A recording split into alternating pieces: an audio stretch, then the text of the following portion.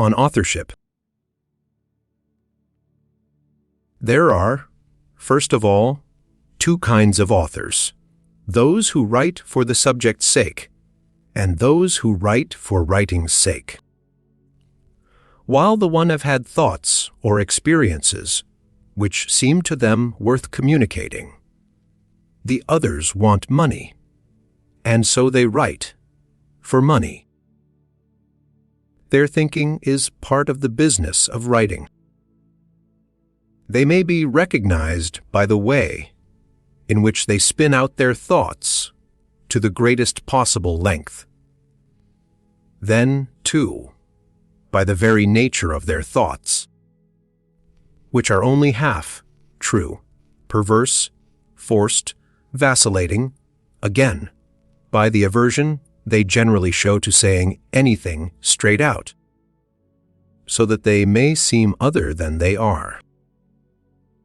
Hence their writing is deficient in clearness and definiteness, and it is not long before they betray that their only object in writing at all is to cover paper. This sometimes happens with the best authors, now and then. For example, with Lessing in his dramaturgy, and even in many of John Paul's romances.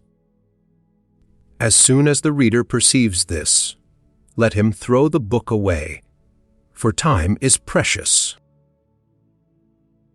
The truth is that when an author begins to write for the sake of covering paper, he is cheating the reader, because he writes under the pretext that he has something to say.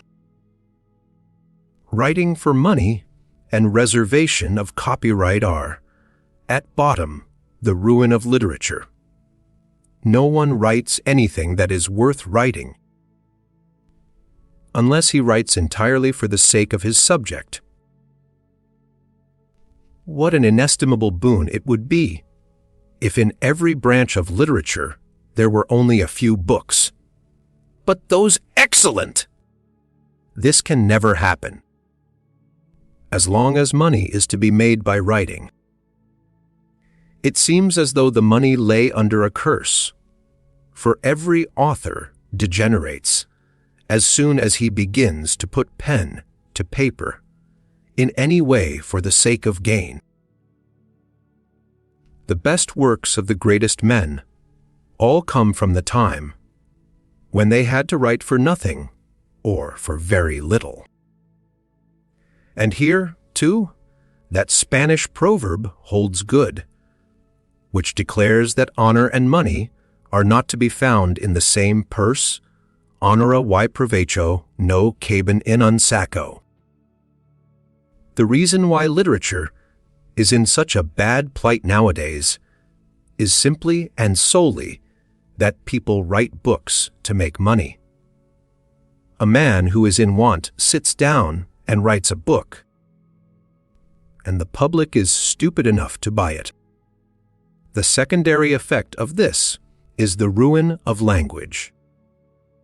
A great many bad writers make their whole living by that foolish mania of the public for reading nothing but what has just been printed. Journalists. Truly, a most appropriate name. In plain language it is journeymen, day laborers. Again, it may be said that there are three kinds of authors. First come those who write without thinking. They write from a full memory, from reminiscences, it may be, even straight out of other people's books. This class is the most numerous. Then come those who do their thinking whilst they are writing. They think in order to write, and there is no lack of them. Last of all come those authors who think before they begin to write. They are rare.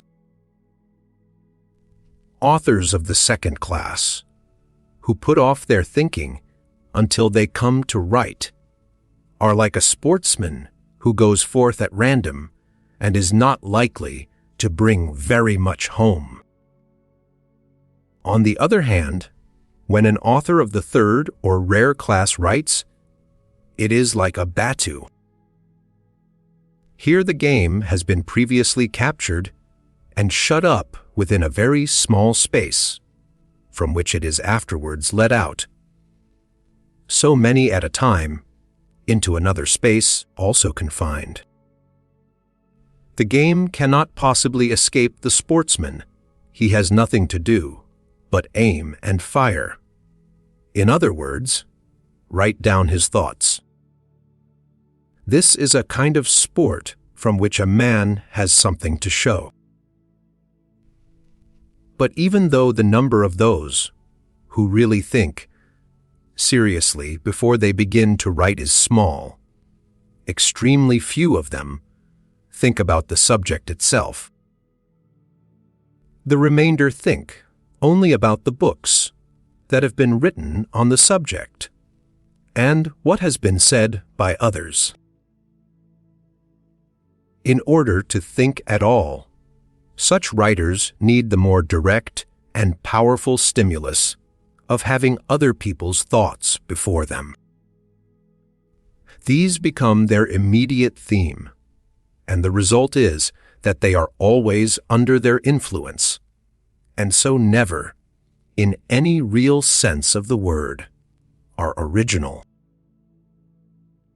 But the former are roused to thought by the subject itself, to which their thinking is thus immediately directed.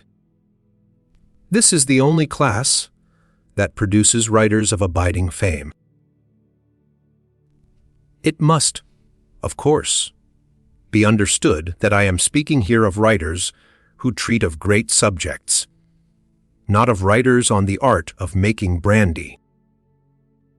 Unless an author takes the material on which he writes out of his own head, that is to say, from his own observation, he is not worth reading.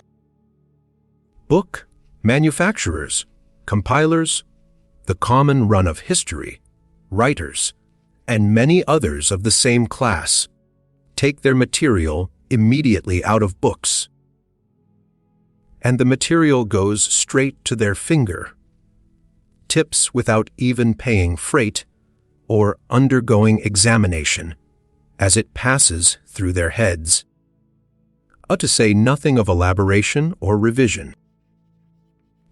How very learned many a man would be if he knew everything that was in his own books! The consequence of this is that these writers talk in such a loose and vague manner that the reader puzzles his brain in vain to understand what it is of which they are really thinking. They are thinking of nothing. It may now and then be the case that the book from which they copy has been composed exactly in the same way, so that writing of this sort is like a plaster cast of a cast, and in the end, the bare outline of the face, and that, too, hardly recognizable, is all that is left to your Antinous. Let compilations be read as seldom as possible. It is difficult to avoid them altogether, since compilations also include those texts, books which contain, in a small space, the accumulated knowledge of centuries.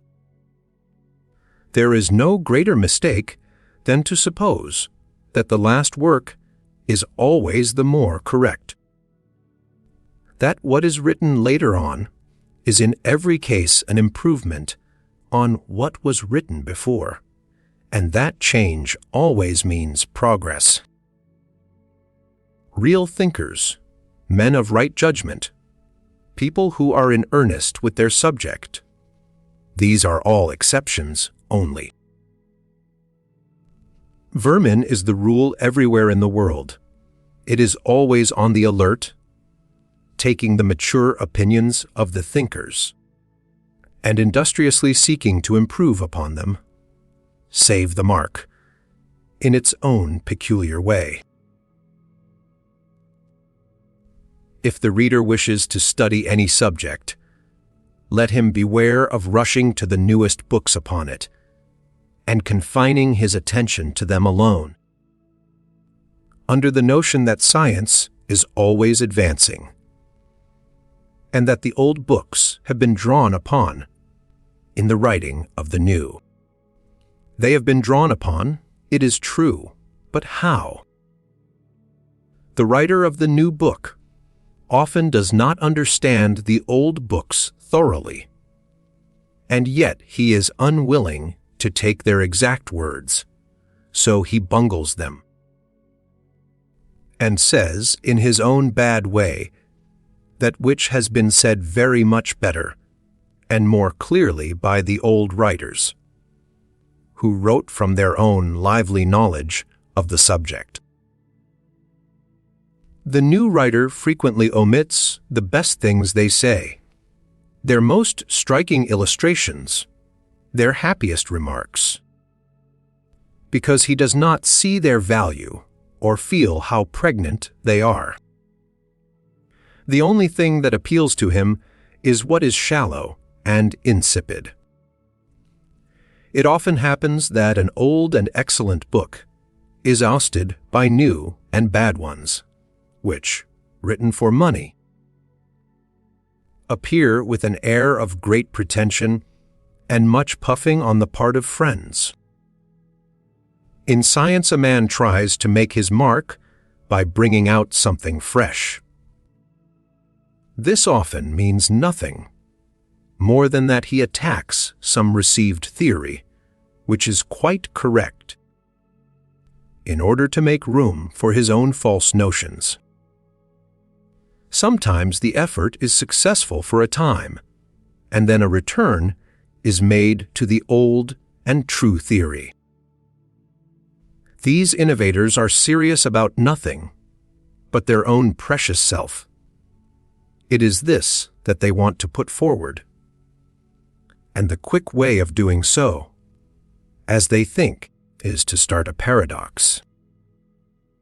Their sterile heads take naturally to the path of negation, so they begin to deny truths that have long been admitted, the vital power, for example. The sympathetic nervous system, generatio equivoca, Bichet's distinction between the working of the passions and the working of intelligence. Or else they want us to return to crass atomism and the like. Hence it frequently happens that the course of science is retrogressive. To this class of writers belong those translators who not only translate their author, but also correct and revise him, a proceeding which always seems to me impertinent. To such writers I say, write books yourself which are worth translating, and leave other people's works as they are. The reader should study, if he can, the real authors, the men who have founded and discovered things, or, at any rate, those who are recognized as the great masters in every branch of knowledge. Let him buy second-hand books, rather than read their contents in new ones. To be sure, it is easy to add to any new discovery, inventus aliquid adder facile est, and, therefore, the student, after well mastering the rudiments of his subject, will have to make himself acquainted with the more recent additions to the knowledge of it. And, in general, the following rule may be laid down here as elsewhere: if a thing is new, it is seldom good, because if it is good, it is only for a short time new. What the address is to a letter, the title should be to a book. In other words, its main object should be to bring the book to those amongst the public who will take an interest in its contents. It should, therefore, be expressive, and since by its very nature it must be short, it should be concise, laconic, pregnant, and if possible, give the contents in one word. A prolix title is bad, and so is one that says nothing, or is obscure and ambiguous, or even, it may be, false and misleading. This last may possibly involve the book in the same fate as overtakes a wrongly addressed letter. The worst titles of all are those which have been stolen, those, which have already been borne by other books, for they are in the first place a plagiarism, and secondly, the most convincing proof of a total lack of originality in the author. A man who has not enough originality to invent a new title for his book will be still less able to give it new contents. Akin to these stolen titles are those which have been imitated, that is to say, stolen to the extent of one half. For instance, long after I had produced my treatise on Will in Nature, Oersted wrote a book entitled On Mind in Nature. A book can never be anything more than the impress of its author's thoughts, and the value of these will lie either in the matter about which he has thought, or in the form which his thoughts take. In other words, what it is that he has thought about it. The matter of books is most various, and various also are the several excellences attaching to books on the score of their matter. By matter, I mean everything that comes within the domain of actual experience, that is to say, the facts of history and the facts of nature, taken in and by themselves and in their widest sense. Here it is the thing treated of which gives its peculiar character to the book, so that a book can be important, whoever it was that wrote it. But in regard to the form, the peculiar character of a book depends upon the person who wrote it. It may treat of matters which are accessible to everyone and well known, but it is the way in which they are treated, what it is that is thought about them, that gives the book its value, and this comes from its author. If, then, from this point of view a book is excellent and beyond comparison, so is its author. It follows that if a writer is worth reading, his merit rises just in proportion as he owes little to his matter. Therefore, the better known and the more hackneyed this is, the greater he will be. The three great tragedians of Greece, for example, all worked at the same subject, matter. So when a book is celebrated, care should be taken to note whether it is so on account of its matter or its form, and a distinction should be made accordingly. Books of great importance on account of their matter may proceed from very ordinary and shallow people, by the fact that they alone have had access to this matter. Books, for instance, which describe journeys in distant lands, rare natural phenomena, or experiments, or historical occurrences of which the writers were witnesses, or in connection with which they have spent much time and trouble in the research and special study of original documents. On the other hand, where the matter is accessible to everyone, or very well known. Everything will depend upon the form. And what it is that is thought about the matter will give the book all the value it possesses. Here only a really distinguished man will be able to produce anything worth reading. For the others will think nothing but what anyone else can think. They will just produce an impress of their own minds. But this is a print of which everyone possesses the original. However, the public is very much more concerned to have matter than form, and for this very reason it is deficient in any high degree of culture. The public shows its preference, in this respect, in the most laughable way, when it comes to deal with poetry. For there, it devotes much trouble to the task of tracking out the actual events or personal circumstances in the life of the poet, which served as the occasion of his various works. Nay, these events and circumstances come in the end to be of greater importance than the works themselves, and rather than read Goethe himself, people prefer to read what has been written about him and to study the legend of Faust more industriously than the drama of that name. And when Bürger declared that people would write learned disquisitions on the question who Leonora really was, we find this literally fulfilled in Goethe's case. For we now possess a great many learned disquisitions on Faust and the legend attaching to him. Study of this kind is, and remains, devoted to the material of the drama alone.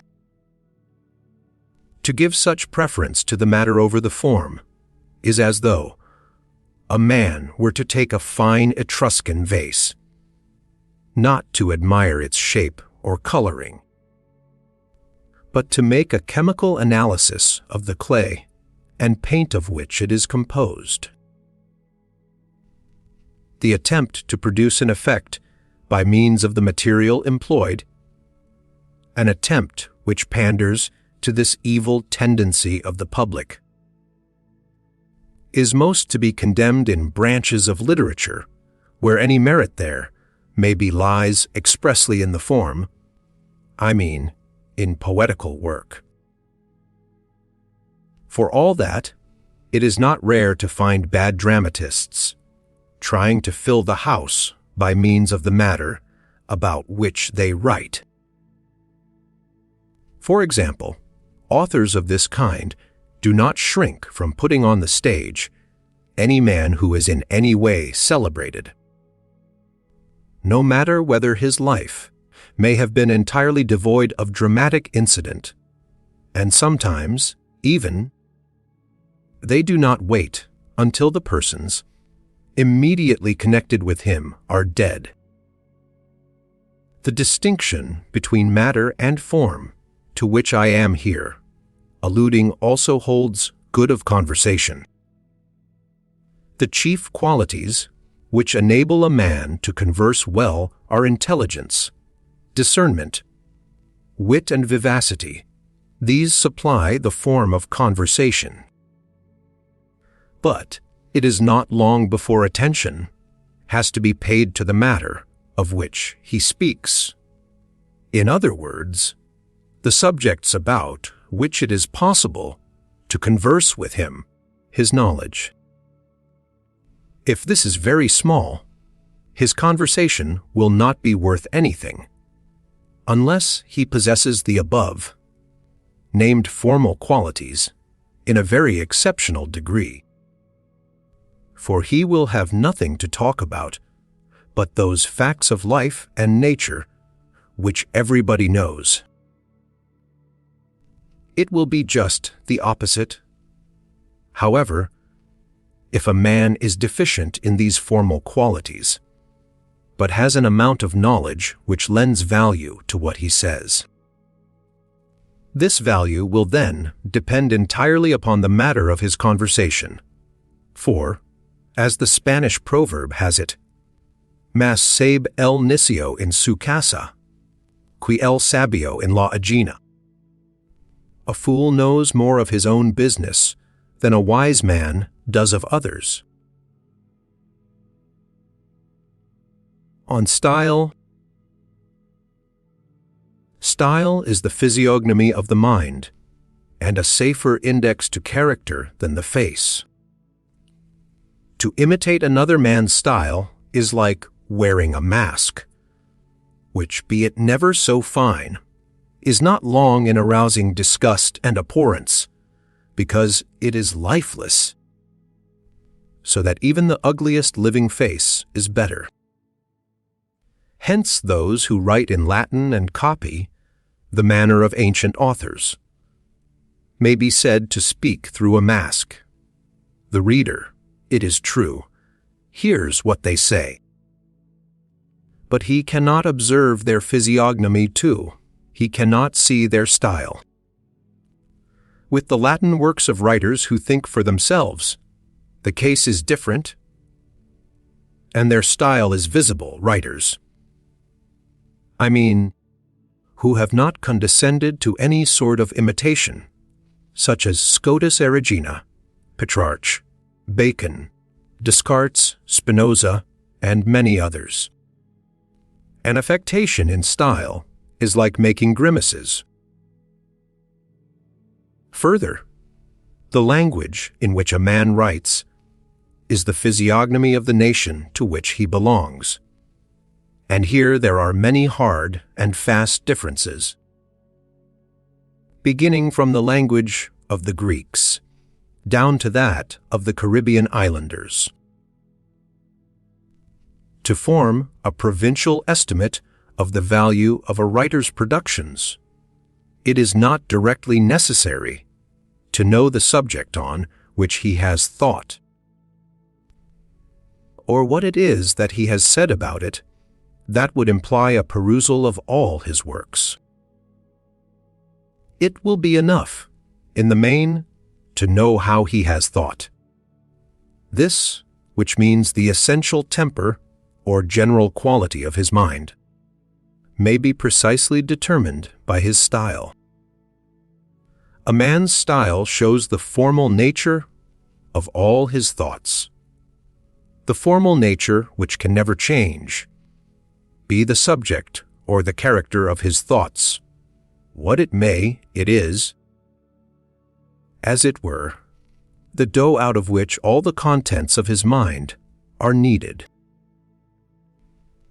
When Eulenspiegel was asked how long it would take to walk to the next village, he gave the seemingly incongruous, answered, walk.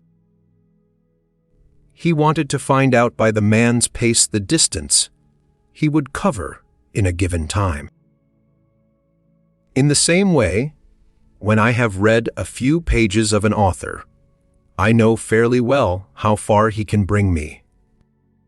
Every mediocre writer tries to mask his own natural style, because in his heart he knows the truth of what I am saying.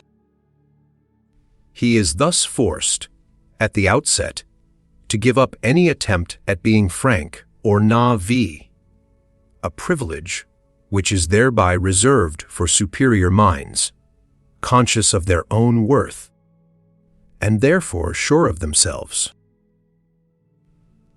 What I mean is that these everyday writers are absolutely unable to resolve upon writing just as they think, because they have a notion that, were they to do so, their work might possibly look very childish and simple. For all that, it would not be without its value. If they would only go honestly to work and say, quite simply, the things they have really thought, and just as they have thought them, these writers would be readable and, within their own proper sphere, even instructive. But instead of that, they try to make the reader believe that their thoughts have gone much further and deeper than is really the case. They say what they have to say in long sentences that wind about in a forced and unnatural way. They coin new words and write prolix periods which go round and round the thought and wrap it up in a sort of disguise. They tremble between the two separate aims of communicating what they want to say and of concealing it.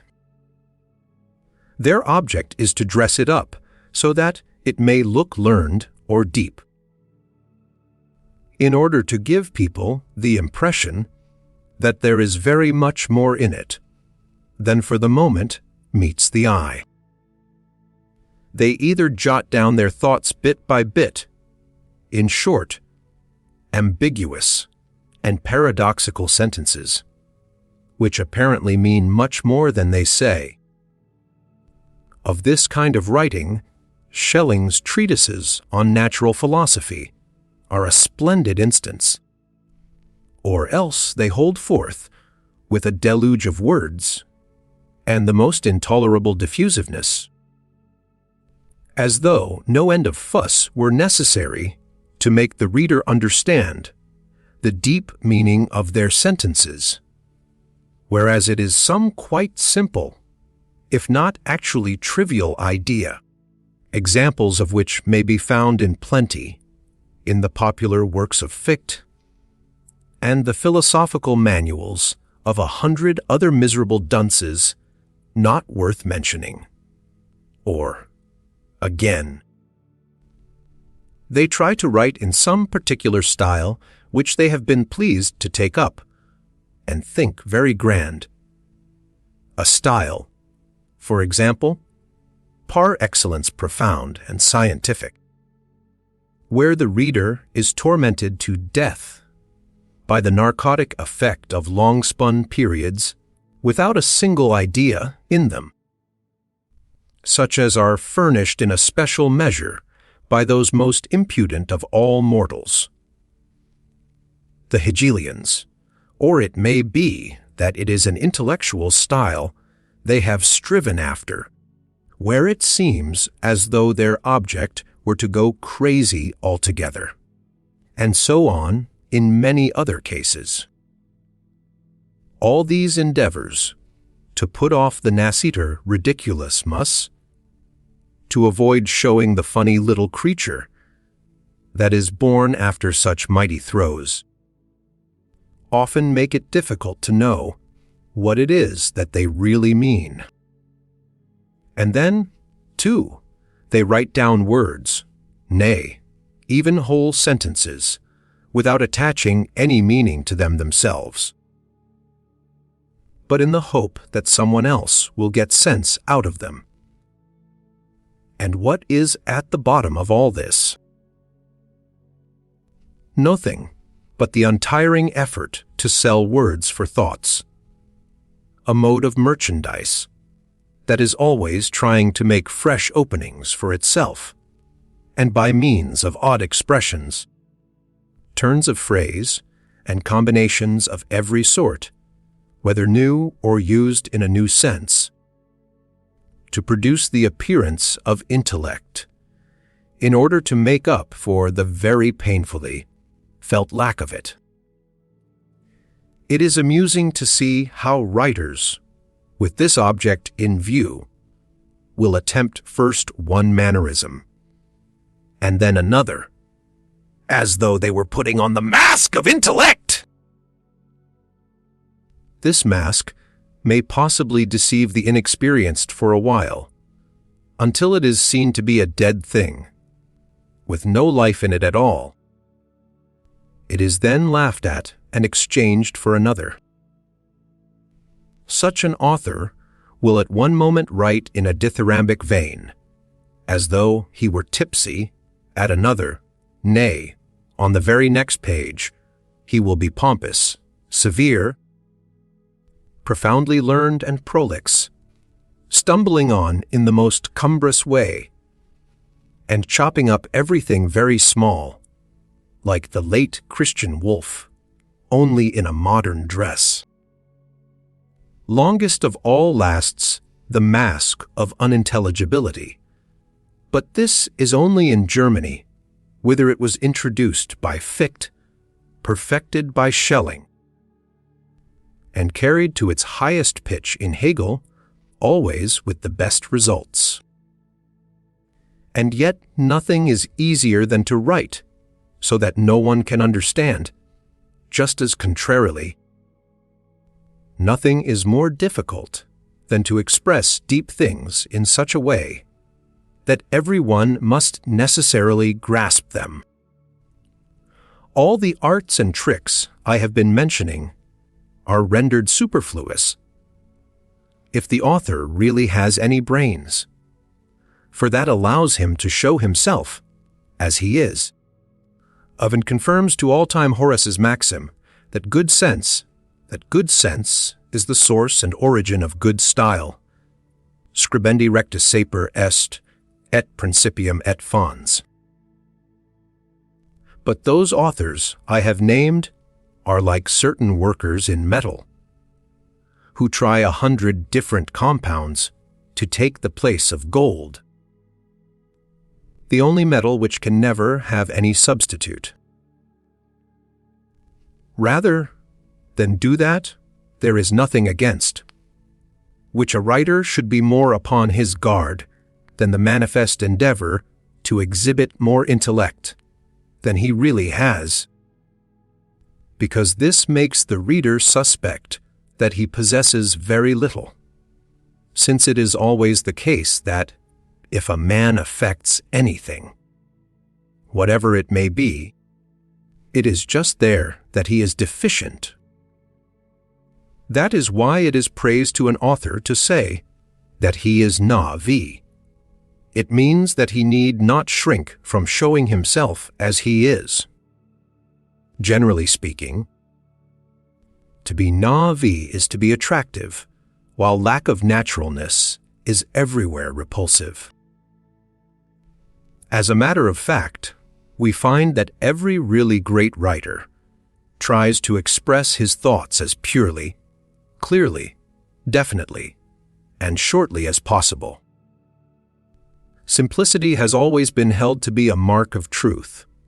It is also a mark of genius.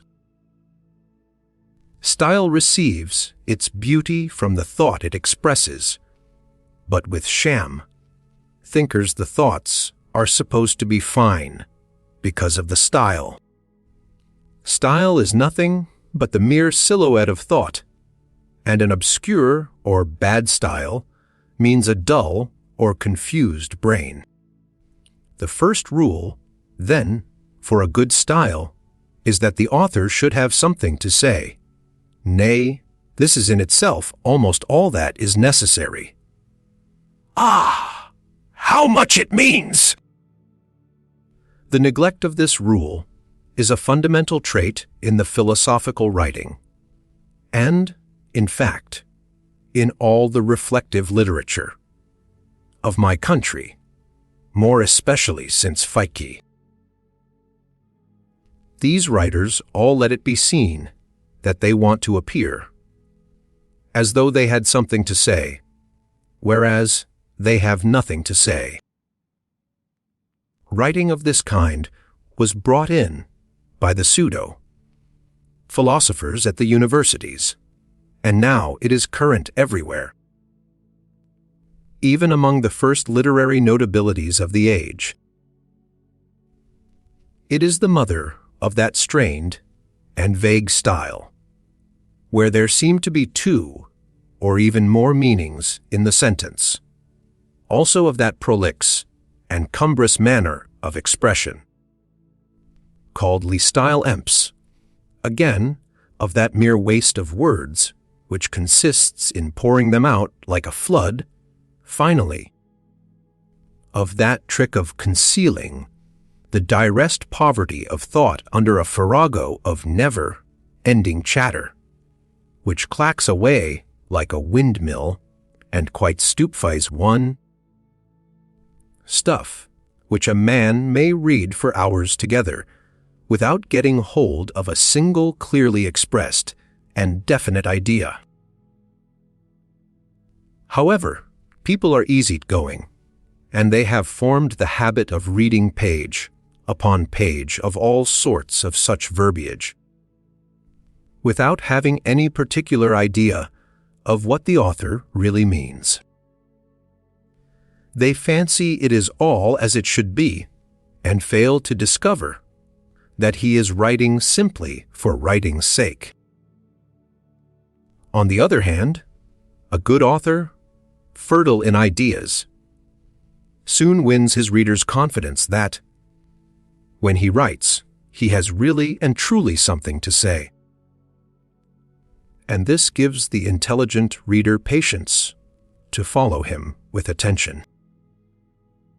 Such an author, just because he really has something to say, will never fail to express himself in the simplest and most straightforward manner, because his object is to awake the very same thought in the reader that he has in himself, and no other.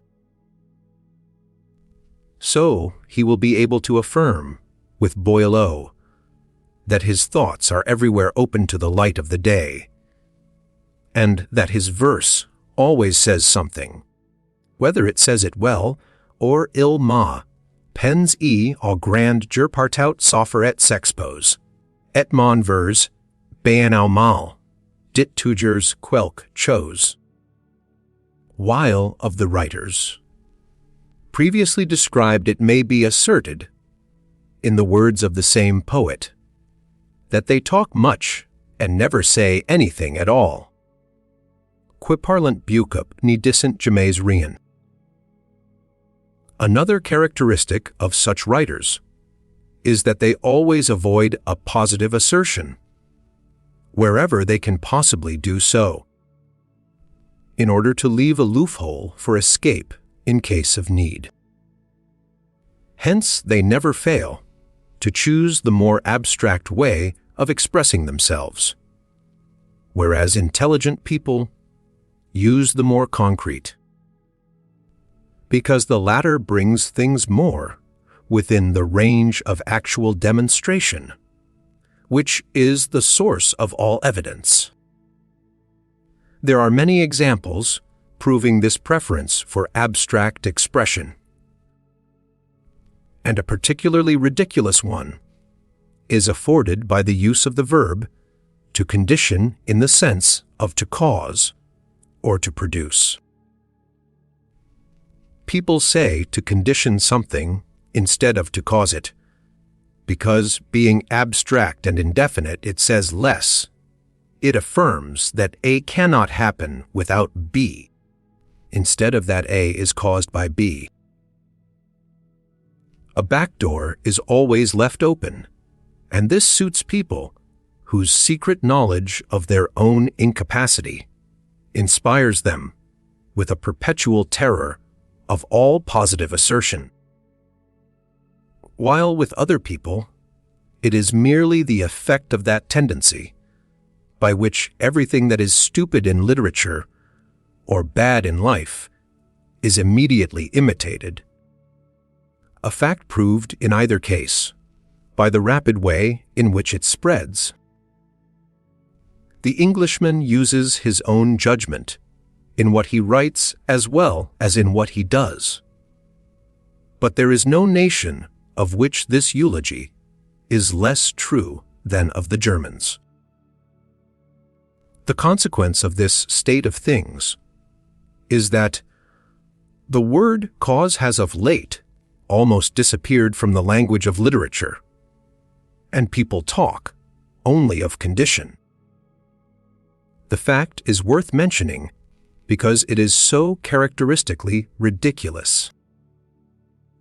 The very fact that these commonplace authors are never more than half conscious when they write would be enough to account for their dullness of mind and the tedious things they produce. I say they are only half conscious because they really do not themselves understand the meaning of the words they use. They take words ready, made, and commit them to memory. Hence, when they write, it is not so much words as whole phrases that they put together, phrases banales.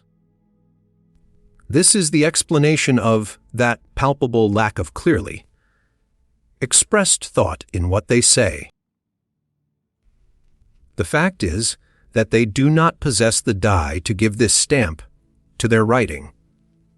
Clear thought of their own is just what they have not got. And what do we find in its place? A vague, enigmatical intermixture of words, current phrases, hackneyed terms, and fashionable expressions.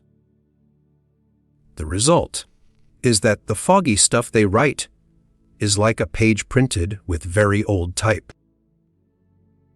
On the other hand, an intelligent author really speaks to us when he writes, and that is why he is able to rouse our interest and commune with us.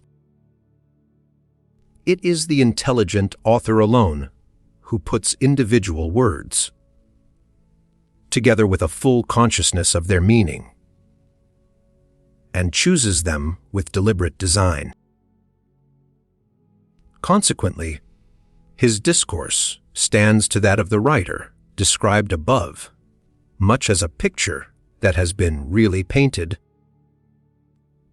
to one that has been produced by the use of a stencil. In the one case, every word, every touch of the brush has a special purpose. In the other, all is done mechanically. The same distinction may be observed in music. For just as Lichtenberg says that Garrick's soul seemed to be in every muscle in his body, so it is the omnipresence of intellect that always and everywhere characterizes the work of genius. I have alluded to the tediousness which marks the works of these writers, and in this connection it is to be observed, generally, that tediousness is of two kinds, objective and subjective. A work is objectively tedious when it contains the defect in question, that is to say, when its author has no perfectly clear thought or knowledge to communicate. For, if a man has any clear thought or knowledge in him, his aim will be to communicate it, and he will direct his energies to this end, so that the ideas he furnishes are everywhere clearly expressed. The result is that he is neither diffuse, nor unmeaning, nor confused, and consequently not tedious. In such a case, even though the author is at bottom in error, the error is at any rate clearly worked out and well thought over, so that it is at least formally correct, and thus some value always attaches to the work. But for the same reason a work that is objectively tedious is at all times devoid of any value whatever. The other kind of tediousness is only relative. A reader may find a work dull because he has no interest in the question treated of in it, and this means that his intellect is restricted.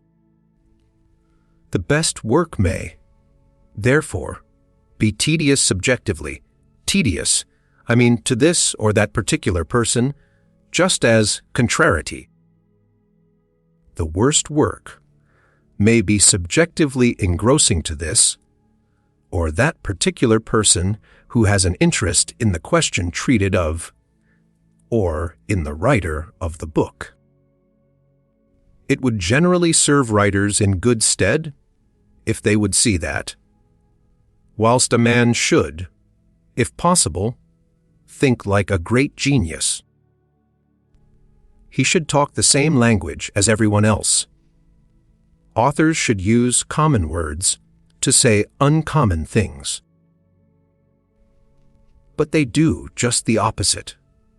We find them trying to wrap up trivial ideas in grand words, and to clothe their very ordinary thoughts in the most extraordinary phrases, the most far-fetched, unnatural, and out of the way expressions. Their sentences perpetually stalk about on stilts. They take so much pleasure in bombast, and write in such a high, flown, bloated, affected, hyperbolical, and acrobatic style that their prototype is ancient Pistol, whom his friend Falstaff once impatiently told to say what he had to say like a man of this world. There is no expression in any other language exactly answering to the French style emps, but the thing itself exists all the more often. When associated with affectation, it is in literature what assumption of dignity, grand airs and primeness are in society, and equally intolerable. Dullness of mind is fond of donning this dress, just as an ordinary life. It is stupid people who like being demure and formal. An author who writes in the prim style resembles a man who dresses himself up in order to avoid being confounded or put on the same level with a mob. A risk never run by the gentleman, even in his worst clothes. The plebeian may be known by a certain showiness of attire and a wish to have everything spick and span. And in the same way, the commonplace person is betrayed by his style. Nevertheless, an author follows a false aim if he tries to write exactly as he speaks. There is no style of writing, but should have a certain trace of kinship with the epigraphic or monumental style, which is, indeed, the ancestor of all styles. For an author to write as he speaks is just as reprehensible as the opposite fault, to speak as he writes, for this gives a pedantic effect to what he says, and at the same time makes him hardly intelligible. An obscure and vague manner of expression is always and everywhere a very bad sign. In 99 cases out of 100 it comes from vagueness of thought. And this again almost always means that there is something radically wrong and incongruous about the thought itself. In a word, that it is incorrect. When a right thought springs up in the mind, it strives after expression and is not long in reaching it, for clear thought easily finds words to fit it. If a man is capable of thinking anything at all, he is also always able to express it in clear, intelligible, and unambiguous terms. Those writers who construct difficult, obscure, involved, and equivocal sentences most certainly do not know aright what it is that they want to say. They have only a dull consciousness of it, which is still in the stage of struggle to shape itself as thought. Often, indeed, their desire is to conceal from themselves and others that they really have nothing at all to say. They wish to appear to know what they do not know, to think what they do not think, to say what they do not say. If a man has some real communication to make, which will he choose? An indistinct or a clear way of expressing himself? Even Quintilian remarks that things, which are said by a highly educated man, are often easier to understand and much clearer, and that the less educated a man is, the more obscurely he will write. Plurunc accidit ut faciliora, sint ad intelligendum et lucidiora, multo, quia doctissimo, quoque dicuntur. Erit ergo idiom obscurior, quo quisque deterior. An author should avoid enigmatical phrases. He should know whether he wants to say a thing or does not want to say it. It is this indecision of style that makes so many writers insipid. The only case that offers an exception to this rule arises when it is necessary to make a remark that is in some way improper. As exaggeration generally produces an effect the opposite of that aimed at, so words, it is true, serve to make thought intelligible, but only up to a certain point. If words are heaped up beyond it, the thought becomes more and more obscure again. To find where the point lies is the problem of style, and the business of the critical faculty, for a word too much always defeats its purpose. This is what Voltaire means when he says that the adjective is the enemy of the substantive. But, as we have seen, many people try to conceal their poverty of thought under a flood of verbiage. Accordingly, let all redundancy be avoided, all stringing together of remarks which have no meaning and are not worth perusal. A writer must make a sparing use of the reader's time, patience, and attention, so as to lead him to believe that his author writes what is worth careful study, and will reward the time spent upon it. It is always better to omit something good than to add that which is not worth saying at all. This is the right application of Hesiod's maxim: the half is more than the whole. Le secret por tre ennuyox, cis de tout dire. Therefore, if possible, the quintessence only, mere leading thoughts, nothing that the reader would think for himself. To use many words to communicate few thoughts is everywhere the unmistakable sign of mediocrity. To gather much thought into few words stamps the man of genius. Truth is most beautiful undraped, and the impression it makes is deep in proportion as its expression has been simple. This is so, partly because it then takes unobstructed possession of the hearer's whole soul, and leaves him no thought to distract him, partly, also, because he feels that here he is not being corrupted or cheated by the arts of rhetoric, but that all the effect of what is said comes from the thing itself. For instance, what declamation on the vanity of human existence could ever be more telling than the words of Job? Man that is born of a woman hath but a short time to live, and is full of misery. He cometh up, and is cut down, like a flower, he fleeth as it were a shadow, and never continueth in one stay. For the same reason, Goethe's naïve poetry is incomparably greater than Schiller's rhetoric. It is this, again, that makes many popular songs so affecting. As in architecture an excess of decoration is to be avoided, so in the art of literature a writer must guard against all rhetorical finery, all useless amplification, and all superfluity of expression in general.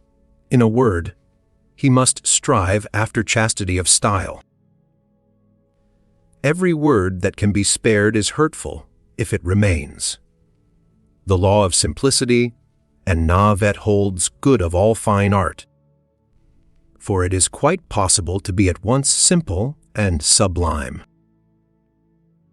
True brevity of expression consists in everywhere saying only what is worth saying, and in avoiding tedious detail about things which everyone can supply for himself. This involves correct discrimination between what is necessary and what is superfluous. A writer should never be brief at the expense of being clear, to say nothing of being grammatical. It shows lamentable want of judgment to weaken the expression of a thought or to stunt the meaning of a period for the sake of using a few words less.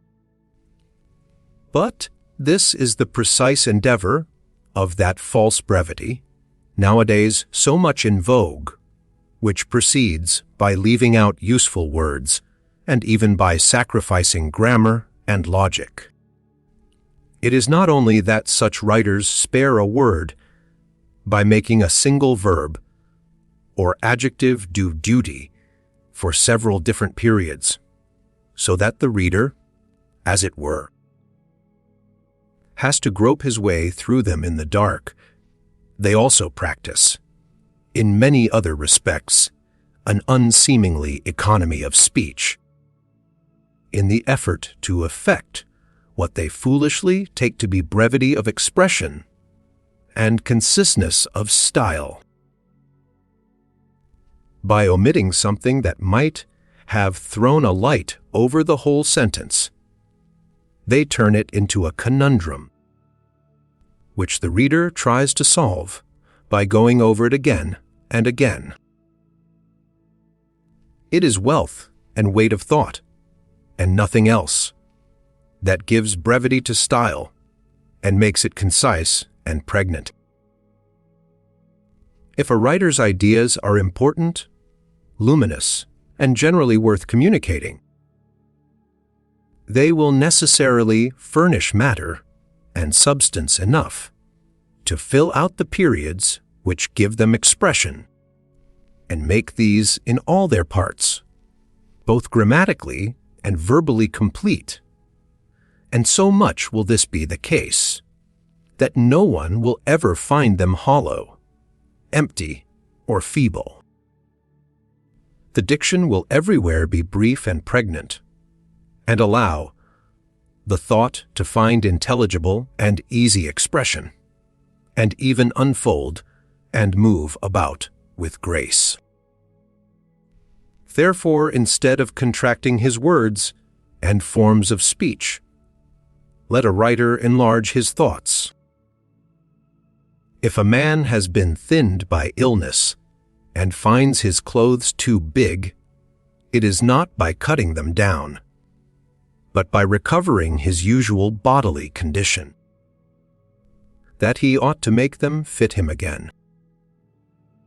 Let me here mention an error of style, very prevalent nowadays, and in the degraded state of literature, and the neglect of ancient languages, always on the increase, I mean subjectivity.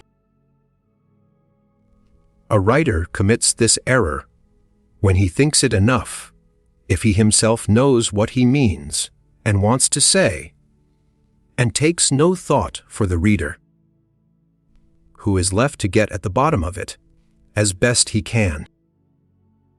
This is as though the author were holding a monologue, whereas it ought to be a dialogue, and a dialogue, too, in which he must express himself all the more clearly inasmuch as he cannot hear the questions of his interlocutor. Style should for this very reason never be subjective, but objective. And it will not be objective unless the words are so set down that they directly force the reader to to think precisely the same thing as the author thought when he wrote them. Nor will this result be obtained unless the author has always been careful to remember that thought so far follows the law of gravity that it travels from head to paper much more easily than from paper to head, so that he must assist the latter passage by every means in his power. If he does this, a writer's words will have a purely objective effect, like that of a finished picture in oils, whilst the subjective style is not much more certain in its working than spots on the wall, which look like figures only to one whose fantasy has been accidentally aroused by them. Other people see nothing but spots and blurs. The difference in question applies to literary method as a whole, but it is often established also in particular instances. For example, in a recently published work, I found the following sentence: "I have not written in order to increase the number of existing books." This means just the opposite of what the writer wanted to say, and is nonsense as well. He who writes carelessly confesses thereby, at the very outset, that he does not attach much importance to his own thoughts. For it is only where a man is convinced of the truth and importance of his thoughts that he feels the enthusiasm necessary for an untiring and assiduous effort to find the clearest, finest, and strongest expression for them, just as for sacred relics or priceless works of art there are provided silvern or golden receptacles.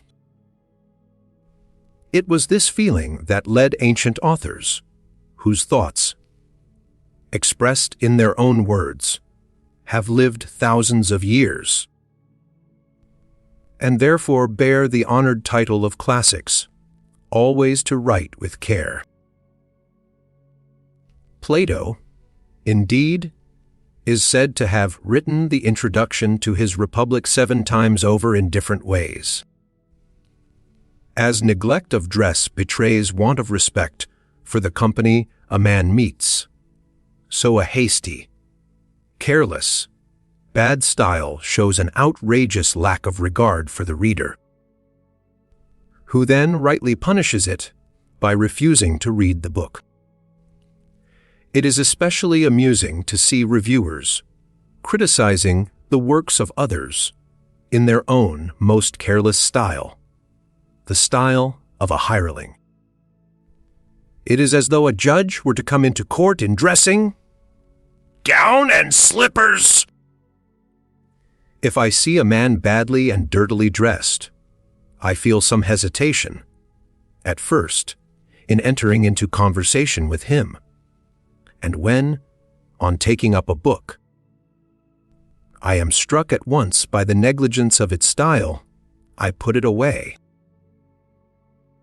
Good writing should be governed by the rule that a man can think only one thing clearly at a time, and, therefore, that he should not be expected to think two or even more things in one and the same moment. But this is what is done when a writer breaks up his principal sentence into little pieces for the purpose of pushing into the gaps, thus made 2 or 3 other thoughts by way of parenthesis, thereby unnecessarily and wantonly confusing the reader. And here it is again my own countrymen who are chiefly in fault. That German lends itself to this way of writing, makes the thing possible, but does not justify it. No prose reads more easily or pleasantly than French, because, as a rule, it is free from the error in question.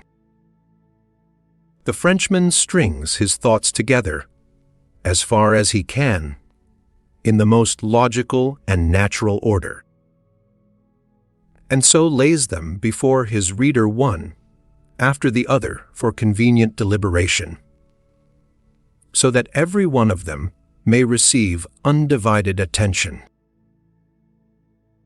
The German, on the other hand, weaves them together into a sentence, which he twists and crosses and twists again, because he wants to say 6 things all at once, instead of advancing them one by one.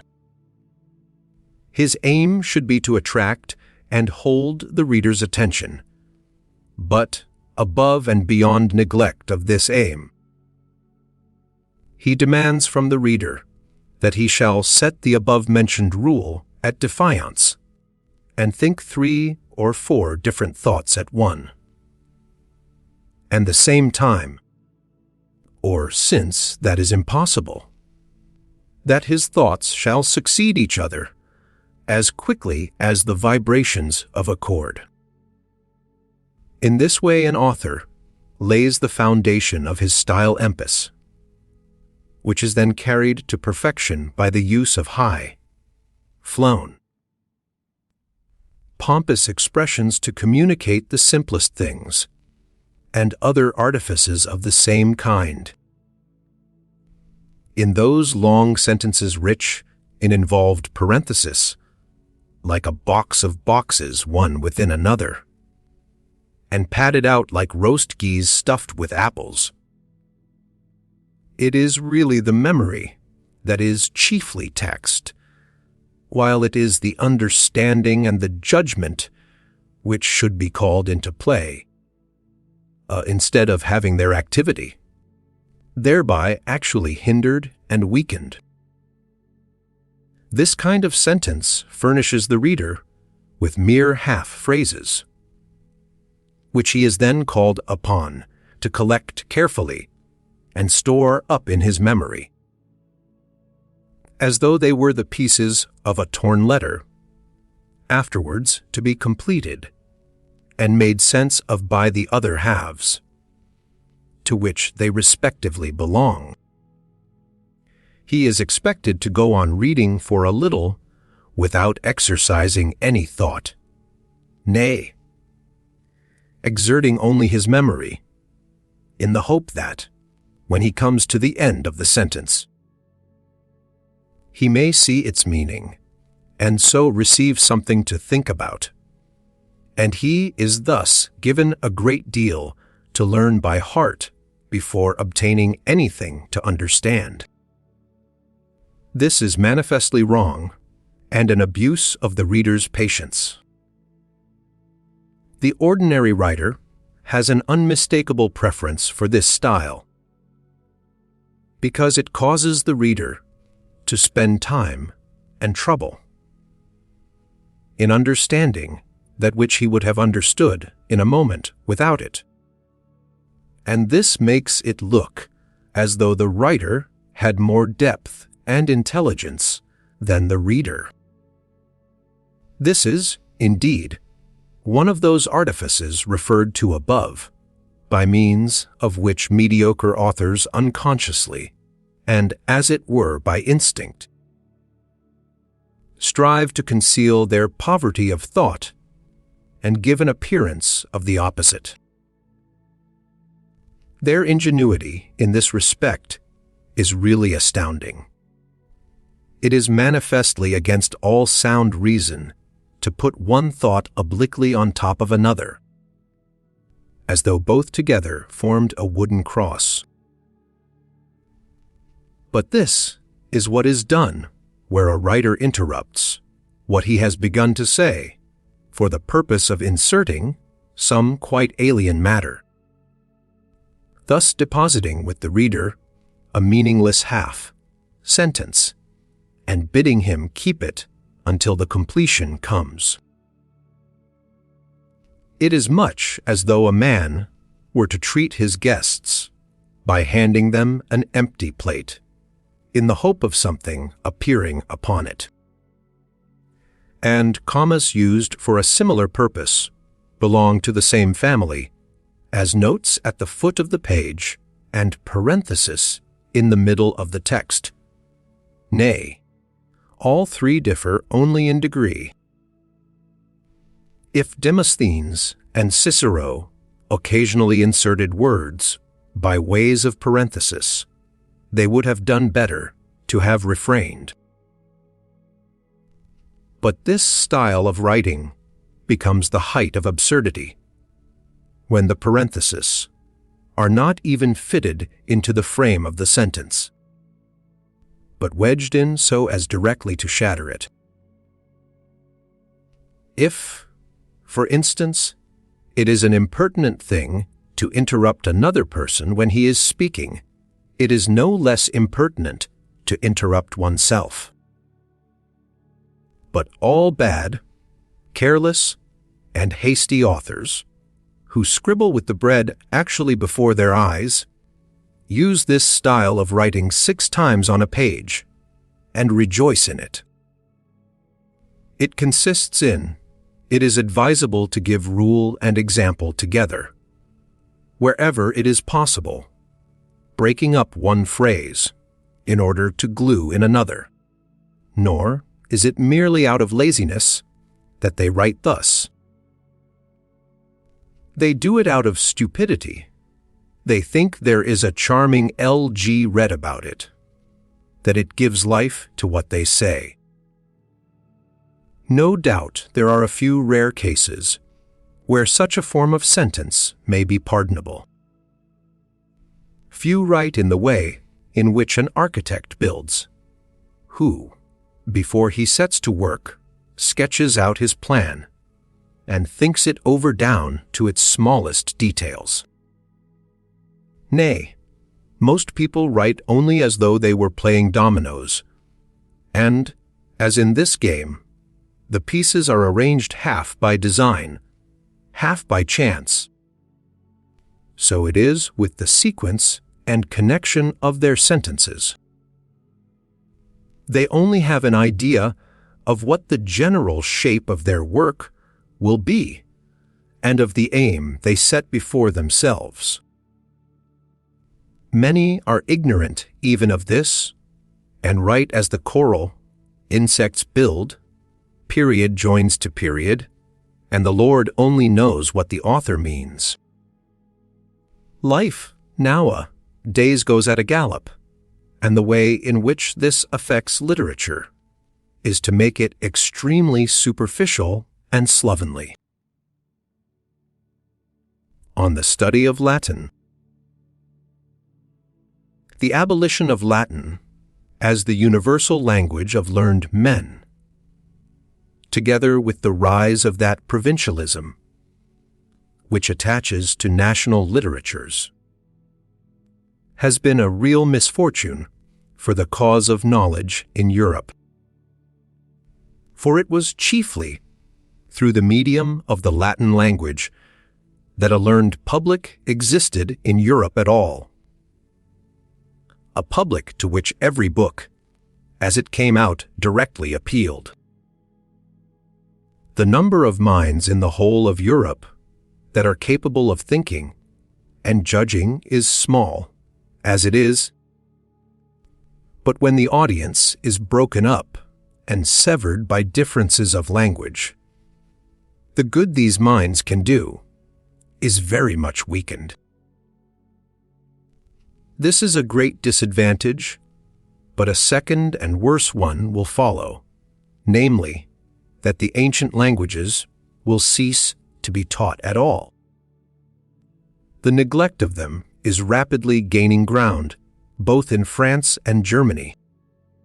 If it should really come to this, then farewell, humanity! Farewell, noble taste and high thinking! The age of barbarism will return in spite of railways, telegraphs, and balloons. We shall thus in the end lose one more advantage, possessed by all our ancestors. For Latin is not only a key to the knowledge of Roman antiquity, it also directly opens up to us the Middle Age in every country in Europe, and modern times as well, down to about the year 1750. Erigena, for example, in the 9th century, John of Salisbury in the 12th, Raymond Lully in the 13th, with 100 others, speak straight to us in the very language that they naturally adopted in thinking of learned matters. They thus come quite close to us, even at this distance of time. We are in direct contact with them, and really come to know them. How would it have been if every one of them spoke in the language that was peculiar to his time and country? We should not understand even the half of what they said. A real intellectual contact with them would be impossible. We should see them like shadows on the farthest horizon, or, maybe, through the translator's telescope. It was with an eye to the advantage of writing in Latin that Bacon, as he himself expressly states, proceeded to translate his essays into that language, under the title Sermones Fideiles, at which work Hobbes assisted him. Here let me observe, by way of parenthesis, that when patriotism tries to urge its claims in the domain of knowledge, it commits an offense which should not be tolerated. For in those purely human questions, which interest all men alike, where truth, insight, beauty should be of sole account, what can be more impertinent than to let preference for the nation to which a man's precious self happens to belong affect the balance of judgment, others calm, and thus supply a reason for doing violence to truth and being unjust to the great minds of a foreign country in order to make much of the smaller minds of one's own? Still, there are writers in every nation in Europe who afford examples of this vulgar feeling. It is this which led Uriarte to caricature them in the 33rd of his charming literary fables. In learning a language, the chief difficulty consists in making acquaintance with every idea which it expresses, even though it should use words for which there is no exact equivalent in the mother tongue, and this often happens.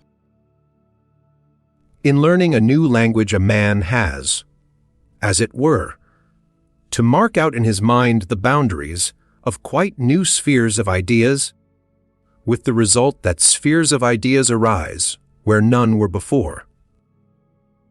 Thus, he not only learns words, he gains ideas too. This is nowhere so much the case as in learning ancient languages, for the differences they present in their mode of expression, as compared with modern languages, is greater than can be found amongst modern languages, as compared with one another.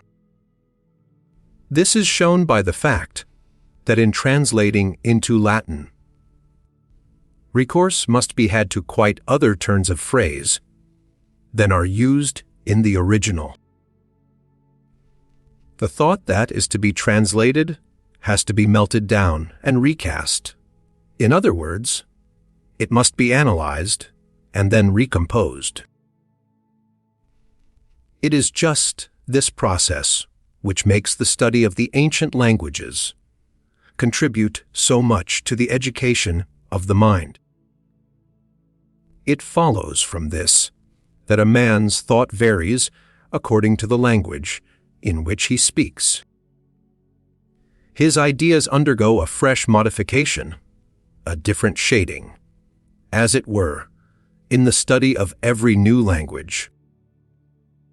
Hence, an acquaintance with many languages is not only of much indirect advantage, but it is also a direct means of mental culture, in that it corrects and matures ideas by giving prominence to their many-sided nature and their different varieties of meaning, as also that it increases dexterity of thought. For in the process of learning many languages, ideas become more and more independent of words. The ancient languages effect this to a greater degree than the modern, in virtue of the difference to which I have alluded.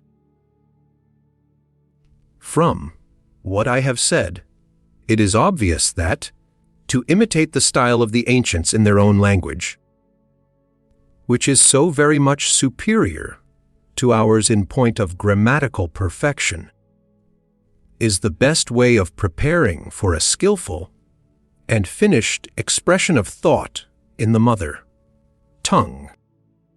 Nay, if a man wants to be a great writer, he must not omit to do this, just as, in the case of sculpture or painting, the student must educate himself by copying the great masterpieces of the past before proceeding to original work. It is only by learning to write Latin that a man comes to treat diction as an art. The material in this art is language, which must therefore be handled with the greatest care and delicacy. The result of such study is that a writer will pay keen attention to the meaning and value of words, their order and connection, their grammatical forms. He will learn how to weigh them with precision, and so become an expert in the use of that precious instrument which is meant not only to express valuable thought, but to preserve it as well. Further, he will learn to feel respect for the language in which he writes, and thus be saved from any attempt to remodel it by arbitrary and capricious treatment. Without this schooling, a man's writing may easily degenerate into mere chatter.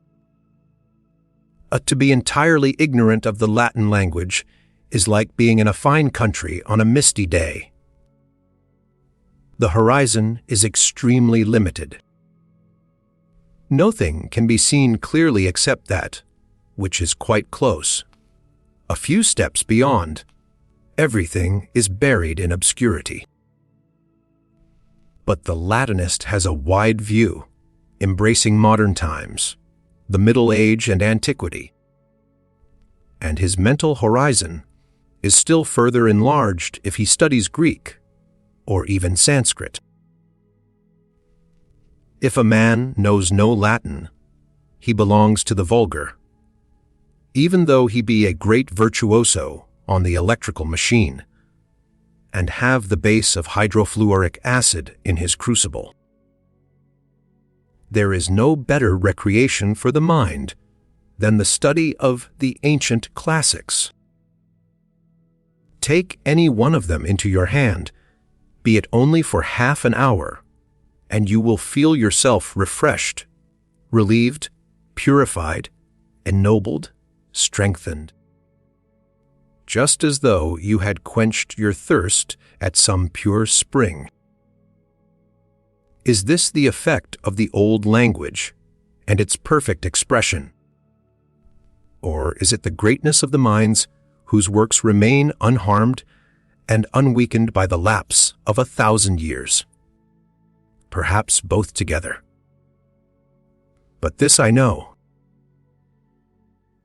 If the threatened calamity should ever come, and the ancient languages cease to be taught, a new literature will arise of such barbarous, shallow and worthless stuff as never was seen before.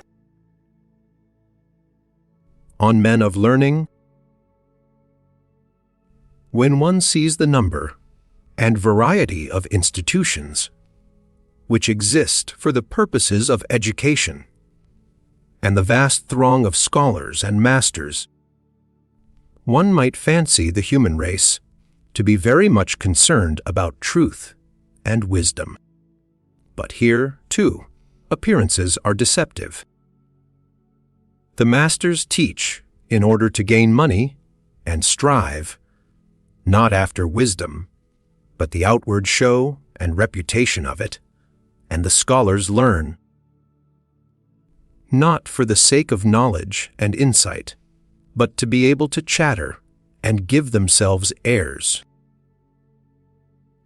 Every 30 years a new race comes into the world, a youngster that knows nothing about anything, and after summarily devouring in all haste the results of human knowledge, as they have been accumulated for thousands of years, aspires to be thought cleverer than the whole of the past.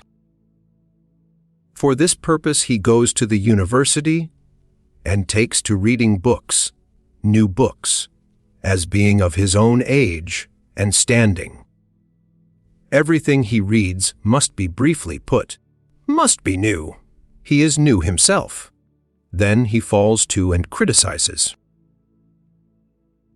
And here, I am not taking the slightest account of studies pursued for the sole object of making a living. Students and learned persons of all sorts and every age aim as a rule at acquiring information rather than insight. They pique themselves upon knowing about everything: stones, plants, battles, experiments, and all the books in existence. It never occurs to them that information is only a means of insight, and in itself of little or no value, that it is his way of thinking that makes a man a philosopher. When I hear of these portents of learning and their imposing erudition, I sometimes say to myself, "Ah, how little they must have had to think about, to have been able to read so much!" And when I actually find it reported of the elder Pliny that he was continually reading or being read to at table, on a journey, or in his bath, the question forces itself upon my mind whether the man was so very lacking in thought of his own that he had to have alien thought incessantly instilled into him, as though he were a consumptive patient taking jellies to keep himself alive. And neither his undiscerning credulity nor his inexpressibly repulsive and barely intelligible style, which seems like of a man taking notes and very economical of paper, is of a kind to give me a high opinion of his power of independent thought. We have seen that much reading and learning is prejudicial to thinking for oneself, and, in the same way, through much writing and teaching, a man loses the habit of being quite clear, and therefore thorough, in regard to the things he knows and understands, simply because he has left himself no time to acquire clearness or thoroughness. And so, when clear knowledge fails him in his utterances, he is forced to fill out the gaps with words and phrases. It is this, and not the dryness of the subject matter, that makes most books such tedious reading. There is a saying that a good cook can make a palatable dish, even out of an old shoe, and a good writer can make the driest things interesting. With by far the largest number of learned men, knowledge is a means, not an end. That is why they will never achieve any great work, because to do that, he who pursues knowledge must pursue it as an end and treat everything else, even existence itself, as only a means. For everything which a man fails to pursue for its own sake is but half pursued, and true excellence, no matter in what sphere, can be attained only where the work has been produced for its own sake alone, and not as a means to further ends. And so, too, no one will ever succeed in doing anything really great and original in the way of thought, who does not seek to acquire knowledge for himself, and, making this the immediate object of his studies, decline to trouble himself about the knowledge of others. But the average man of learning studies for the purpose of being able to teach and write. His head is like a stomach and intestines, which let the food pass through them undigested. That is just why his teaching and writing is of so little use. For it is not upon undigested refuse that people can be nourished, but solely upon the milk which secretes from the very blood itself. The wig is the appropriate symbol of the man of learning, pure and simple. It adorns the head with a copious quantity of false hair, in lack of one's own. Just as erudition means, endowing it with a great mass of alien thought. This, to be sure, does not clothe the head so well and naturally, nor is it so generally useful, nor so suited for all purposes, nor so firmly rooted. Nor when alien thought is used up, can it be immediately replaced by more from the same source, as is the case with that which springs from soil of one's own. So, we find Sterne, in his Tristram Shandy, boldly asserting that an ounce of a man's own wit is worth a ton of other people's. And, in fact, the most profound erudition is no more akin to genius than a collection of dried plants in like nature, with its constant flow of new life, ever fresh, ever young, ever changing. There are no two things more opposed than the childish vet of an ancient author and the learning of his commentator. Dilettanti! Dilettanti!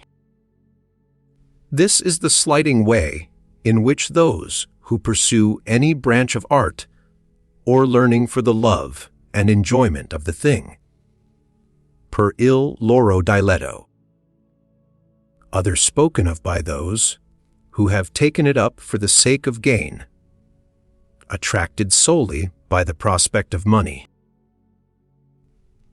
This contempt of theirs comes from the base belief that no man will seriously devote himself to a subject unless he is spurred on to it by want, hunger, or else some form of greed.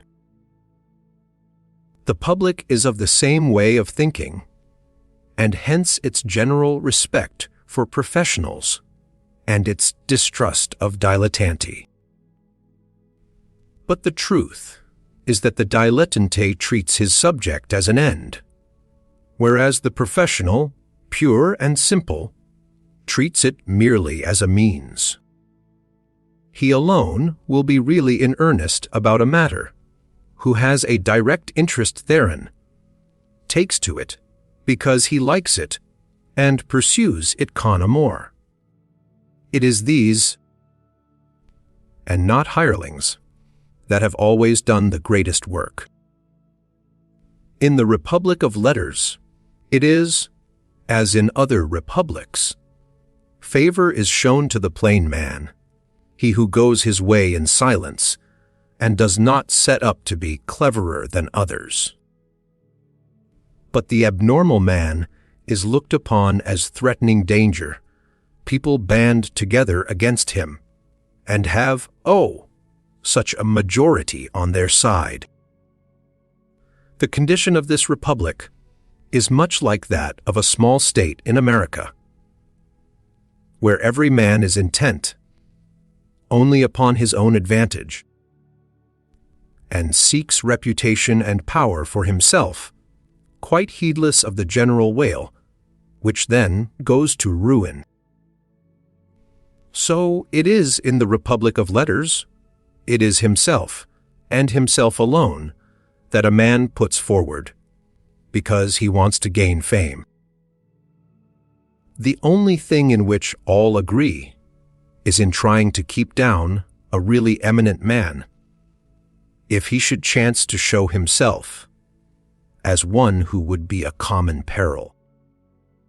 From this it is easy to see how it fares with knowledge as a whole. Between professors and independent men of learning there has always been from of old a certain antagonism, which may perhaps be likened to that existing bin dogs and wolves. In virtue of their position, professors enjoy great facilities for becoming known to their contemporaries. Contrarily, independent men of learning enjoy, by their position, great facilities for becoming known to posterity, to which it is necessary that, amongst other and much rarer gifts, a man should have a certain leisure and freedom. As mankind takes a long time in finding out on whom to bestow its attention, they may both work together side by side. He who holds a professorship may be said to receive his food in the stall, and this is the best way with ruminant animals. But he who finds his food for himself at the hands of nature is better off in the open field. Of human knowledge, as a whole and in every branch of it, by far the largest part exists nowhere but on paper, I mean, in books, that paper memory of mankind. Only a small part of it is, at any given period, really active in the minds of particular persons. This is due, in the main, to the brevity and uncertainty of life. But it also comes from the fact that men are lazy and bent on pleasure. Every generation attains, on its hasty passage through existence, just so much of human knowledge as it needs, and then soon disappears. Most men of learning are very superficial. Then follows a new generation, full of hope, but ignorant and with everything to learn from the beginning. It seizes in its turn just so much as it can grasp or find useful on its brief journey, and then too goes its way. How badly it would fare with human knowledge if it were not for the art of writing and printing! This it is that makes libraries the only sure and lasting memory of the human race, for its individual members have all of them, but a very limited and imperfect one. Hence most men of learning, as are loath to have their knowledge examined as merchants to lay bare their books. Human knowledge extends on all sides, farther than the eye can reach, and of that which would be generally worth knowing. No one man can possess even the 1,000th part. All branches of learning have thus been so much enlarged that he who would do something has to pursue no more than one subject and disregard all others. In his own subject he will then, it is true, be superior to the vulgar, but in all else he will belong to it. If we add to this that neglect of the ancient languages, which is nowadays on the increase, and is doing away with all general education in the humanities, for a mere smattering of Latin and Greek is of no use, we shall come to have men of learning who, outside their own subject, display an ignorance truly bovine. An exclusive specialist of this kind stands on a par with a workman in a factory, whose whole life is spent in making one particular kind of screw, or catch, or handle, for some particular instrument or machine, in which, indeed, he attains incredible dexterity. The specialist may also be likened to a man who lives in his own house and never leaves it. There he is perfectly familiar with everything, every little step, corner, or board, much as Quasimodo in Victor Hugo's Enter Dame knows the cathedral, but outside it all is strange and unknown. For true culture in the humanities, it is absolutely necessary that a man should be many-sided and take large views. And for a man of learning in the higher sense of the word, an extensive acquaintance with history is needful. He, however, who wishes to be a complete philosopher must gather into his head the remotest ends of human knowledge, for where else could they ever come together? It is precisely minds of the first order that will never be specialists, for their very nature is to make the whole of existence their problem, and this is a subject upon which they will every one of them, in some form, provide mankind with a new revelation. For he alone can deserve the name of genius who takes the all, the essential, the universal, for the theme of his achievements, not he who spends his life in explaining some special relation of things, one to another. On thinking for oneself. A library may be very large, but if it is in disorder, it is not so useful as one that is small but well arranged. In the same way, a man may have a great mass of knowledge, but if he has not worked it up by thinking it over for himself, it has much less value than a far smaller amount, which he has thoroughly pondered. For it is only when a man looks at his knowledge from all sides and combines the things he knows by comparing truth with truth, that he obtains a complete hold over it and gets it into his power. A man cannot turn over anything in his mind unless he knows it. He should, therefore, learn something. But it is only when he has turned it over that he can be said to know it. Reading and learning are things that anyone can do of his own free will, but not so thinking. Thinking must be kindled, like a fire by a draught. It must be sustained by some interest in the matter in hand. This interest may be of purely objective kind, or merely subjective. The latter comes into play only in things that concern us personally.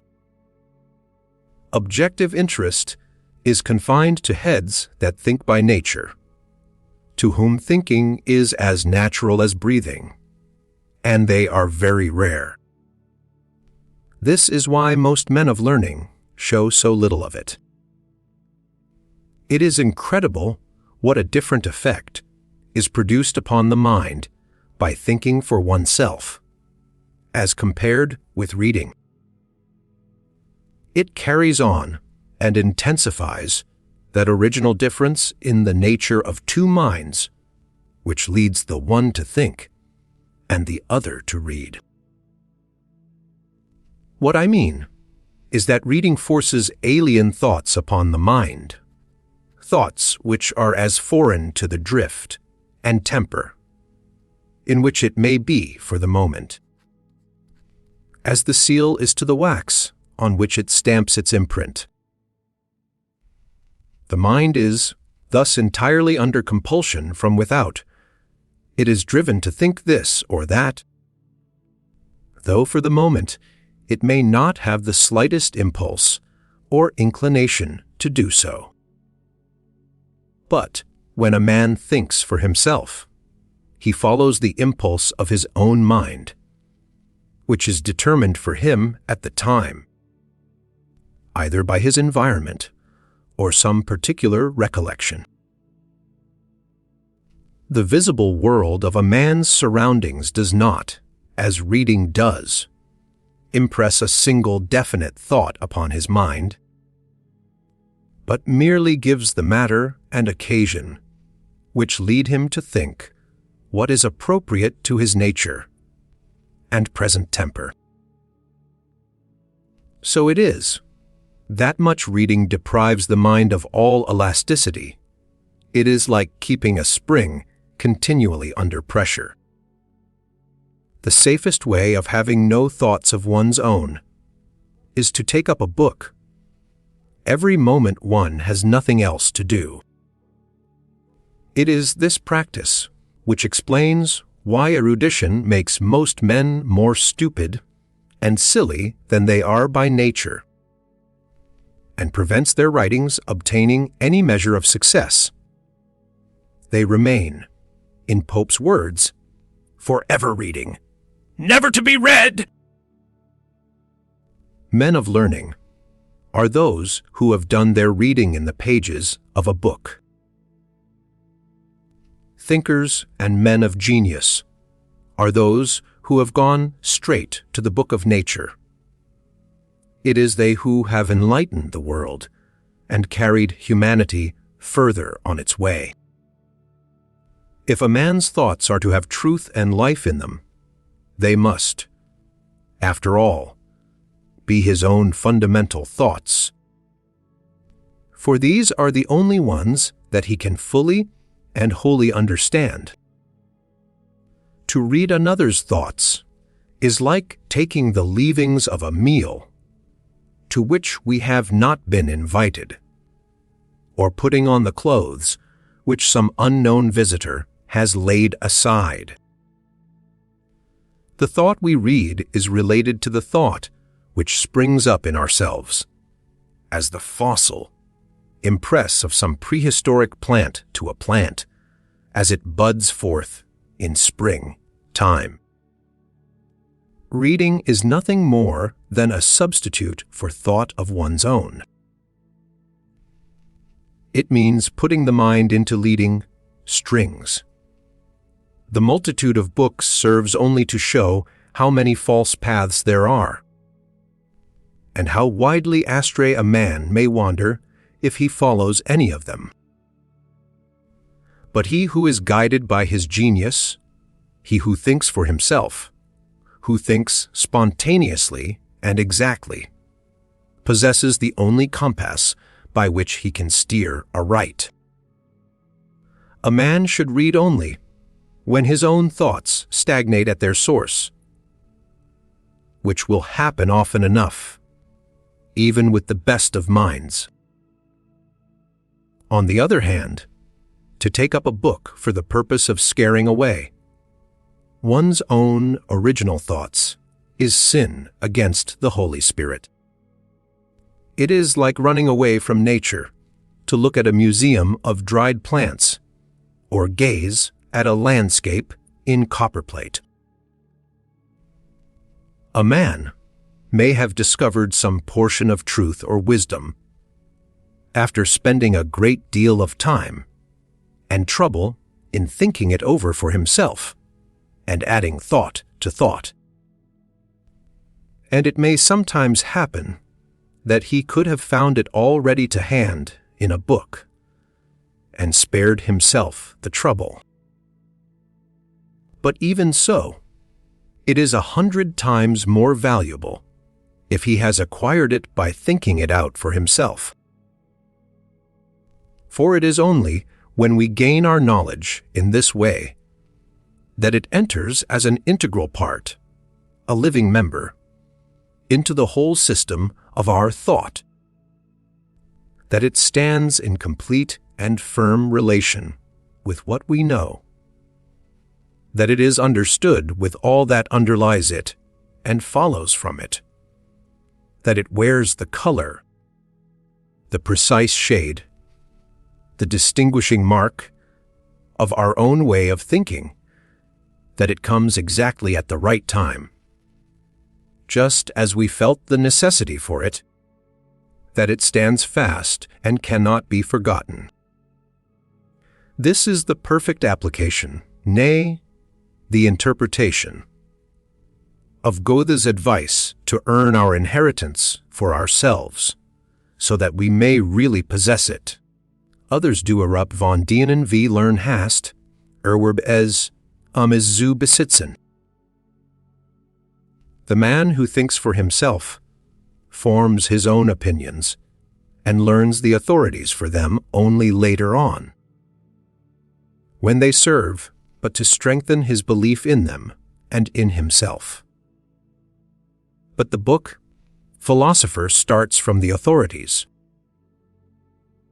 He reads other people's books, collects their opinions, and so forms a whole for himself, which resembles an automaton made up of anything but flesh and blood.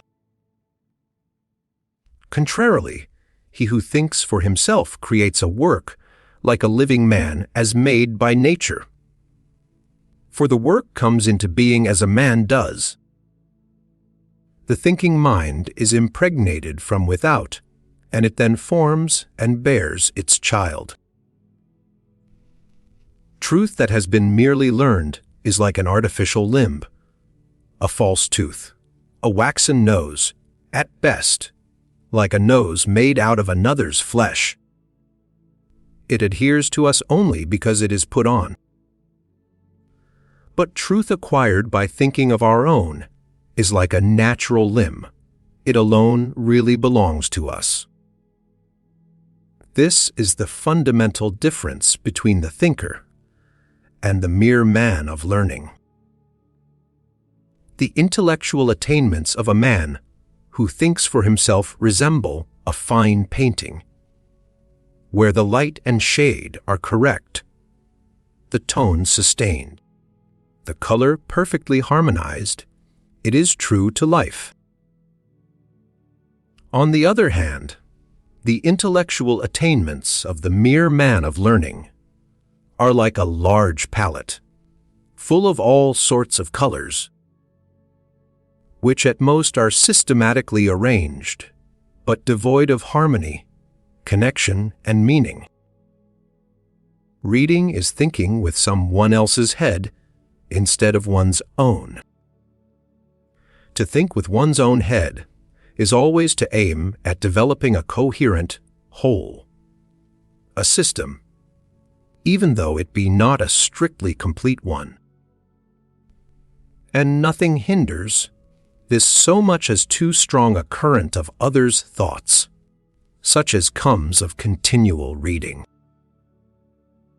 These thoughts, springing every one of them from different minds, belonging to different systems, and tinged with different colors, never of themselves flow together into an intellectual whole. They never form a unity of knowledge, or insight, or conviction, but rather fill the head with a Babylonian confusion of tongues. The mind that is over, loaded with alien thought, is thus deprived of all clear insight, and is well nigh disorganized. This is a state of things observable in many men of learning, and it makes them inferior in sound sense correct judgment and practical tact to many illiterate persons who, after obtaining a little knowledge from without, by means of experience, intercourse with others, and a small amount of reading, have always subordinated it to, and embodied it with, their own thought. The really scientific thinker does the same thing as these illiterate persons, but on a larger scale.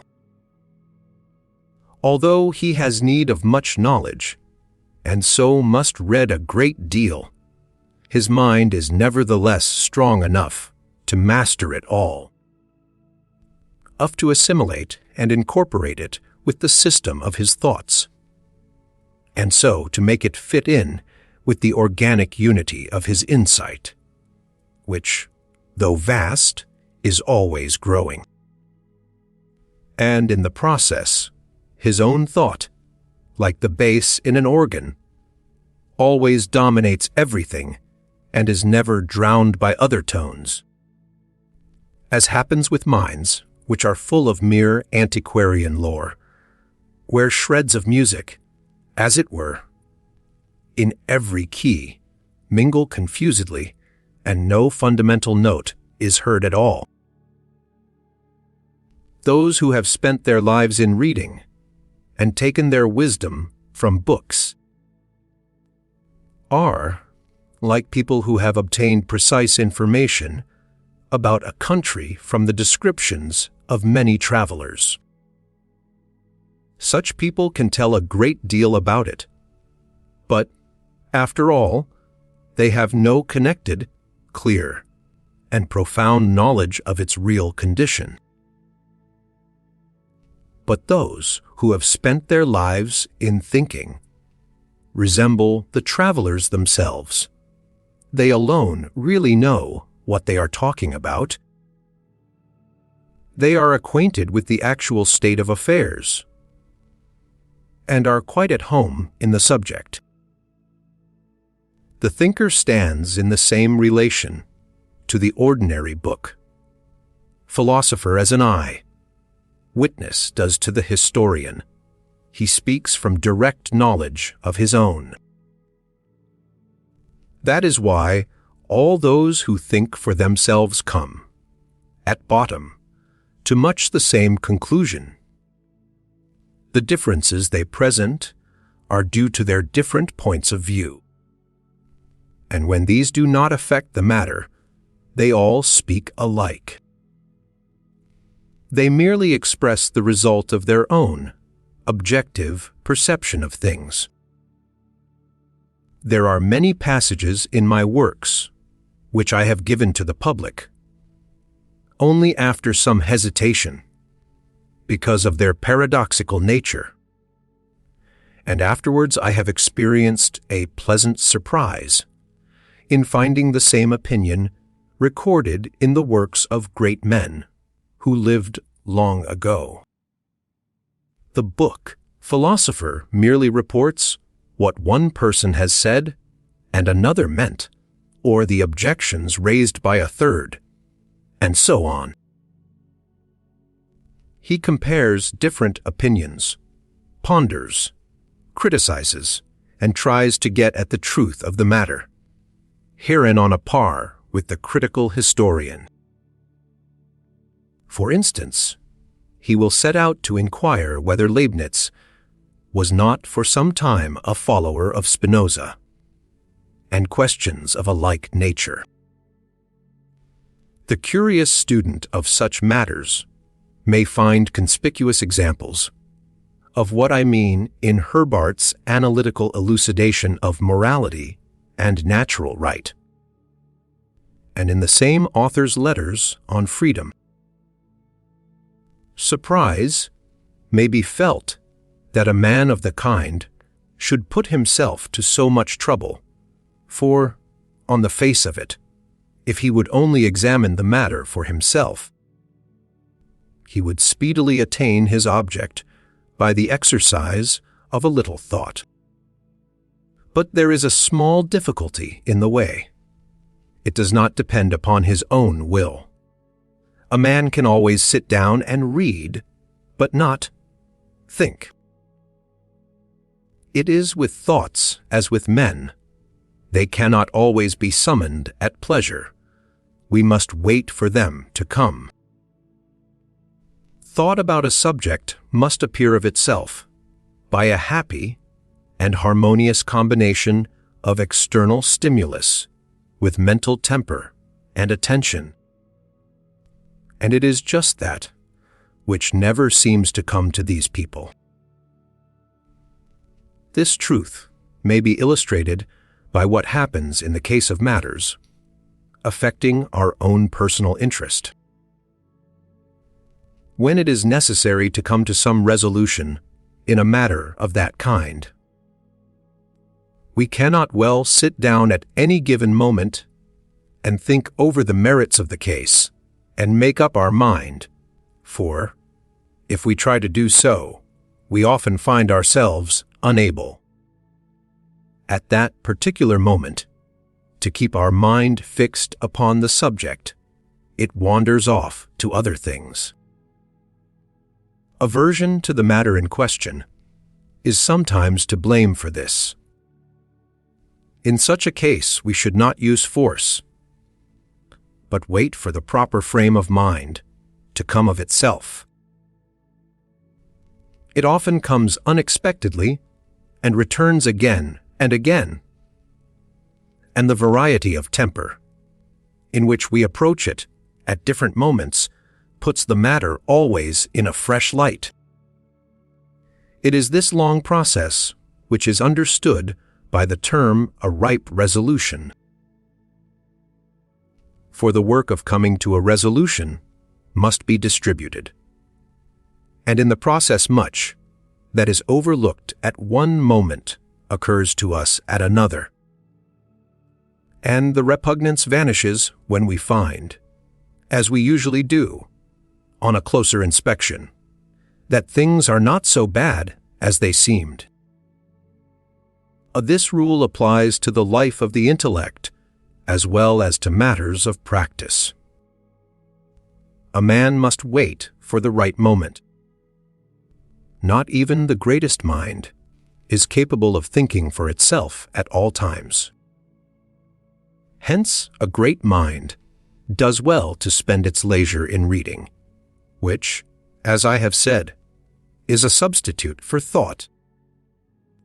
It brings stuff to the mind by letting another person do the thinking, although that is always done in a manner not our own. Therefore, a man should not read too much, in order that his mind may not become accustomed to the substitute, and thereby forget the reality. That it may not form the habit of walking in well-worn paths, nor by following an alien course of thought grow a stranger to its own. Least of all should a man quite withdraw his gaze from the real world for the mere sake of reading, as the impulse and the temper which prompt to thought of one's own come far oftener from the world of reality than from the world of books. The real life that a man sees before him is the natural subject of thought, and in its strength as the primary element of existence. It can more easily than anything else rouse and influence the thinking mind. After these considerations, it will not be matter for surprise that a man who thinks for himself can easily be distinguished from the book. Philosopher, by the very way in which he talks, by his marked earnestness and the originality, directness, and personal conviction that stamp all his thoughts and expressions. The book, philosopher, on the other hand, lets it be seen that everything he has is second-hand, that his ideas are like the number and trash of an old furniture shop, collected together from all quarters. Mentally, he is dull and pointless, a copy of a copy. His literary style is made up of conventional, nay, vulgar phrases, and terms that happen to be current. In this respect, much like a small state, where all the money that circulates is foreign, because it has no coinage of its own. Mere experience can as little as reading supply the place of thought. It stands to thinking in the same relation in which eating stands to digestion and assimilation. When experience boasts that to its discoveries alone is due the advancement of the human race, it is as though the mouth were to claim the whole credit of maintaining the body in health. The works of all truly capable minds are distinguished by a character of decision and definiteness, which means they are clear and free from obscurity. A truly capable mind always knows definitely and clearly what it is that it wants to express, whether its medium is prose, verse, or music.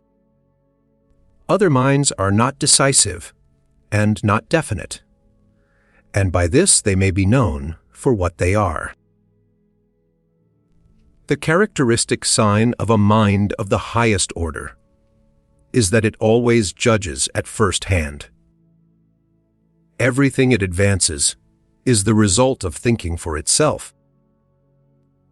And this is everywhere evident by the way in which it gives its thoughts utterance. Such a mind is like a prince. In the realm of intellect, its authority is imperial, whereas the authority of minds of a lower order is delegated only, as may be seen in their style, which has no independent stamp of its own. Every one who really thinks for himself is so far like a monarch. His position is undelegated and supreme. His judgments, like royal decrees, spring from his own sovereign power and proceed directly from himself. He acknowledges authority as little as a monarch admits a command. He subscribes to nothing but what he has himself authorized. The multitude of common minds, laboring under all sorts of current opinions, authorities, prejudices, is like the people, which silently obeys the law and accepts orders from above. Those who are so zealous and eager to settle debated questions by citing authorities are really glad when they are able to put the understanding and the insight of others into the field in place of their own, which are wanting. Their number is legion. For, as Seneca says, there is no man but prefers belief to the exercise of judgment, unusquisque me vult, credere quam judicare. In their controversies, such people make a promiscuous use of the weapon of authority and strike out at one another with it. If any one chances to become involved in such a contest, he will do well not to try reason and argument as a mode of defense. For against a weapon of that kind these people are like Siegfrieds, with a skin of horn, and dipped in the flood of incapacity for thinking and judging. They will meet his attack by bringing up their authorities as a way of abashing him, argumentum ad verecundium, and then cry out that they have won the battle. In the real world, be it never so fair, favorable, and pleasant, we always live subject to the law of gravity, which we have to be constantly overcoming. But in the world of intellect, we are disembodied spirits, held in bondage to no such law, and free from penury and distress. Thus it is that there exists no happiness on earth like that, which, at the auspicious moment, a fine and fruitful mind finds in itself. The presence of a thought is like the presence of a woman we love.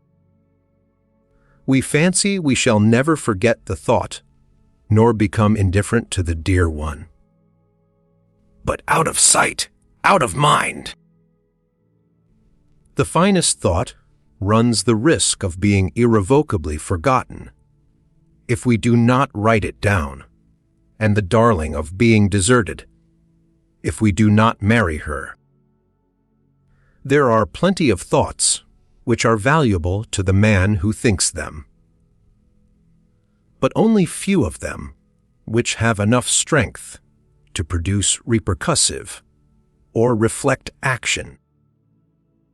I mean, to win the reader's sympathy after they have been put on paper. But still it must not be forgotten that a true value attaches only to what a man has thought in the first instance for his own case. Thinkers may be classed according as they think chiefly for their own case, or for that of others. The former are the genuine independent thinkers. They really think and are really independent. They are the true philosophers. They alone are in earnest. The pleasure and the happiness of their existence consists in thinking. The others are the sophists. They want to seem that which they are not, and seek their happiness in what they hope to get from the world. They are in earnest about nothing else. To which of these two classes a man belongs may be seen by his whole style and manner. Lichtenberg is an example for the former class. Herder, there can be no doubt, belongs to the second. When one considers how vast and how close to us is the problem of existence, this equivocal, tortured, fleeting dream, like existence of ours, so vast and so close that a man no sooner discovers it than it overshadows and obscures all other problems and aims. And when one sees how all men, with few and rare exceptions, have no clear consciousness of the problem, nay, seem to be quite unaware of its presence, but busy themselves with everything rather than with this, and live on, taking no thought but for the passing day and the hardly longer span of their own personal future, either expressly discarding the problem or else over, ready to come to terms with it by adopting some system of popular metaphysics and letting it satisfy them. When, I say, one takes all this to heart, one may come to the opinion that man may be said to be a thinking being only in a very remote sense, and henceforth feel no special surprise at any trait of human thoughtlessness or folly, but know, rather, that the normal man's intellectual range of vision does indeed extend beyond that of the brute, whose whole existence is, as it were, a continual present, with no consciousness of the past or the future, but not such an immeasurable distance as is generally supposed. This is, in fact, corroborated by the way in which most men converse, where their thoughts are found to be chopped up fine, like chaff, so that for them to spin out a discourse of any length is impossible. If this world were peopled by really thinking beings it could not be that noise of every kind would be allowed such generous limits, as is the case with the most horrible and at the same time aimless form of it. If nature had meant man to think, she would not have given him ears, or, at any rate, she would have furnished them with airtight flaps, such as are the enviable possession of the bat. But, in truth, man is a poor animal like the rest, and his powers are meant only to maintain him in the struggle for existence, so he must need keep his ears always open, to announce of themselves, by night as by day, the approach of the pursuer. In the drama, which is the most perfect reflection of human existence, there are 3 stages in the presentation of the subject, with a corresponding variety in the design and scope of the piece. At the first, which is also the most common, stage, the drama is never anything more than merely interesting. The persons gain our attention by following their own aims, which resemble ours. The action advances by means of intrigue and the play of character and incident, while wit and raillery season the whole. At the second stage, the drama becomes sentimental. Sympathy is roused with the hero, and indirectly with ourselves. The action takes a pathetic turn, but the end is peaceful and satisfactory. The climax is reached with the third stage, which is the most difficult. There the drama aims at being tragic. We are brought face to face with great suffering and the storm and stress of existence, and the outcome of it is to show the vanity of all human effort. Deeply moved, we are either directly prompted to disengage our will from the struggle of life, or else a chord is struck in us which echoes a similar feeling. The beginning, it is said, is always difficult.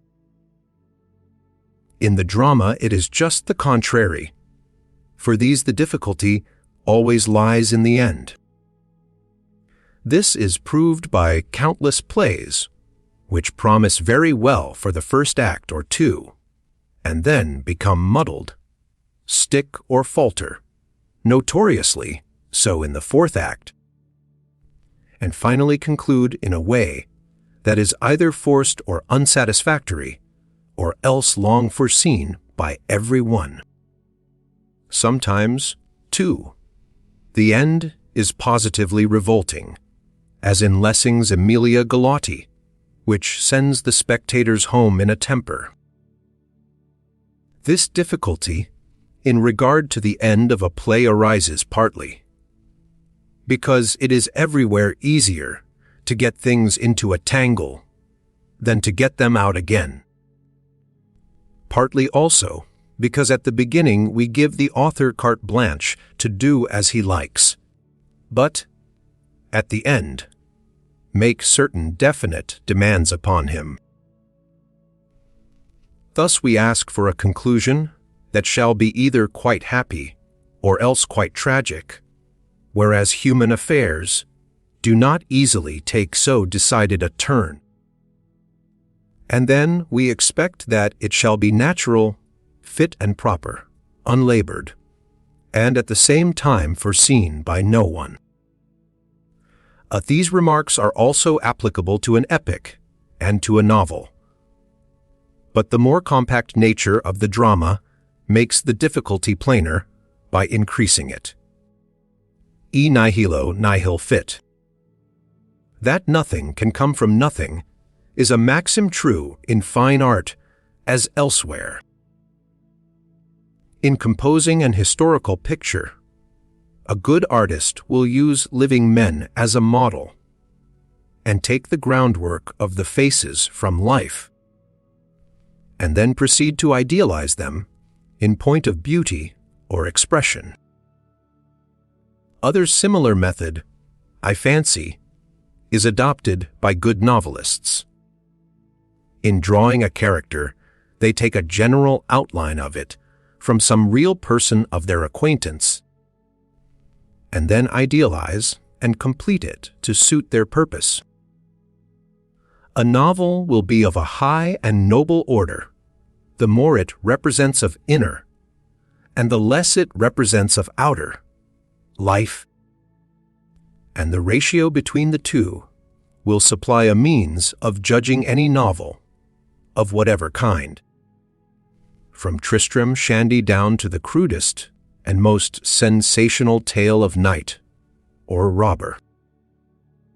Tristram Shandy has, indeed, as good as no action at all, and there is not much in La Nouvelle Helos and Wilhelm Meister. Even Don Quixote has relatively little, and what there is, very unimportant, and introduced merely for the sake of fun. And these four are the best of all existing novels. Consider, further, the wonderful romances of Jean Paul, and how much inner life is shown on the narrowest basis of actual event. Even in Walter Scott's novels there is a great preponderance of inner over outer life, and incident is never brought in except for the purpose of giving play to thought and emotion, whereas in bad novels, incident is there on its own account. Skill consists in setting the inner life in motion with the smallest possible array of circumstance, for it is this inner life that really excites our interest. The business of the novelist is not to relate great events, but to make small ones interesting. History, which I like to think of as the contrary of poetry, is for time what geography is for space, and it is no more to be called a science, in any strict sense of the word, than is geography, because it does not deal with universal truths, but only with particular details. History has always been the favorite study of those who wish to learn something without having to face the effort demanded by any branch of real knowledge, which taxes the intelligence. In our time, history is a favorite pursuit, as witness the numerous books upon the subject, which appear every year. If the reader cannot help thinking, with me, that history is merely the constant recurrence of similar things, just as in a kaleidoscope, the same bits of glass are represented, but in different combinations, he will not be able to share all this lively interest, nor, however, will he censure it. But there is a ridiculous and absurd claim, made by many people, to regard history as a part of philosophy, nay, as philosophy itself. They imagine that history can take its place. The preference shown for history by the greater public in all ages may be illustrated by the kind of conversation which is so much in vogue everywhere in society. It generally consists in one person relating something, and then another person relating something else, so that, in this way, everyone is sure of receiving attention. Both here and in the case of history, it is plain that the mind is occupied with particular details. But as in science, so also in every worthy conversation, the mind rises to the consideration of some general truth. This objection does not, however, deprive history of its value. Human life is short and fleeting, and many millions of individuals share in it, who are swallowed by that monster of oblivion, which is waiting for them with ever open jaws. It is thus a very thankworthy task to try to rescue something, the memory of interesting and important events, or the leading features and personages of some epoch, from the general shipwreck of the world. From another point of view, we might look upon history as the sequel to zoology, for while with all other animals it is enough to observe the species, with man individuals, and therefore individual events have to be studied, because every man possesses a character as an individual. And since individuals and events are without number or end, an essential imperfection attaches to history. In the study of it, all that a man learns never contributes to lessen that which he has still to learn. With any real science, a perfection of knowledge is, at any rate, conceivable. When we gain access to the histories of China and of India, the endlessness of the subject, matter will reveal to us the defects in the study and force our historians to see that the object of science is to recognize the many in the one, to perceive the rules in any given example, and to apply to the life of nations a knowledge of mankind, not to go on counting up facts ad infinitum. There are two kinds of history, the history of politics and the history of literature and art. The one is the history of the will, the other, that of the intellect. The first is a tale of woe, even of terror. It is a record of agony, struggle, fraud, and horrible murder en masse. The second is everywhere pleasing and serene. Like the intellect, when left to itself, even though its path be one of error. Its chief branch is the history of philosophy. This is, in fact, its fundamental base, and the notes of it are heard even in the other kind of history. These deep tones guide the formation of opinion, and opinion rules the world. Hence philosophy, rightly understood, is a material force of the most powerful kind, though very slow in its working. The philosophy of a period is thus the fundamental bass of its history. The NEWSPAPER is the second hand in the clock of history, and it is not only made of baser metal than those which point to the minute and the hour, but it seldom goes right. The so-called leading article is the chorus to the drama of passing events. Exaggeration of every kind is as essential to journalism as it is to the dramatic art. For the object of journalism is to make events go as far as possible. Thus it is that all journalists are, in the very nature of their calling, alarmists, and this is their way of giving interest to what they write.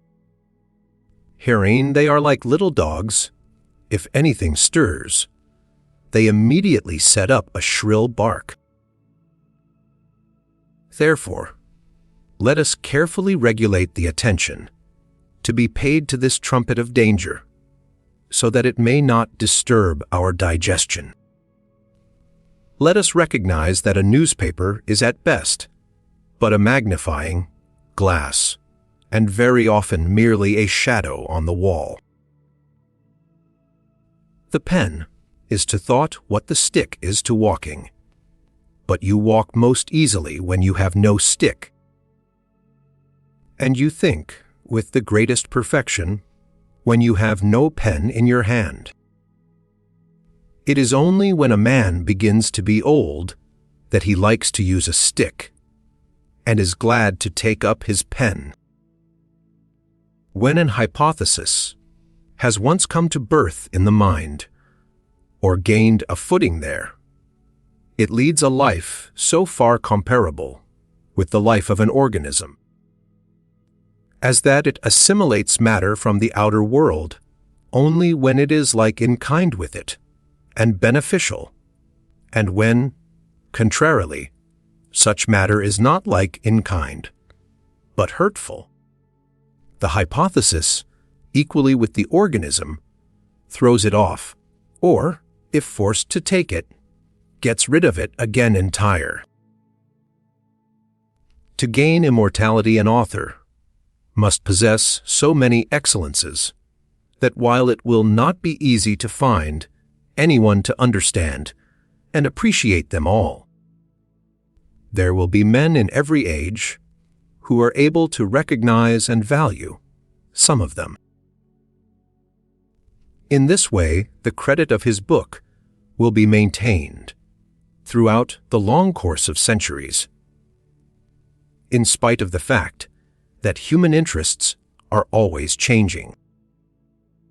An author like this, who has a claim to the continuance of his life, even with posterity, can only be a man who, over the wide earth, will seek his like in vain, and offer a palpable contrast with everyone else in virtue of his unmistakable distinction.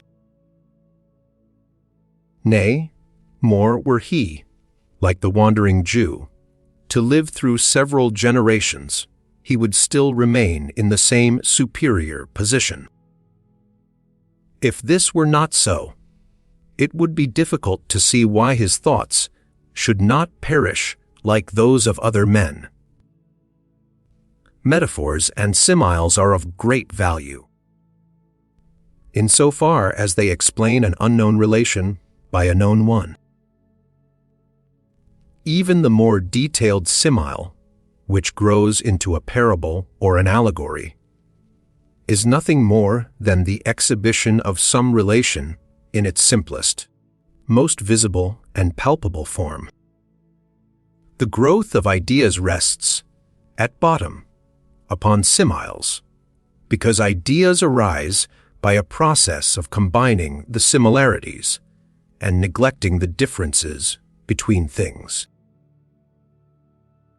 Further, intelligence, in the strict sense of the word, ultimately consists in a seizing of relations, and a clear and pure grasp of relations is all the more often attained when the comparison is made between cases that lie wide apart from one another and between things of quite different nature.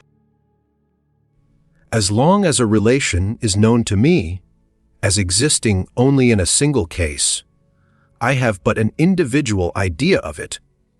In other words, only an intuitive knowledge of it.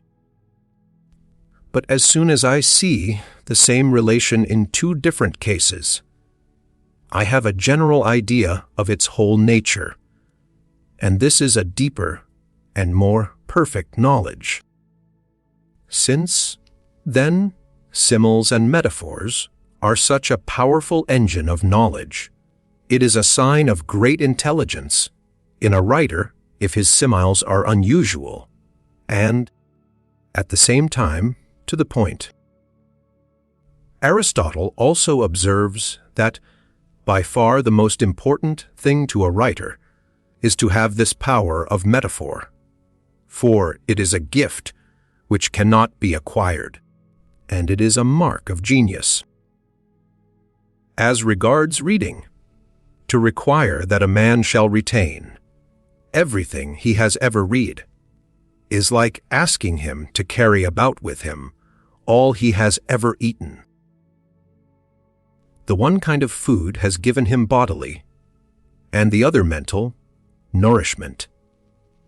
And it is through these two means that he has grown to be what he is. The body assimilates only that which is like it, and so a man retains in his mind only that which interests him. In other words, that which suits his system of thought or his purposes in life. If a man wants to read good books, he must make a point of avoiding bad ones, for life is short and time and energy limited. Repetitio est mater studiorum.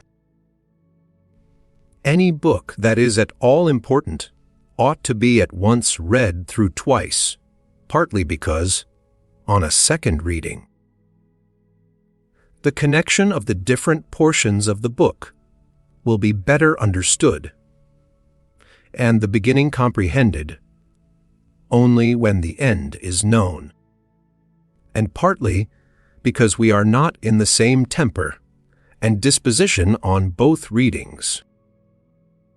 On the second perusal, we get a new view of every passage and a different impression of the whole book, which then appears in another light. A man's works are the quintessence of his mind, and even though he may possess very great capacity, they will always be incomparably more valuable than his conversation. Nay, in all essential matters his works will not only make up for the lack of personal intercourse with him, but they will far surpass it in solid advantages. The writings even of a man of moderate genius may be edifying, worth reading and instructive, because they are his quintessence, the result and fruit of all his thought and study, whilst conversation with him may be unsatisfactory. So it is that we can read books by men in whose company we find nothing to please, and that a high degree of culture leads us to seek entertainment almost wholly from books and not from men. On criticism. The following brief remarks on the critical faculty are chiefly intended to show that, for the most part, there is no such thing. It is a rara avis, almost as rare, indeed, as the phoenix, which appears only once in 500 years. When we speak of taste, an expression not chosen with any regard for it, we mean the discovery, or it may be only the recognition of what is right aesthetically, apart from the guidance of any rule, and this, either because no rule has as yet been extended to the matter in question, or else because, if existing, of it is unknown to the artist or the critic, as the case may be. Instead of taste, we might use the expression aesthetic sense, if this were not tautological. The perceptive critical taste is, so to speak, of the female analog to the male quality of productive talent or genius. Not capable of begetting great work itself, it consists in a capacity of reception, that is to say, of recognizing as such what is right, fit, beautiful, or the reverse. In other words, of discriminating the good from the bad, of discovering and appreciating the one and condemning the other. In appreciating a genius, criticism should not deal with the errors in his productions or with the poorer of his works, and then proceed to rate him low. It should attend only to the qualities in which he most excels. For in the sphere of intellect, as in other spheres, weakness and perversity cleave so firmly to human nature that even the most brilliant mind is not wholly and at all times free from them. Hence the great errors to be found even in the works of the greatest men, or as Horace puts it, quandoque bonus dormitat Homerus. That which distinguishes genius, and should be the standard for judging it, is the height to which it is able to soar when it is in the proper mood, and finds a fitting occasion, a height always out of the reach of ordinary talent.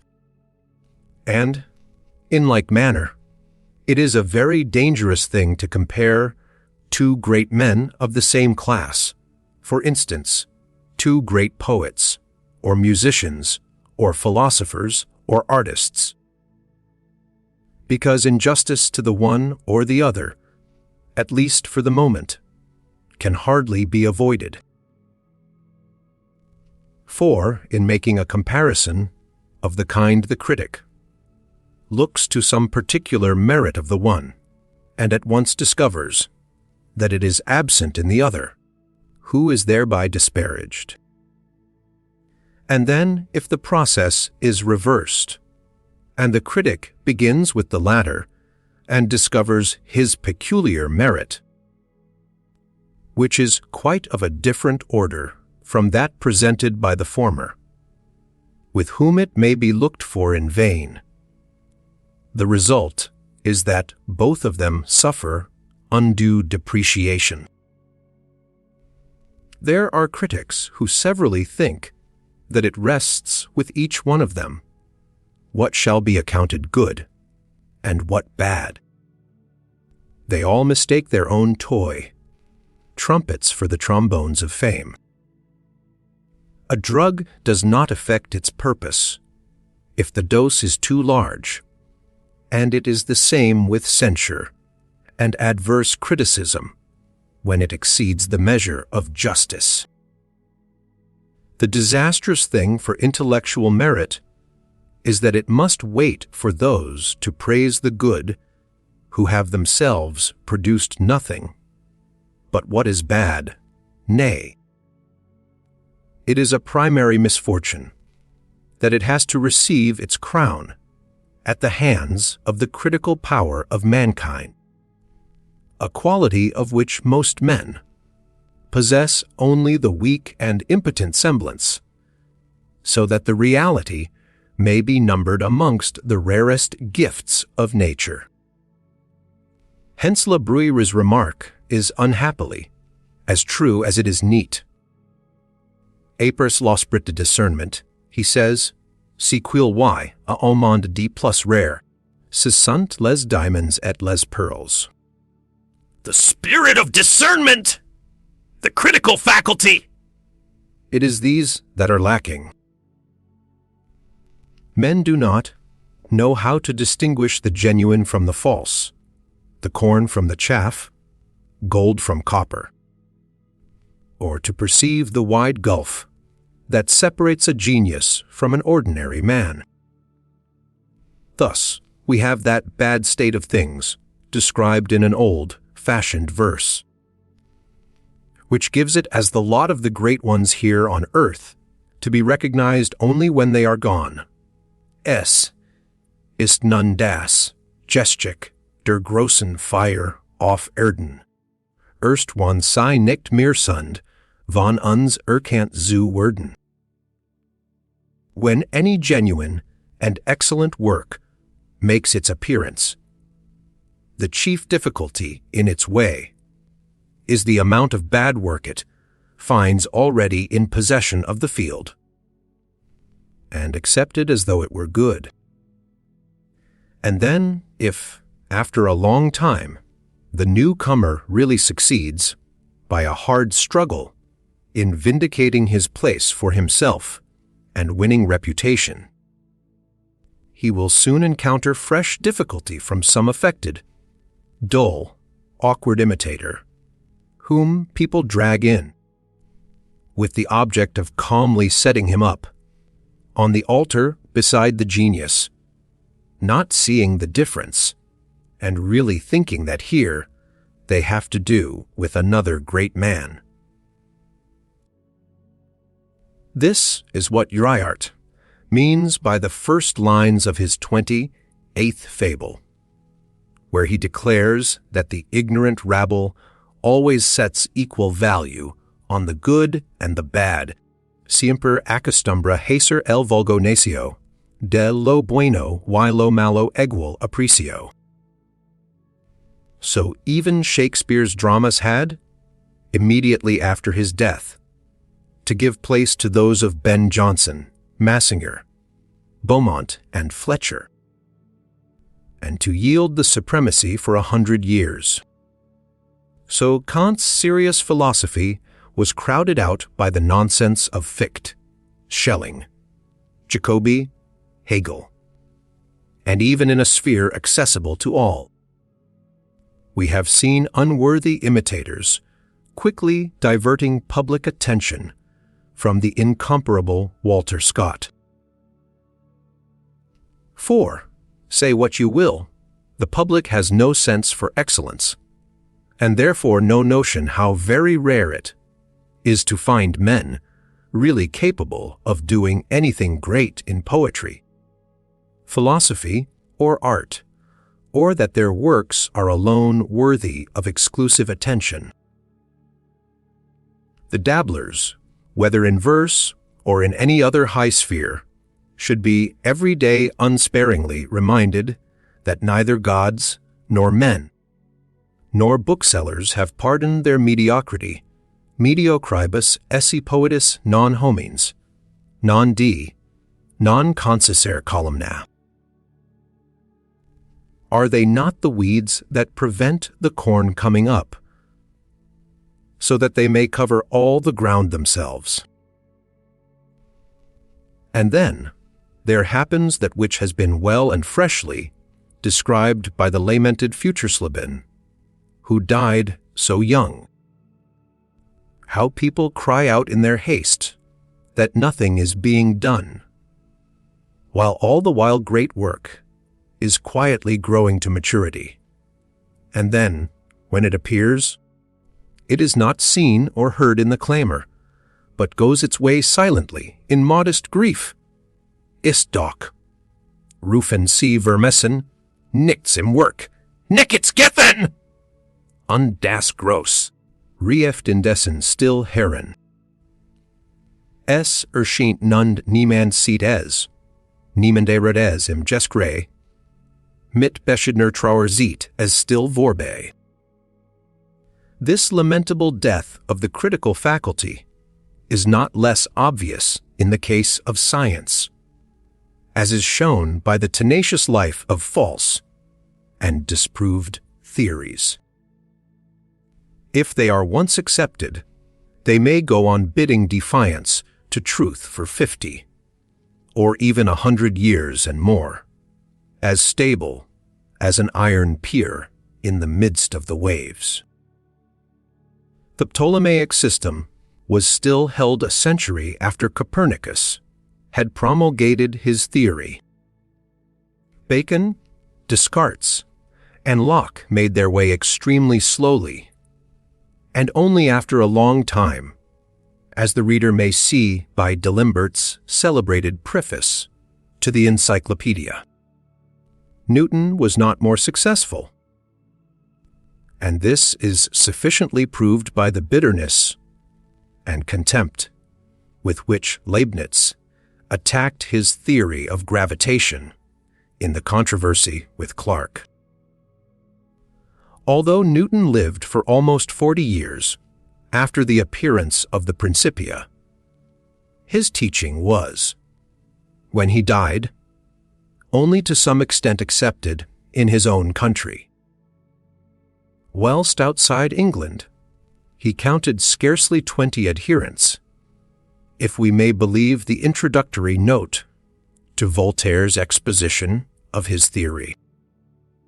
It was, indeed, chiefly owing to this treatise of Voltaire's that the system became known in France nearly 20 years after Newton's death. Until then, a firm, resolute, and patriotic stand was made by the Cartesian vortices, whilst only 40 years previously. This same Cartesian philosophy had been forbidden in the French schools, and now, in turn, D'Aguesseau, the Chancellor, refused Voltaire the imprimatur for his treatise on the Newtonian doctrine. On the other hand, in our day, Newton's absurd theory of color still completely holds the field, 40 years after the publication of Goethe's. Hume, too, was disregarded up to his 50th year, though he began very early and wrote in a thoroughly popular style. And Kant, in spite of having written and talked all his life long, did not become a famous man until he was 60. Artists and poets have, to be sure, more chance than thinkers, because their public is at least 100 times as large. Still, what was thought of Beethoven and Mozart during their lives? What of Dante? What even of Shakespeare? If the latter's contemporaries had in any way recognized his worth, at least one good and accredited portrait of him would have come down to us from an age when the art of painting flourished. Whereas we possess only some very doubtful pictures, a bad copperplate, and a still worse bust on his tomb.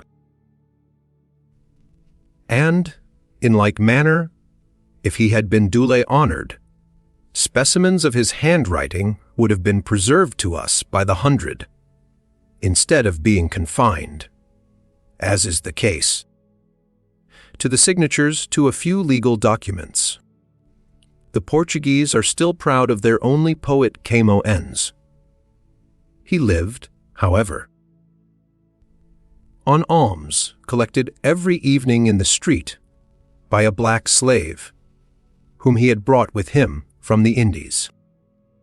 In time, no doubt, justice will be done everyone, tempo gallant homo, but it is as late and slow in arriving as in a court of law. And the secret condition of it is that the recipient shall be no longer alive. The precept of Jesus the son of Sirach is faithfully followed, judge none blessed before his death. He, then, who has produced immortal works, must find comfort by applying to them the words of the Indian myth, that the minutes of life amongst the immortals seem like years of earthly existence, and so, too, that years upon earth are only as the minutes of the immortals. This lack of critical insight is also shown by the fact that, while in every century the excellent work of earlier time is held in honor, that of its own is misunderstood, and the attention which is its due is given to bad work, such as every decade carries with it, only to be the sport of the next. That men are slow to recognize genuine merit when it appears in their own age also proves that they do not understand or enjoy or really value the long, acknowledged works of genius, which they honor only on the score of authority. The crucial test is the fact that bad work, Fechte's philosophy, for example, if it wins any reputation, also maintains it for 1 or 2 generations, and only when its public is very large does its fall follow sooner. Now, just as the sun cannot shed its light, but to the eye that sees it, nor music sound, but to the hearing ear, so the value of all masterly work in art and science is conditioned by the kinship and capacity of the mind to which it speaks. It is only such a mind as this that possesses the magic word to stir and call forth the spirits that lie hidden in great work. To the ordinary mind, a masterpiece is a sealed cabinet of mystery, an unfamiliar musical instrument from which the player, however much he may flatter himself, can draw none but confused tones. How different a painting looks when seen in a good light, as compared with some dark corner! Just in the same way, the impression made by a masterpiece varies with the capacity of the mind to understand it. A fine work, then, requires a mind sensitive to its beauty, a thoughtful work, a mind that can really think, if it is to exist and live at all. But alas! It may happen only too often that he who gives a fine work to the world afterwards feels like a maker of fireworks, who displays, with enthusiasm, the wonders that have taken him so much time and trouble to prepare, and then learns that he has come to the wrong place, and that the fancied spectators were one and all inmates of an asylum for the blind. Still, even that is better than if his public had consisted entirely of men who made fireworks themselves, as in this case, if his display had been extraordinarily good. It might possibly have cost him his head. The source of all pleasure and delight is the feeling of kinship. Even with the sense of beauty, it is unquestionably our own species in the animal world, and then again our own race that appears to us the fairest. So, too, in intercourse with others, every man shows a decided preference for those who resemble him. And a blockhead will find the society of another blockhead incomparably more pleasant than that of any number of great minds put together. Every man must necessarily take his chief pleasure in his own work, because it is the mirror of his own mind, the echo of his own thought. And next in order will come the work of people like him, that is to say, a dull, shallow, and perverse man, a dealer in mere words, will give his sincere and hearty applause only to that which is dull, shallow, perverse, or merely verbose. On the other hand, he will allow merit to the work of great minds only on the score of authority. In other words, because he is ashamed to speak his opinion. For in reality they give him no pleasure at all. They do not appeal to him. Nay, they repel him, and he will not confess this even to himself.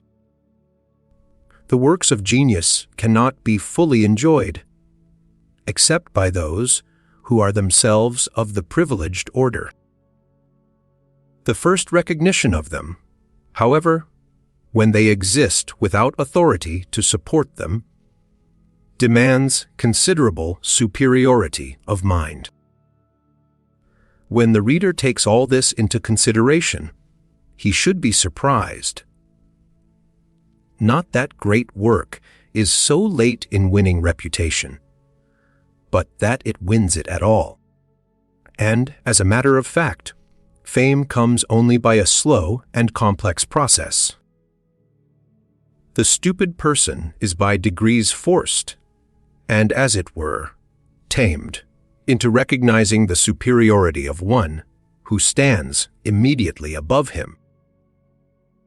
This one in his turn bows before someone else, and so it goes on until the weight of the votes gradually prevail over their number. And this is just the condition of all genuine, in other words, deserved fame. But until then, the greatest genius, even after he has passed his time of trial, stands like a king amidst a crowd of his own subjects, who do not know him by sight, and therefore will not do his behests, unless, indeed, his chief ministers of state are in his train. For no subordinate official can be the direct recipient of the royal commands, as he knows only the signature of his immediate superior. And this is repeated all the way up into the highest ranks, where the under-secretary attests the minister's signature, and the minister that of the king. There are analogous stages to be passed before a genius can attain widespread fame. This is why his reputation most easily comes to a standstill at the very outset, because the highest authorities, of whom there can be but few, are most frequently not to be found. But the further down he goes in the scale, the more numerous are those who take the word from above, so that his fame is no more arrested. We must console ourselves for this state of things by reflecting that it is really fortunate that the greater number of men do not form a judgment on their own responsibility, but merely take it on authority. For what sort of criticism should we have on Plato and Kant, Homer, Shakespeare, and Goethe?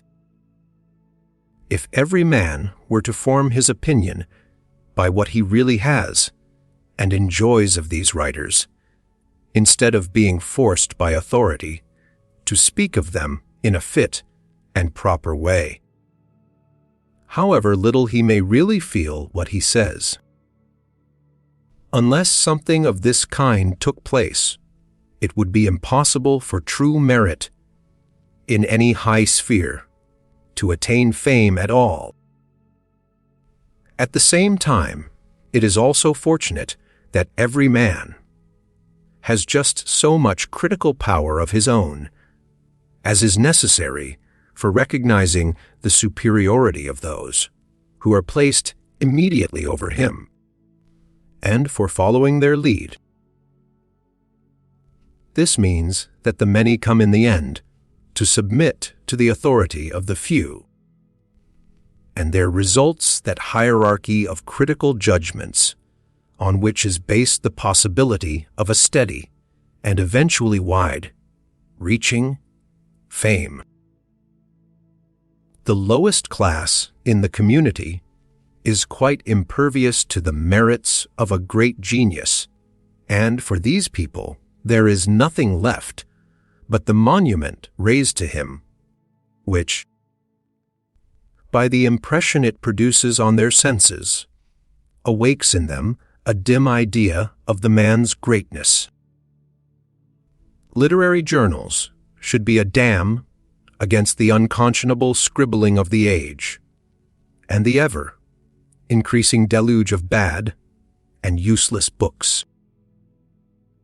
Their judgments should be uncorrupted, just and rigorous, and every piece of bad work done by an incapable person, every device by which the empty head tries to come to the assistance of the empty purse, that is to say, about 9/10 of all existing books, should be mercilessly scourged.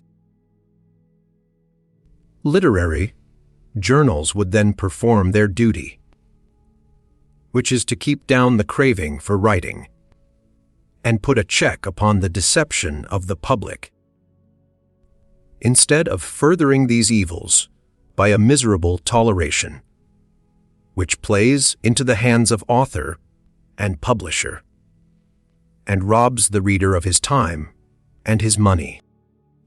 If there were such a paper as I mean, every bad writer, every brainless compiler, every plagiarist from others' books, every hollow and incapable place, hunter, every sham philosopher, every vain and languishing poetaster, would shudder at the prospect of the pillory in which his bad work would inevitably have to stand soon after publication. This would paralyze his twitching fingers to the true welfare of literature, in which what is bad is not only useless, but positively pernicious. Now, most books are bad and ought to have remained unwritten. Consequently, praise should be as rare as is now the case with blame, which is withheld under the influence of personal considerations, coupled with the maxim accetus socius, laudes laudaris ut absens.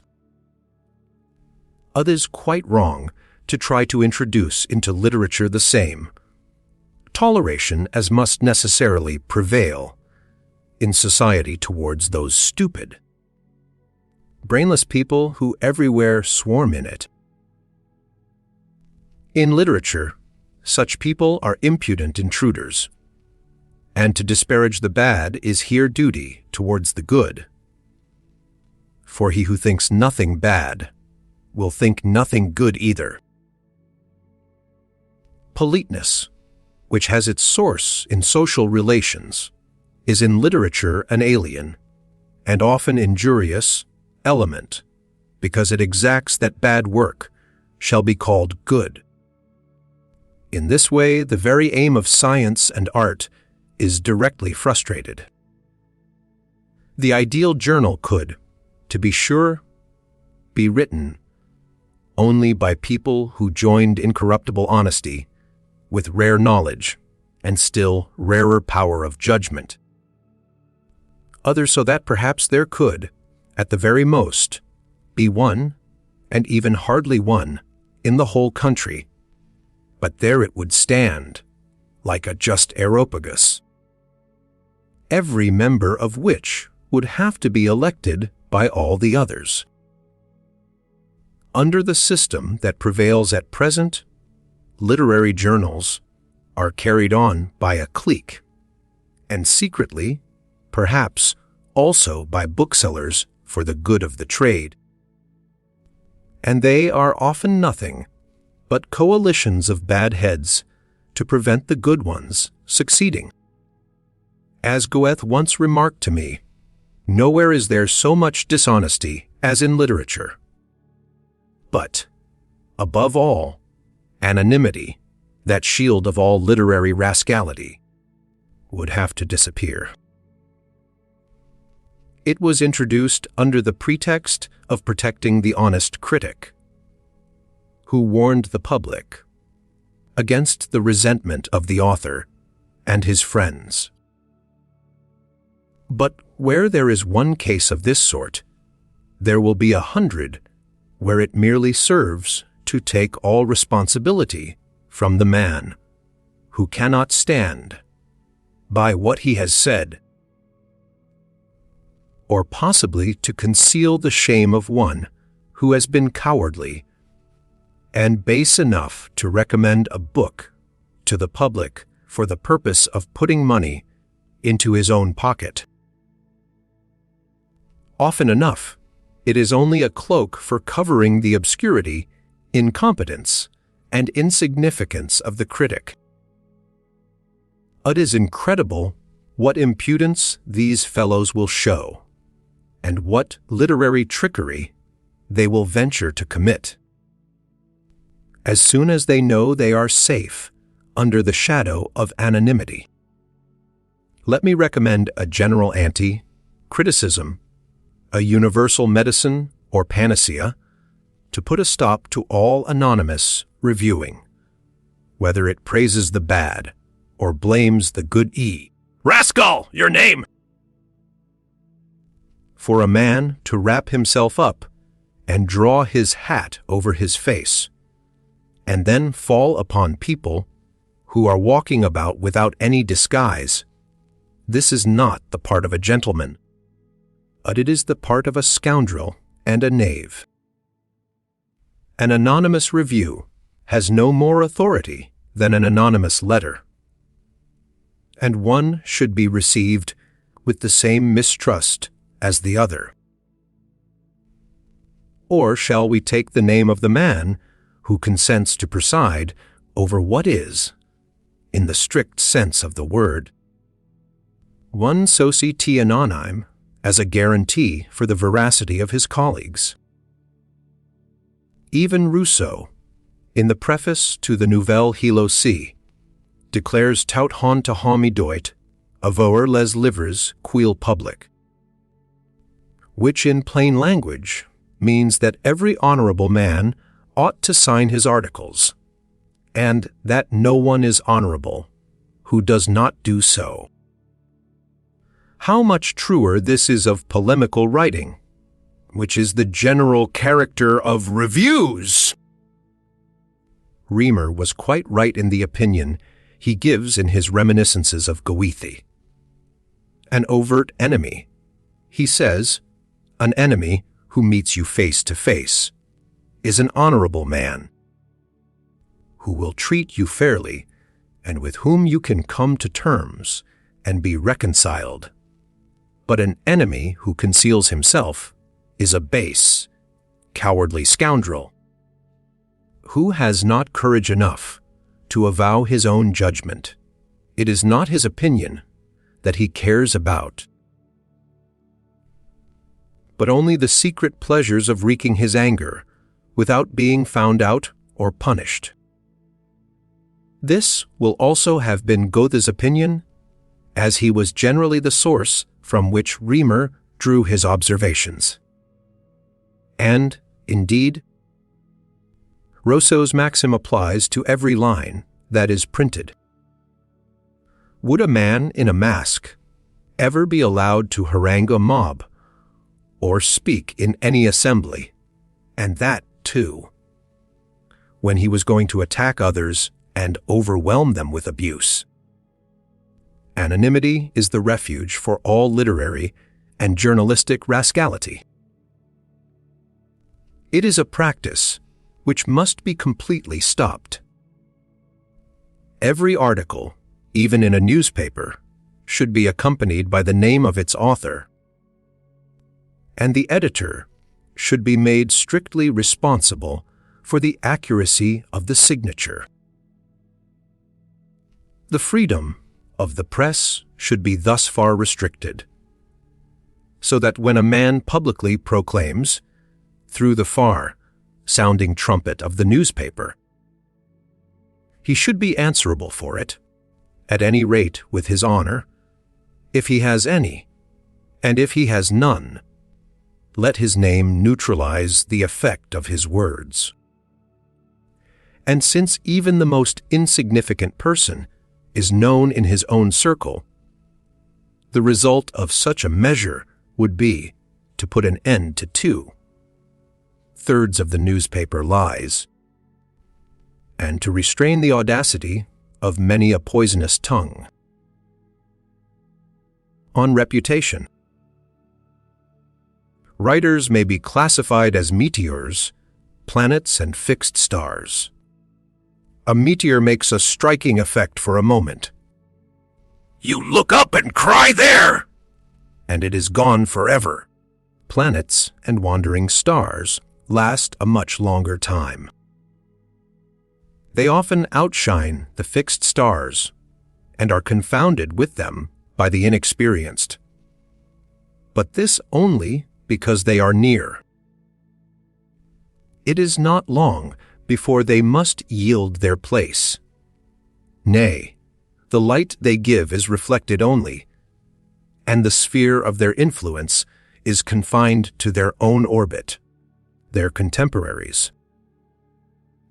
Their path is one of change and movement, and with the circuit of a few years their tale is told. Fixed stars are the only ones that are constant, Their position in the firmament is secure. They shine with a light of their own. Their effect, too. Day is the same as it was yesterday, because, having no parallax, their appearance does not alter with a difference in our standpoint. They belong not to one system, one nation only, but to the universe. And just because they are so very far away, it is usually many years before their light is visible to the inhabitants of this earth. We have seen in the previous chapter that where a man's merits are of a high order, it is difficult for him to win reputation, because the public is uncritical and lacks discernment. But another, and no less serious hindrance to fame, comes from the envy it has to encounter. For even in the lowest kinds of work, envy balks even the beginnings of a reputation, and never ceases to cleave to it up to the last. How great a part is played by envy in the wicked ways of the world! Ariosto is right in saying that the dark side of our mortal life predominates, so full it is of this evil questa, assai pi oscura, che serena vita mortal, tutta d'invidia piena. For envy is the moving spirit of that secret and informal, though flourishing, alliance everywhere made by mediocrity against individual eminence, no matter of what kind. In his own sphere of work, no one will allow another to be distinguished. He is an intruder who cannot be tolerated. See quilcun excel parmi nous. Quil ale exceller eliers! This is the universal password of the second rate. In addition, then, to the rarity of true merit, and the difficulty it has in being understood and recognized, there is the envy of thousands to be reckoned with, all of them bent on suppressing, nay, on smothering it altogether. No one is taken for what he is, but for what others make of him, and this is the handle used by mediocrity to keep down distinction, by not letting it come up, as long as that can possibly be prevented.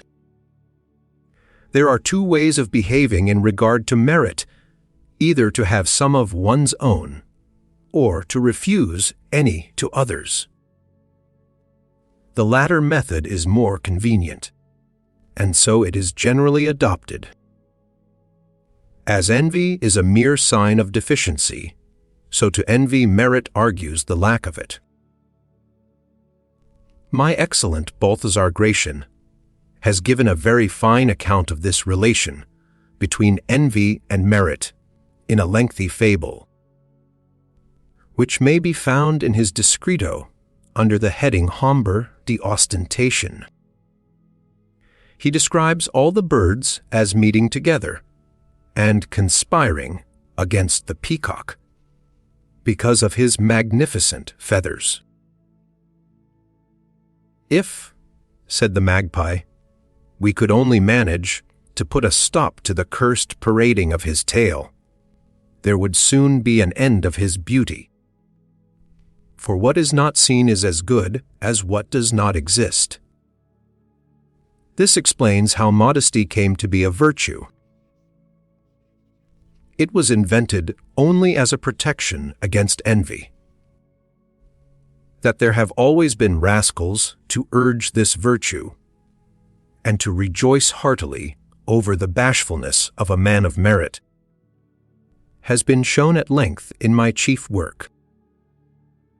In Lichtenberg's miscellaneous writings, I find this sentence quoted: "Modesty should be the virtue of those who possess no other." Goethe has a well-known saying, which offends many people: "It is only knaves who are modest." nur die Lumpen sein bescheiden. But it has its prototype in Cervantes, who includes in his journey up Parnassus certain rules of conduct for poets, and amongst them the following.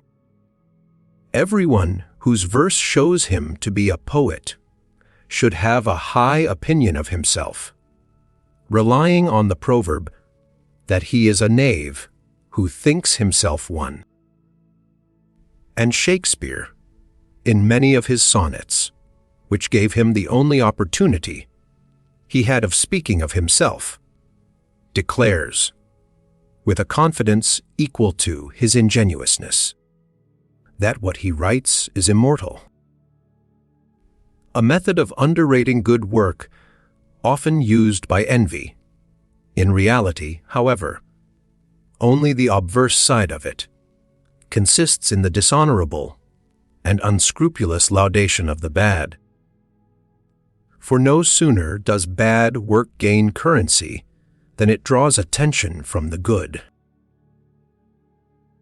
But however effective this method may be for a while, especially if it is applied on a large scale, the day of reckoning comes at last. And the fleeting credit given to bad work is paid off by the lasting discredit which overtakes those who abjectly praised it. Hence these critics prefer to remain anonymous. A like fate threatens, though more remotely, those who depreciate and censure good work, and consequently many are too prudent to attempt it. But there is another way, and when a man of eminent merit appears, the first effect he produces is often only to pique all his rivals.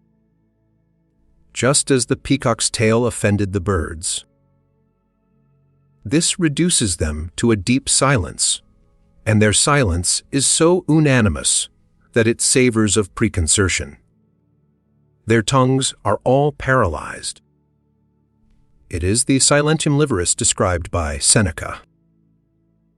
This malicious silence, which is technically known as ignoring, may for a long time interfere with the growth of reputation if, as happens in the higher walks of learning, where a man's immediate audience is wholly composed of rival workers and professed students, who then form the channel of his fame, the greater public is obliged to use its suffrage without being able to examine the matter for itself.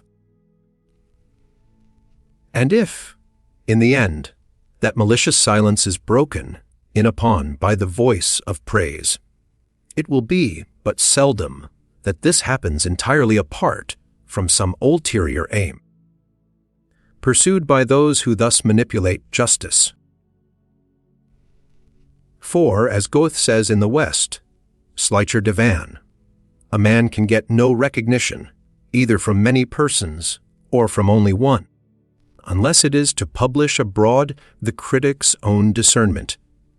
Denn es ist kein Anerkennen, weder Wieler, noch des einen, wenn es nicht am Tage Efreidert, wo man selbst was Chaitschenen. The credit you allow to another man engaged in work similar to your own or akin to it must at bottom be withdrawn from yourself, and you can praise him only at the expense of your own claims. Accordingly, mankind is in itself not at all inclined to award praise and reputation. It is more disposed to blame and find fault, whereby it indirectly praises itself. If, notwithstanding this, praise is won from mankind, some extraneous motive must prevail. I am not here referring to the disgraceful way in which mutual friends will puff one another into a reputation. Outside of that, an effectual motive is supplied by the feeling that next to the merit of doing something oneself comes that of correctly appreciating and recognizing what others have done. This accords with the threefold division of heads drawn up by Hesiod, and afterwards by Machiavelli there are, says the latter, in the capacities of mankind, 3 varieties. One man will understand a thing by himself, another so far as it is explained to him, a third, neither of himself nor when it is put clearly before him. He, then, who abandons hope of making good his claims to the first class, will be glad to seize the opportunity of taking a place in the second. It is almost wholly owing to this state of things that merit may always rest assured of ultimately meeting with recognition. To this also is due the fact that, when the value of a work has once been recognized and may no longer be concealed or denied, all men vie in praising and honoring it, simply because they are conscious of thereby doing themselves an honor. They act in the spirit of Xenophon's remark, "He must be a wise man who knows what is wise." So, when they see that the prize of original merit is forever out of their reach, they hasten to possess themselves of that which comes second best, the correct appreciation of it. Here it happens as with an army which has been forced to yield, when, just as previously every man wanted to be foremost in the fight, so now every man tries to be foremost in running away. They all hurry forward to offer their applause to one who is now recognized to be worthy of praise, in virtue of a recognition, as a rule unconscious, of that law of homogeneity which I mentioned in the last chapter, so that it may seem as though their way of thinking and looking at things were homogeneous with that of the celebrated man, who, and that they may at least save the honor of their literary taste, since nothing else is left them. From this it is plain that, whereas it is very difficult to win fame, it is not hard to keep it, when once attained, and also that a reputation which comes quickly does not last very long, for here too, quod cito fit, cito perit. It is obvious that if the ordinary average man can easily recognize, and the rival workers willingly acknowledge, the value of any performance, it will not stand very much above the capacity of either of them to achieve it for themselves. Tantum quisque laudat, quantum suppos sperat imitari.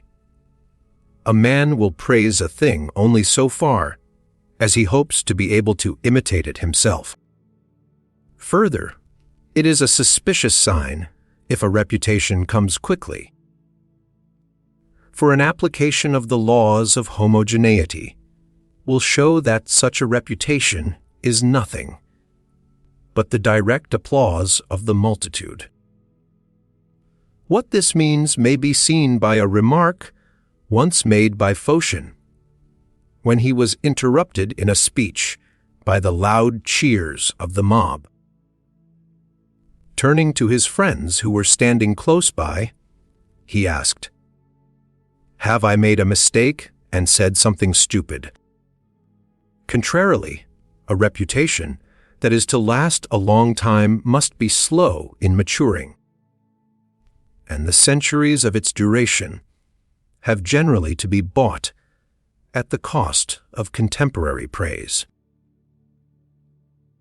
For that which is to keep its position so long must be of a perfection difficult to attain. And even to recognize this perfection requires men who are not always to be found, and never in numbers sufficiently great to make themselves heard. Whereas envy is always on the watch and doing its best to smother their voice. But with moderate talent, which soon meets with recognition, there is the danger that those who possess it will outlive both it and themselves, so that a youth of fame may be followed by an old age of obscurity. In the case of great merit, on the other hand, a man may remain unknown for many years, but make up for it later on by attaining a brilliant reputation. And if it should be that this comes only after he is no more, well, he is to be reckoned amongst those of whom John Paul says that extreme unction is their baptism. He may console himself by thinking of the saints, who also are canonized only after they are dead. Thus, what Maulman has said so well in Herodes holds good: in this world truly great work never pleases at once, and the God set up by the multitude keeps his place on the altar, but a short time ich denk, das war gross in der Welt ist, immer nur das was nicht gleich Jeff lelt, und wenn der Pibel zum Gott wait, der steht auf dem Altar nur Kurs zeit. It is worth mention that this rule is most directly confirmed in the case of pictures, where, as connoisseurs well know, the greatest masterpieces are not the first to attract attention. If they make a deep impression, it is not after one, but only after repeated inspection, but then they excite more and more admiration every time they are seen. Moreover, the chances that any given work will be quickly and rightly appreciated depend upon two conditions. Firstly, the character of the work, whether high or low. In other words, easy or difficult to understand, and secondly, the kind of public it attracts, whether large or small. This latter condition is, no doubt, in most instances a corollary of the former, but it also partly depends upon whether the work in question admits, like books and musical compositions, of being produced in great numbers.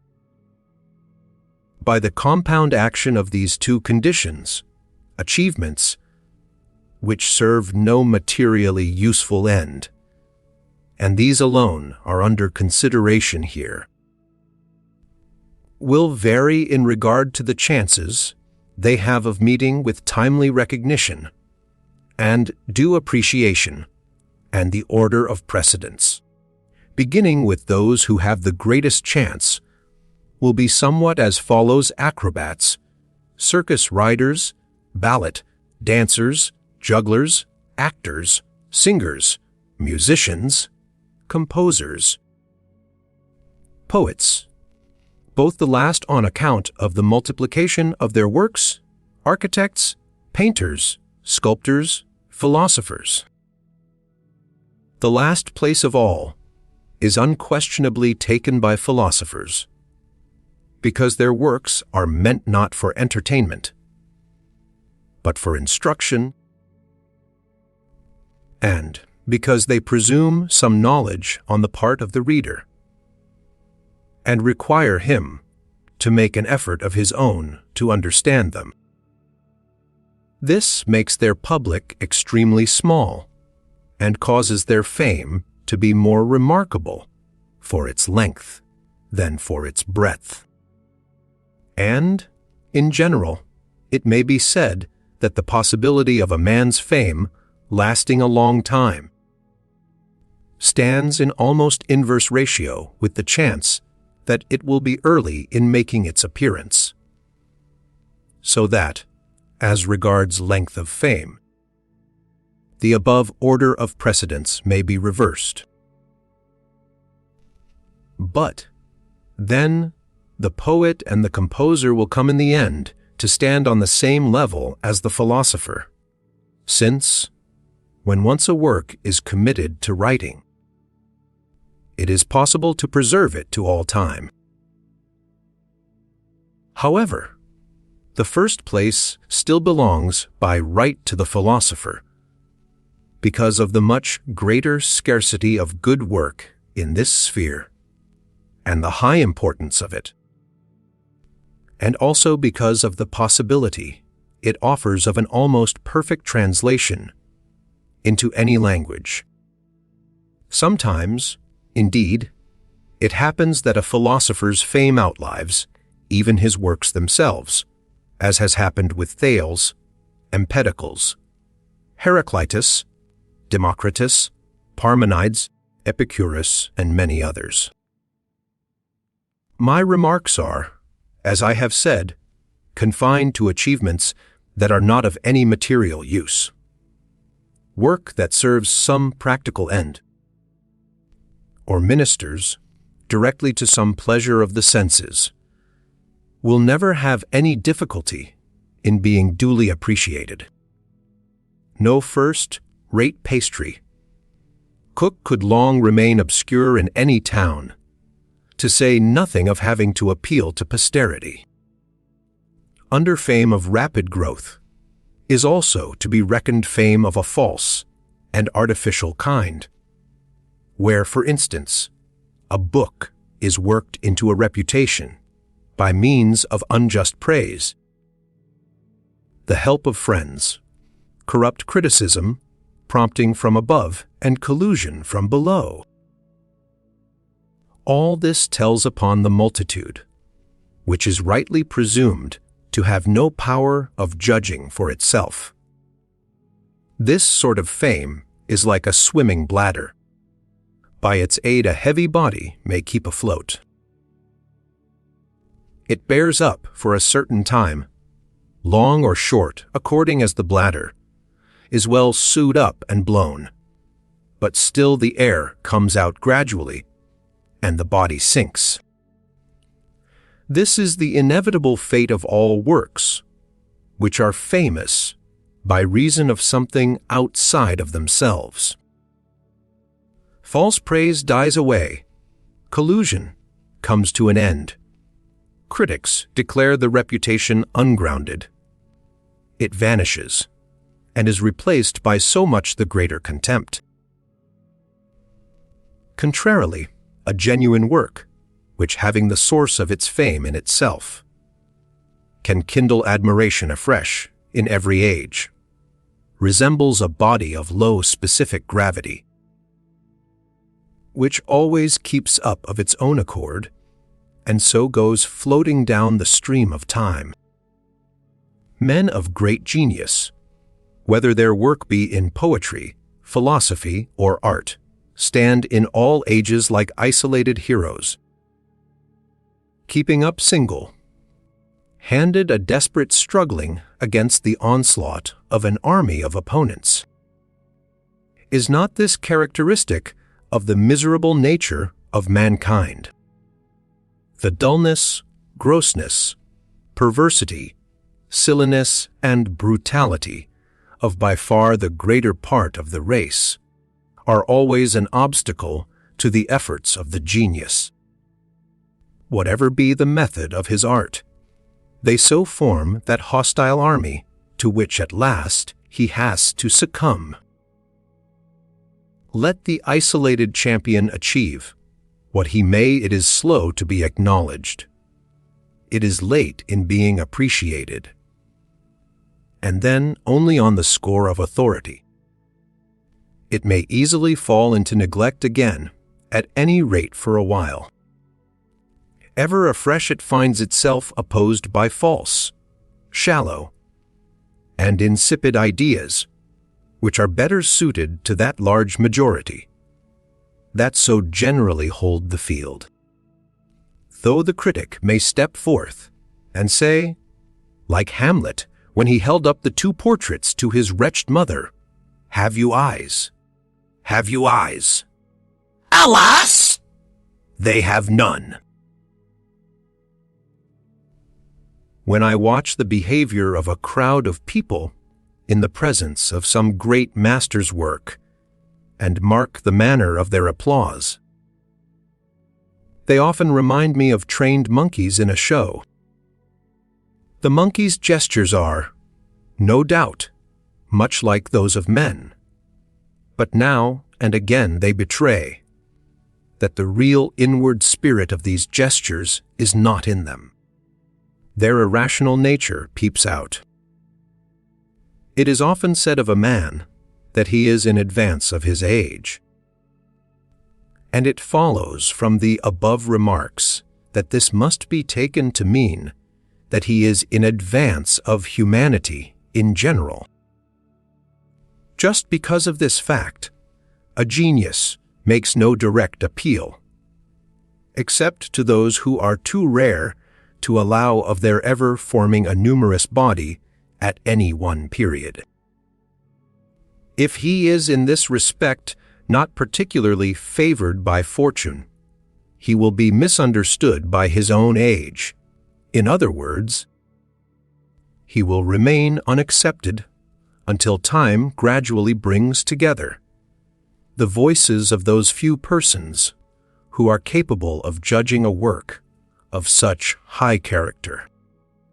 Then posterity will say, this man was in advance of his age, instead of in advance of humanity, because humanity will be glad to lay the burden of its own faults upon a single epoch.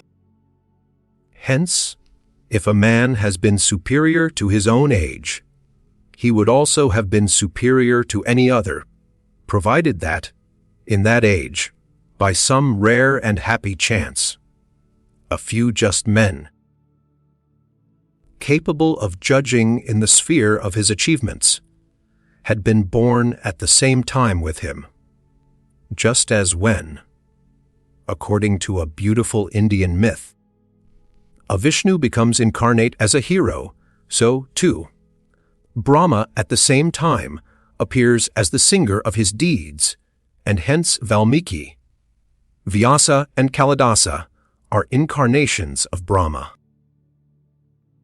In this sense, then, it may be said that every immortal work puts its age to the proof, whether or no it will be able to recognize the merit of it.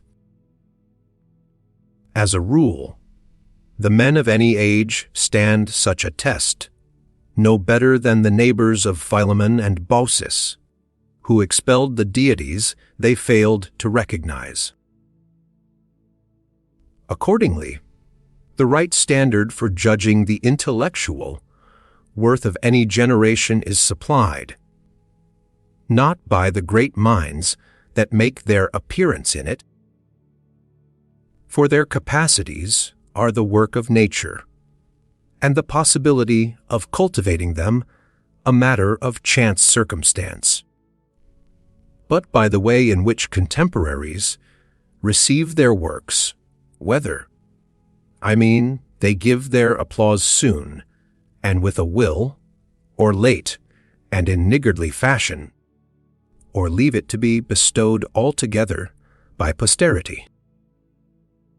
This last fate will be especially reserved for works of a high character. For the happy chance mentioned above will be all the more certain not to come, in proportion as there are few to appreciate the kind of work done by great minds. Herein lies the immeasurable advantage possessed by poets in respect of reputation, because their work is accessible to almost everyone. If it had been possible for Sir Walter Scott to be read and criticized by only some 100 persons, perhaps in his life, time any common scribbler would have been preferred to him, and afterwards, when he had taken his proper place. It would also have been said in his honor that he was in advance of his age. But if envy, dishonesty, and the pursuit of personal aims are added to the incapacity of those 100 persons who, in the name of their generation, are called upon to pass judgment on a work, then indeed it meets with the same sad fate as attends a suitor who pleads before a tribunal of judges one and all corrupt. In corroboration of this, we find that the history of literature generally shows all those who made knowledge and insight their goal to have remained unrecognized and neglected, whilst those who paraded with the vain show of it received the admiration of their contemporaries, together with the emoluments. The effectiveness of an author turns chiefly upon his getting the reputation that he should be read. But by practicing various arts, by the operation of chance, and by certain natural affinities, this reputation is quickly won by 100 worthless people, while a worthy writer may come by it very slowly and tardily. The former possess friends to help them, for the rabble is always a numerous body, which holds well together. The latter has nothing but enemies, because intellectual superiority is everywhere and under all circumstances the most hateful thing in the world, and especially to bunglers in the same line of work, who want to pass for something themselves. This being so, it is a prime condition for doing any great work, any work which is to outlive its own age, that a man pay no heed to his contemporaries, their views and opinions, and the praise or blame which they bestow. This condition is, however, fulfilled of itself when a man really does anything great, and it is fortunate that it is so. For if, in producing such a work, he were to look to the general opinion or the judgment of his colleagues, they would lead him astray at every step. Hence, if a man wants to go down to posterity, he must withdraw from the influence of his own age. This will, of course, generally mean that he must also renounce any influence upon it, and be ready to buy centuries of fame by foregoing the applause of his contemporaries. For when any new and wide, reaching truth comes into the world, and if it is new, it must be paradoxical, an obstinate stand will be made against it as long as possible. Nay, people will continue to deny it even after they slacken their opposition and are almost convinced of its truth.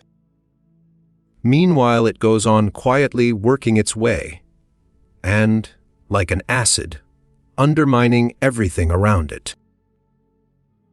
From time to time a crash is heard, the old error comes tottering to the ground, and suddenly the new fabric of thought stands revealed, as though it were a monument just uncovered. Everyone recognizes and admires it. To be sure, this all comes to pass for the most part very slowly. As a rule, people discover a man to be worth listening to only after he is gone. Their here resounds when the orator has left the platform. Works of the ordinary type meet with a better fate, arising as they do in the course of, and in connection with, the general advance in contemporary culture. They are in close alliance with the spirit of their age. In other words, just those opinions which happen to be prevalent at the time. They aim at suiting the needs of the moment. If they have any merit, it is soon recognized, and they gain currency as books which reflect the latest ideas. Justice, nay, more than justice, is done to them. They afford little scope for envy, since, as was said above, a man will praise a thing only so far as he hopes to be able to imitate it himself. But those rare works, which are destined to become the property of all mankind and to live for centuries, are, at their origin, too far in advance of the point at which culture happens to stand, and on that very account foreign to it and the spirit of their own time. They neither belong to it, nor are they in any connection with it, and hence they excite no interest in those who are dominated by it. They belong to another, a higher stage of culture, and a time that is still far off.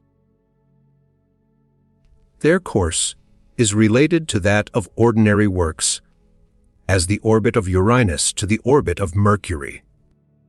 For the moment, they get no justice done to them. People are at a loss how to treat them, so they leave them alone and go their own snail's pace for themselves. Does the worm see the eagle as it soars aloft? Of the number of books written in any language, about 1 in 100, Zhaozen forms a part of its real and permanent literature. What a fate this one book has to endure before it outstrips those 100,000 and gains its due place of honor! Such a book is the work of an extraordinary and eminent mind, and therefore it is specifically different from the others, a fact which sooner or later becomes manifest. Let no one fancy that things will ever improve in this respect. No, the miserable constitution of humanity never changes, though it may, to be sure, take somewhat varying forms with every generation. A distinguished mind seldom has its full effect in the life, time of its possessor, because, at bottom, it is completely and properly understood only by minds already akin to it.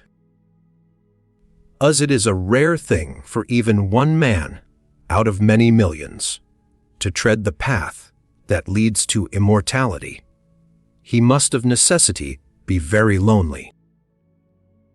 The journey to posterity lies through a horribly dreary region, like the Libyan desert, of which, as is well known, no one has any idea who has not seen it for himself. Meanwhile, let me before all things recommend the traveler to take light baggage with him. Otherwise, he will have to throw away too much on the road. Let him never forget the words of Balthazar Gracian, Lo bueno si breve, dos veces bueno. Good work is doubly good if it is short. This advice is specially applicable to my own countrymen. Compared with the short span of time they live, men of great intellect are like huge buildings, standing on a small plot of ground. But the size of the building cannot be seen by anyone just in front of it, nor, for an analogous reason, can the greatness of a genius be estimated while he lives.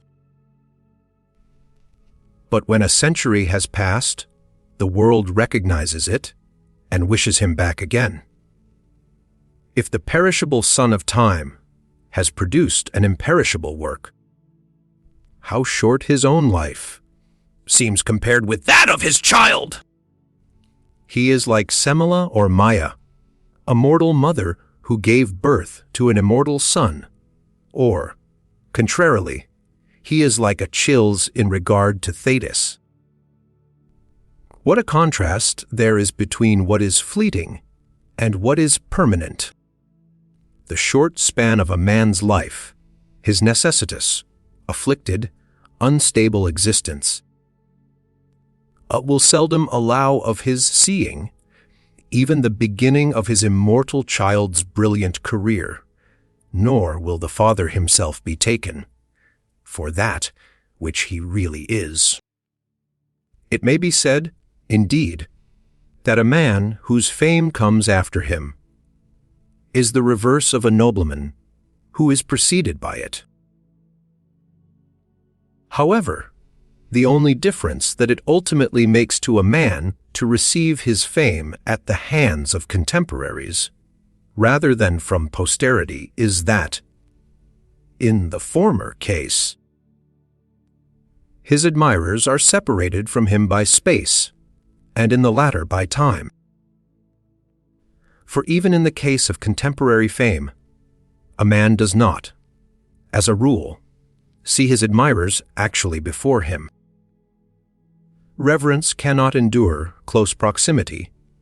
It almost always dwells at some distance from its object.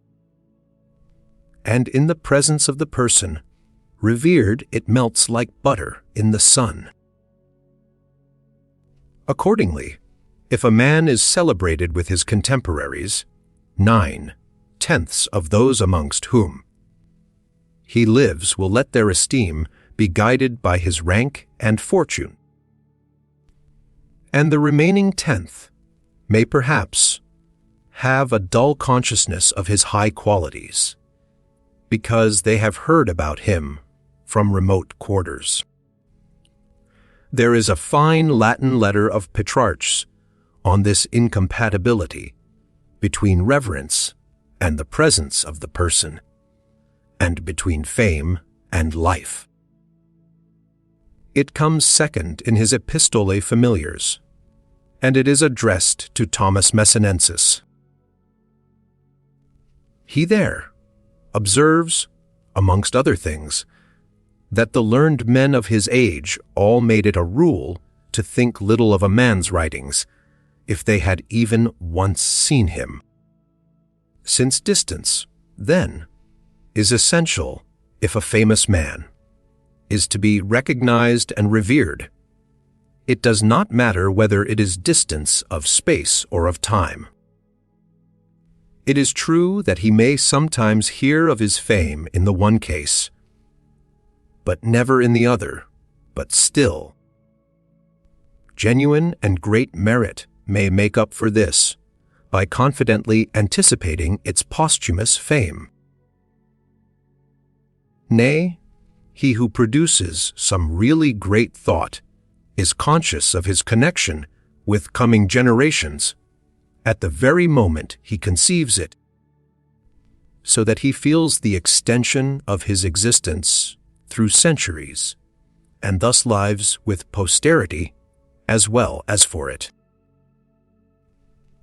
And when, after enjoying a great man's work, we are seized with admiration for him and wish him back, so that we might see and speak with him, and have him in our possession, this desire of ours is not unrequited, for he, too, has had his longing for that posterity which will grant the recognition, honor, gratitude, and love denied by envious contemporaries. If intellectual works of the highest order are not allowed their due until they come before the tribunal of posterity, a contrary fate is prepared for certain brilliant errors which proceed from men of talent and appear with an air of being well-grounded. These errors are defended with so much acumen and learning that they actually become famous with their own age and maintain their position, at least during their author's lifetime. Of this sort are many false theories and wrong criticisms, also poems and works of art, which exhibit some false taste or mannerism favored by contemporary prejudice. They gain reputation and currency simply because no one is yet forthcoming who knows how to refute them or otherwise prove their falsity, and when he appears, as he usually does, in the next generation, the glory of these works is brought to an end. Posthumous judges, be their decision favorable to the appellant or not, form the proper court for quashing the verdict of contemporaries. That is why it is so difficult and so rare to be victorious alike in both tribunals. The unfailing tendency of time to correct knowledge and judgment should always be kept in view as a means of allaying anxiety whenever any grievous error appears, whether in art or science or practical life, and gains ground, or when some false and thoroughly perverse policy of movement is undertaken and receives applause at the hands of men. No one should be angry, or still less despondent, but simply imagine that the world has already abandoned the error in question, and now only requires time and experience to recognize of its own accord that which a clear vision detected at the first glance. When the facts themselves are eloquent of a truth, there is no need to rush to its aid with words, for time will give it 1,000 tongues. How long it may be before they speak will, of course, depend upon the difficulty of the subject and the plausibility of the error, but come they will, and often it would be of no avail to try to anticipate them.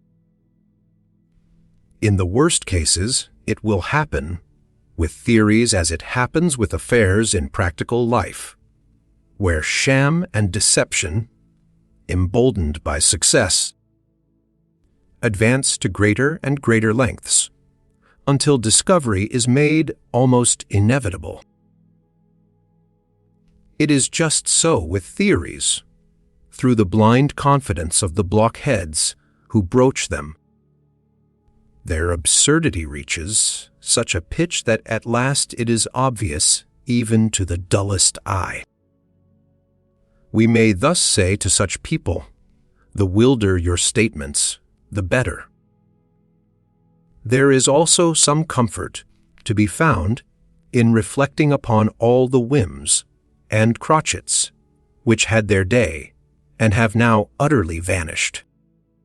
In style, in grammar, in spelling, there are false notions of this sort, which last only 3 or 4 years. But when the errors are on a large scale, while we lament the brevity of human life, we shall in any case do well to lag behind our own age when we see it on a downward path. For there are 2 ways of not keeping on a level with the times. A man may be below it, or he may be above it. On genius, no difference of rank, position, or birth is so great as the gulf that separates the countless millions who use their head only in the service of their belly. In other words, look upon it as an instrument of the will, and those very few and rare persons who have the courage to say no. It is too good for that.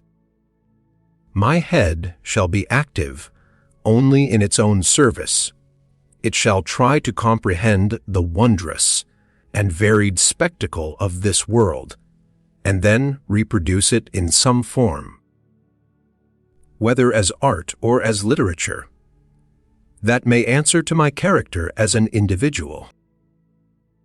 These are the truly noble, the real noblesse of the world. The others are serfs and go with the soil, glebe ad scripti. Of course, I am here referring to those who have not only the courage, but also the call, and therefore the right, to order the head to quit the service of the will, with a result that proves the sacrifice to have been worth the making. In the case of those to whom all this can only partially apply, the gulf is not so wide. But even though their talent be small, so long as it is real, there will always be a sharp line of demarcation between them and the millions. The works of fine art, poetry, and philosophy produced by a nation are the outcome of the superfluous intellect existing in it.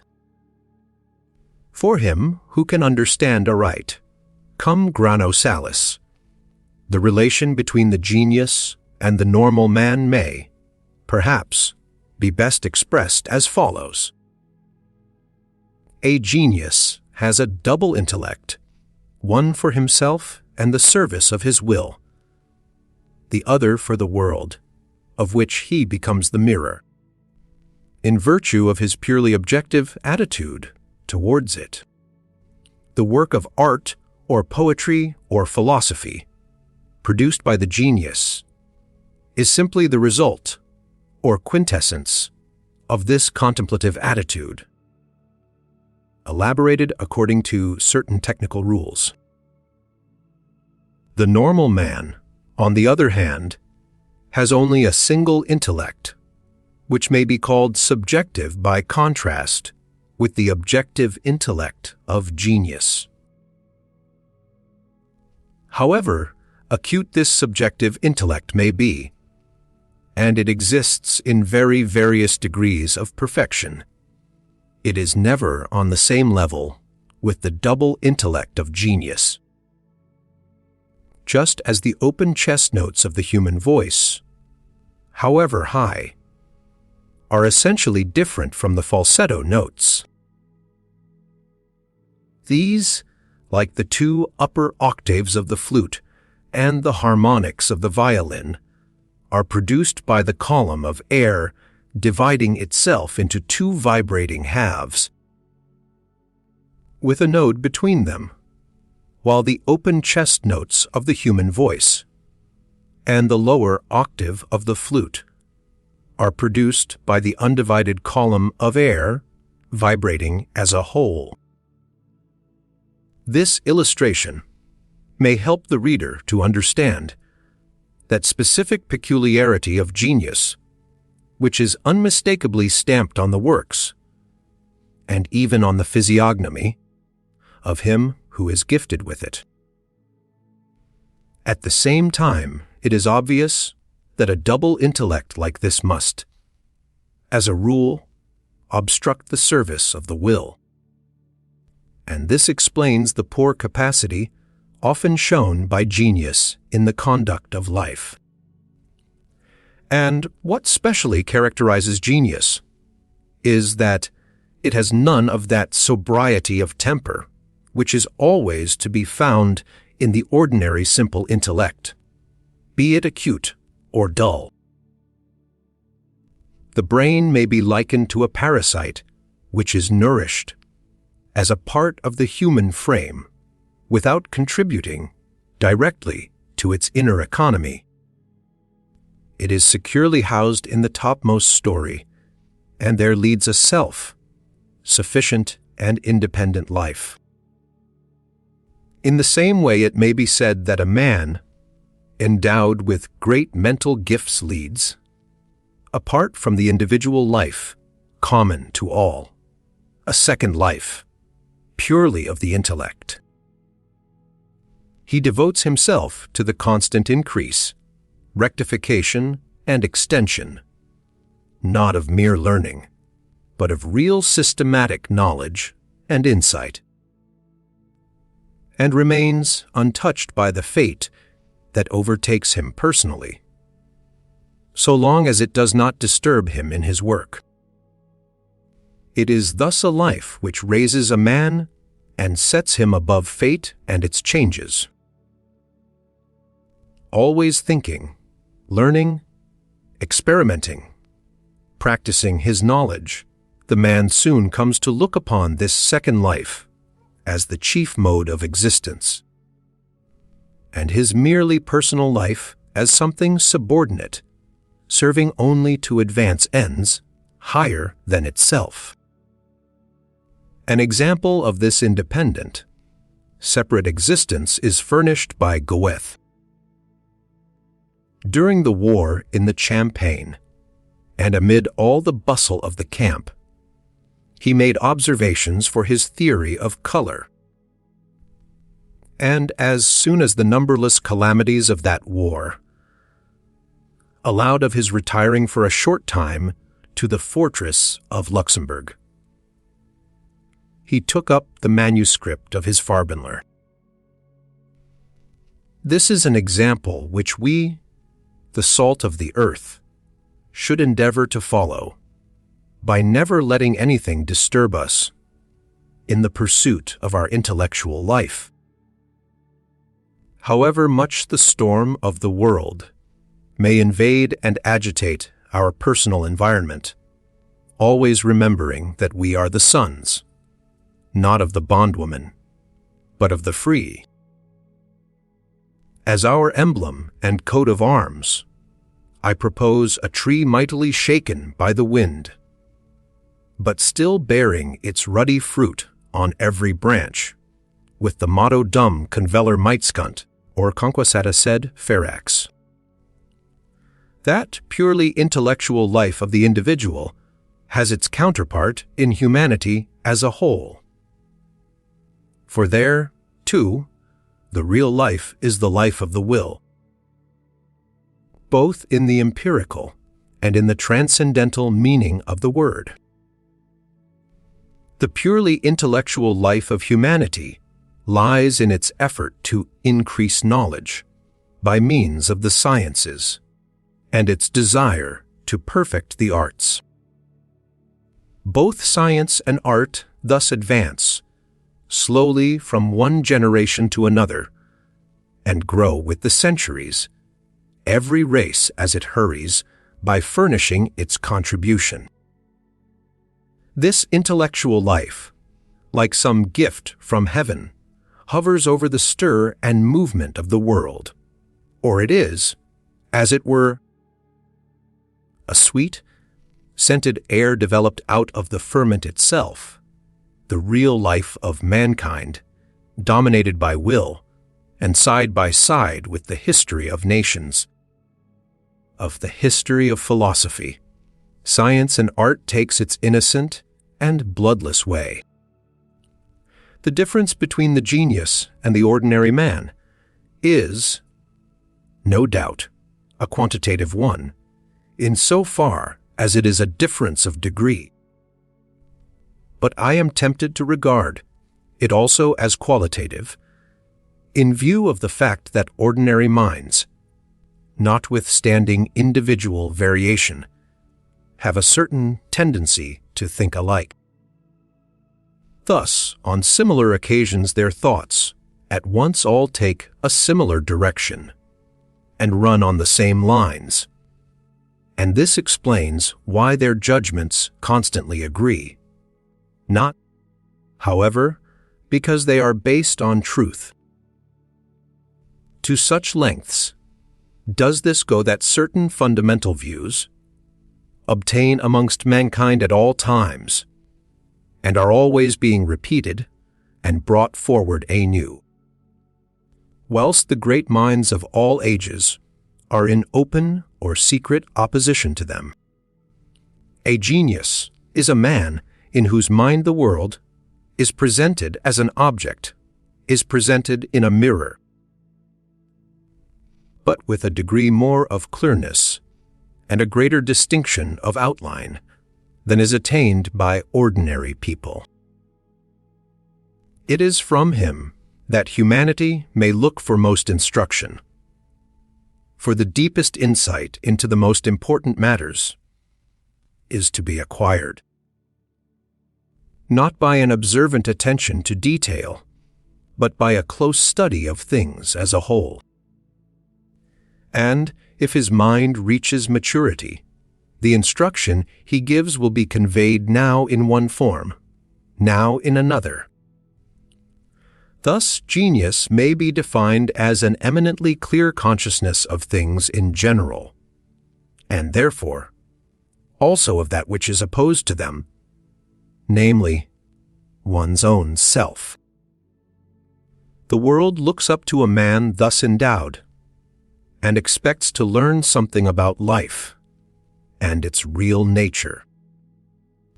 But several highly favorable circumstances must combine to produce genius, and this is a very rare event. It happens only now and then, let us say once in a century, that a man is born whose intellect so perceptibly surpasses the normal measure as to amount to that second faculty, which seems to be accidental, as it is out of all relation to the will. He may remain a long time without being recognized or appreciated, stupidity preventing the one and envy the other. But should this once come to pass, mankind will crowd round him and his works, in the hope that he may be able to enlighten some of the darkness of their existence or inform them about it. His message is, to some extent, a revelation, and he himself a higher being, even though he may be but little above the ordinary standard.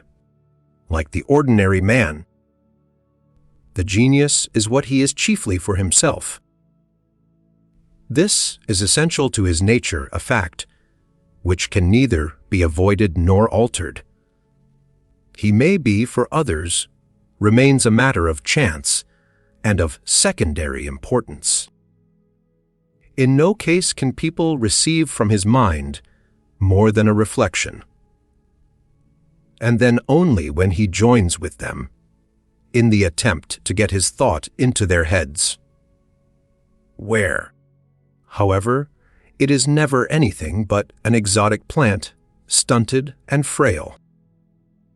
In order to have original, uncommon, and perhaps even immortal thoughts, it is enough to estrange oneself so fully from the world of things for a few moments that the most ordinary objects and events appear quite new and unfamiliar.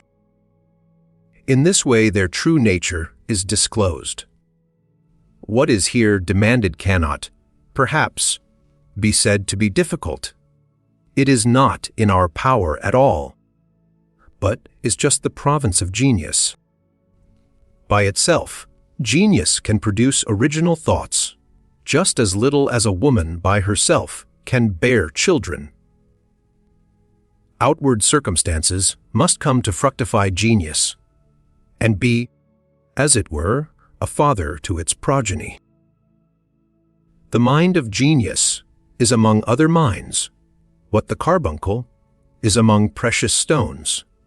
It sends forth light of its own, while the others reflect only that which they have received.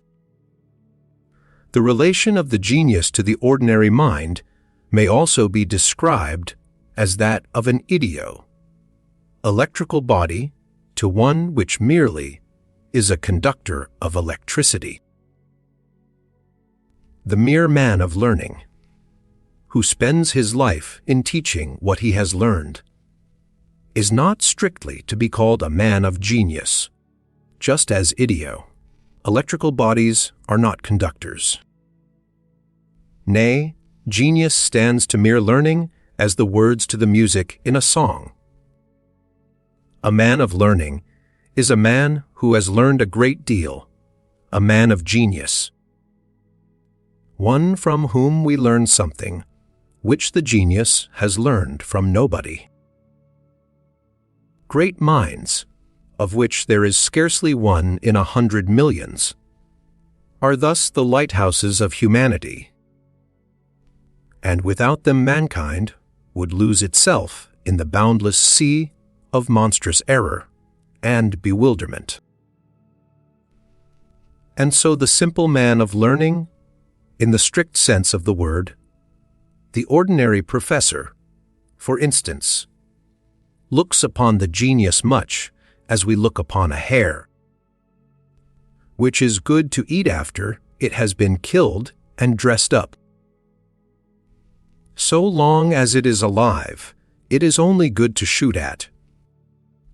He who wishes to experience gratitude from his contemporaries must adjust his pace to theirs. But great things are never produced in this way. And he who wants to do great things must direct his gaze to posterity, and in firm confidence elaborate his work for coming generations.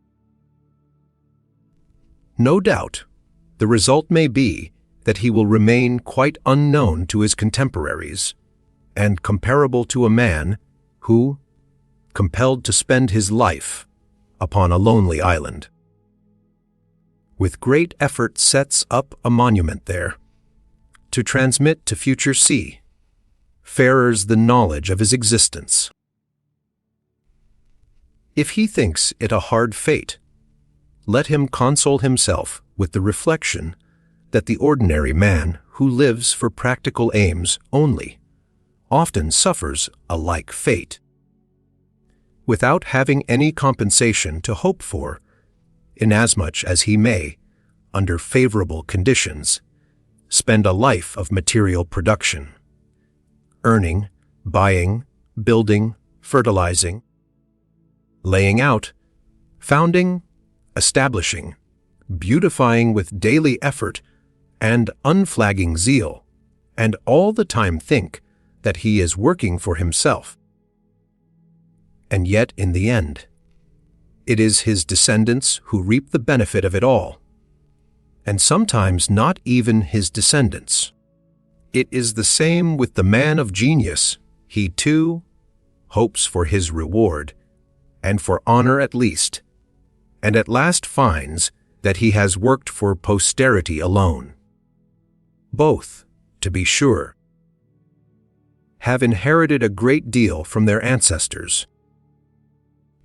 The compensation I have mentioned as the privilege of genius lies, not in what it is to others, but in what it is to itself.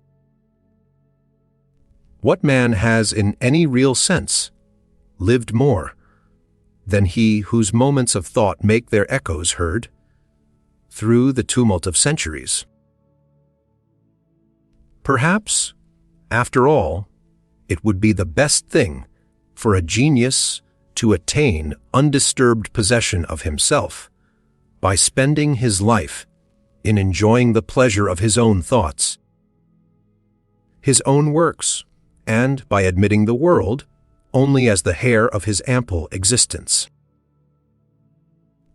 Then, the world would find the mark of his existence only after his death, as it finds that of the ichnoloth. It is not only in the activity of his highest powers that the genius surpasses ordinary people. A man who is unusually well knit, supple and agile, will perform all his movements with exceptional ease, even with comfort, because he takes a direct pleasure in an activity for which he is particularly well equipped, and therefore often exercises it without any object. Further, if he is an acrobat or a dancer, not only does he take leaps which other people cannot execute, but he also betrays rare elasticity and agility in those easier steps which others can also perform, and even in ordinary walking. In the same way, a man of superior mind will not only produce thoughts and works which could never have come from another. It will not be here alone that he will show his greatness, but as knowledge and thought form a mode of activity natural and easy to him, he will also delight himself in them at all times, and so apprehend small matters, which are within the range of other minds, more easily, quickly, and correctly than they. Thus, he will take a direct and lively pleasure in every increase of knowledge, every problem solved, every witty thought, whether of his own or another's. And so his mind will have no further aim than to be constantly active. This will be an inexhaustible spring of delight and boredom. That specter which haunts the ordinary man can never come near him. Then, too, the masterpieces of past and contemporary men of genius exist in their fullness for him alone. If a great product of genius is recommended to the ordinary, simple mind, it will take as much pleasure in it as the victim of gout receives in being invited to a ball.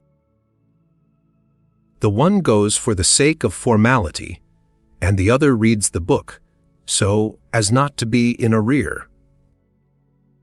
For La Brouillerie was quite right when he said, "All the wit in the world is lost upon him who has none." The whole range of thought of a man of talent, or of a genius, compared with the thoughts of the common man, is, even when directed to objects, essentially the same. Like a brilliant oil painting full of life, compared with a mere outline or a weak sketch in water color. All this is part of the reward of genius and compensates him for a lonely existence in a world with which he has nothing in common and no sympathies. But since size is relative, it comes to the same thing whether I say, Caius was a great man, or Caius has to live amongst wretchedly small people. For Brobdingnac and Lilliput vary only in the point from which they start. However great, then, however admirable or instructive, a long posterity may think the author of immortal works, during his lifetime, he will appear to his contemporaries small, wretched, and insipid in proportion. This is what I mean by saying that, as there are 300 degrees from the base of a tower to the summit, so there are exactly 300 from the summit to the base. Great minds thus owe little ones some indulgence, for it is only in virtue of these little minds that they themselves are great. Let us, then, not be surprised if we find men of genius generally unsociable and repellent. It is not their want of sociability that is to blame. Their path through the world is like that of a man who goes for a walk on a bright summer morning. He gazes with delight on the beauty and freshness of nature, but he has to rely wholly on that for entertainment, for he can find no society but the peasants as they bend over the earth and cultivate the soil. It is often the case that a great mind prefers soliloquy to the dialogue he may have in this world. If he condescends to it now, and then the hollowness of it may possibly drive him back to his soliloquy, for in forgetfulness of his interlocutor, or caring little whether he understands or not, he talks to him as a child talks to a doll. Modesty in a great mind would, no doubt, be pleasing to the world, but, unluckily, it is a contradictio in adjecto.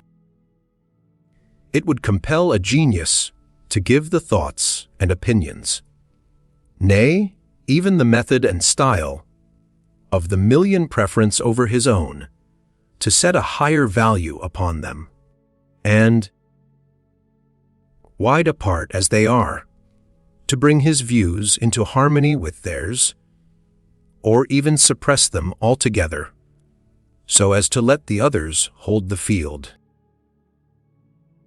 In that case, however, he would either produce nothing at all, or else his achievements would be just upon a level with theirs. Great, genuine, and extraordinary work can be done only in so far as its author disregards the method, the thoughts, the opinions of his contemporaries, and quietly works on, in spite of their criticism, on his side despising what they praise. No one becomes great without arrogance of this sort. Should his life and work fall upon a time which cannot recognize and appreciate him, he is at any rate true to himself. Like some noble traveler, forced to pass the night in a miserable inn, when morning comes, he contentedly goes his way. A poet or philosopher should have no fault to find with his age, if it only permits him to do his work, undisturbed in his own corner. Nor with his fate, if the corner granted him allows of his following his vocation without having to think about other people. For the brain to be a mere laborer in the service of the belly is indeed the common lot of almost all those who do not live on the work of their hands, and they are far from being discontented with their lot. But it strikes despair into a man of great mind, whose brain power goes beyond the measure necessary for the service of the will, and he prefers, if need be, to live in the narrowest circumstances, so long as they afford him the free use of his time for the development and application of his faculties. In other words, if they give him the leisure which is invaluable to him. It is otherwise with ordinary people. For them, leisure has no value in itself, nor is it, indeed, without its dangers, as these people seem to know. The technical work of our time, which is done to an unprecedented perfection, has, by increasing and multiplying objects of luxury, given the favorites of fortune a choice between more leisure and culture upon the one side, and additional luxury and good living, but with increased activity, upon the other, and, true to their character, they choose the latter, and prefer champagne to freedom.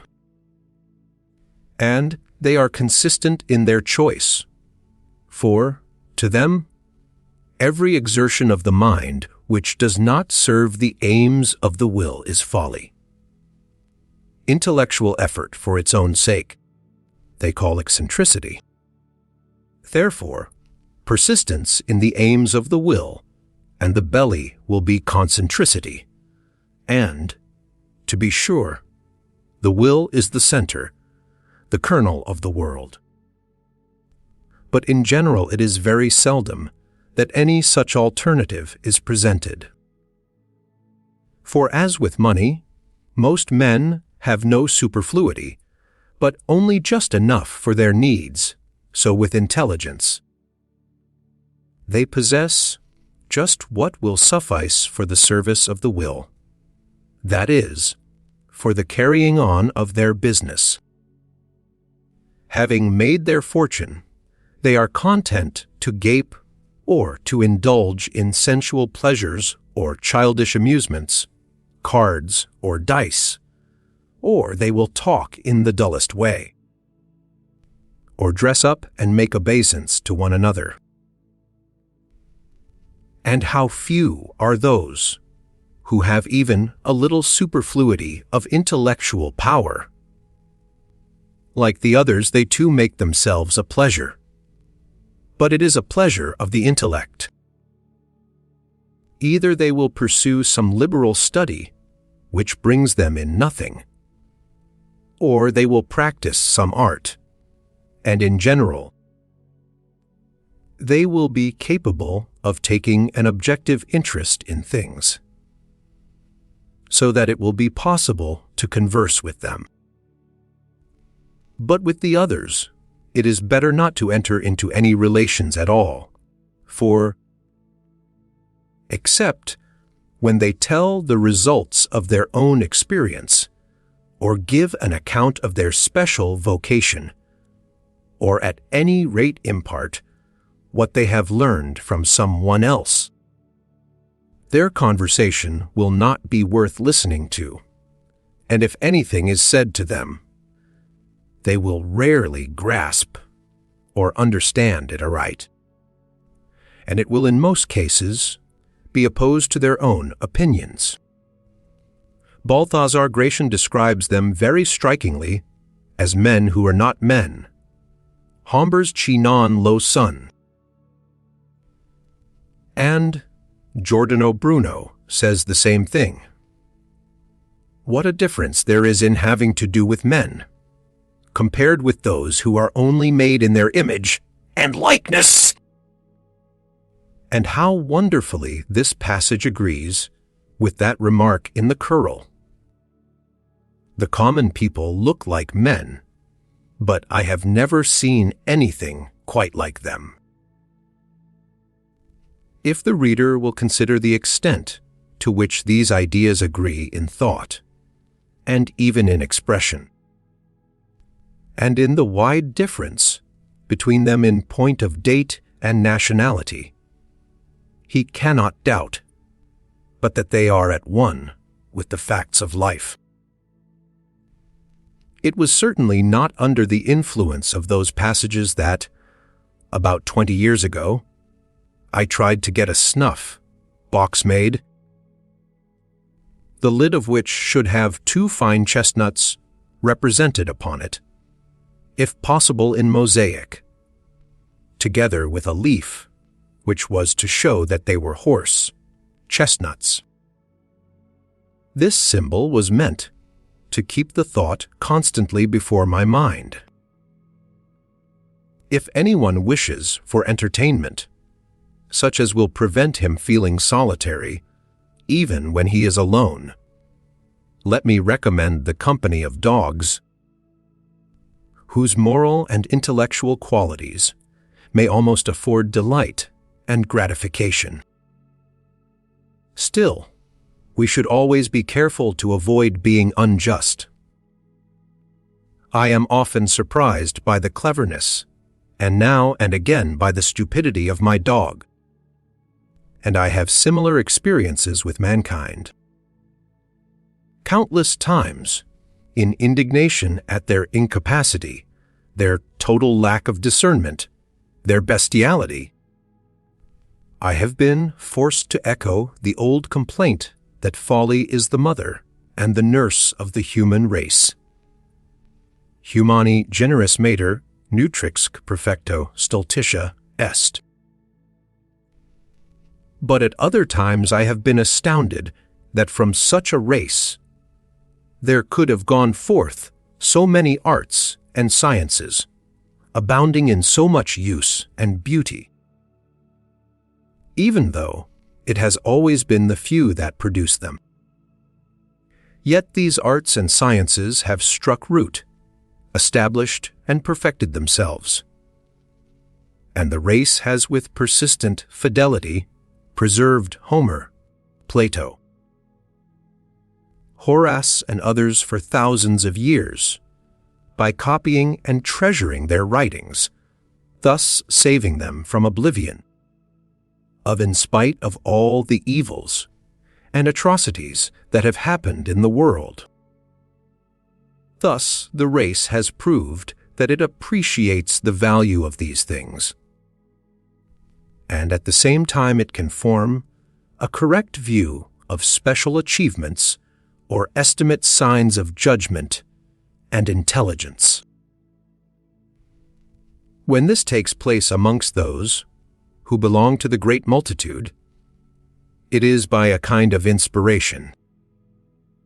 Sometimes a correct opinion will be formed by the multitude itself, but this is only when the chorus of praise has grown full and complete. It is then like the sound of untrained voices. Where there are enough of them, it is always harmonious. Those who emerge from the multitude, those who are called men of genius, are merely the lucida intervalla of the whole human race. They achieve that which others could not possibly achieve. Their originality is so great that not only is their divergence from others obvious, but their individuality is expressed with such force that all the men of genius who have ever existed show, every one of them, peculiarities of character and mind, so that the gift of his works is one which he alone of all men could ever have presented to the world. This is what makes that simile of Ariosto's so true and so justly celebrated. Natura lo fis e poi rup lo stampo. After nature stamps a man of genius, she breaks the die. But there is always a limit to human capacity, and no one can be a great genius without having some decidedly weak side. It may even be some intellectual narrowness. In other words, there will foe some faculty in which he is now, and then inferior to men of moderate endowments. It will be a faculty which, if strong, might have been an obstacle to the exercise of the qualities in which he excels. What this weak point is, it will always be hard to define with any accuracy, even in a given case. It may be better expressed indirectly. Thus Plato's weak point is exactly that in which Aristotle is strong, and vice versa, and so, too. Kant is deficient just where Goethe is great. Now, mankind is fond of venerating something, but its veneration is generally directed to the wrong object, and it remains so directed until posterity comes to set it right. But the educated public is no sooner set right in this than the honor which is due to genius degenerates, just as the honor which the faithful pay to their saints easily passes into a frivolous worship of relics. Thousands of Christians adore the relics of a saint whose life and doctrine are unknown to them, and the religion of thousands of Buddhists lies more in veneration of the holy tooth, or some such object, or the vessel that contains it, or the holy bowl, or the fossil footstep, or the holy tree which Buddha planted, than in the thorough knowledge and faithful practice of his high teaching.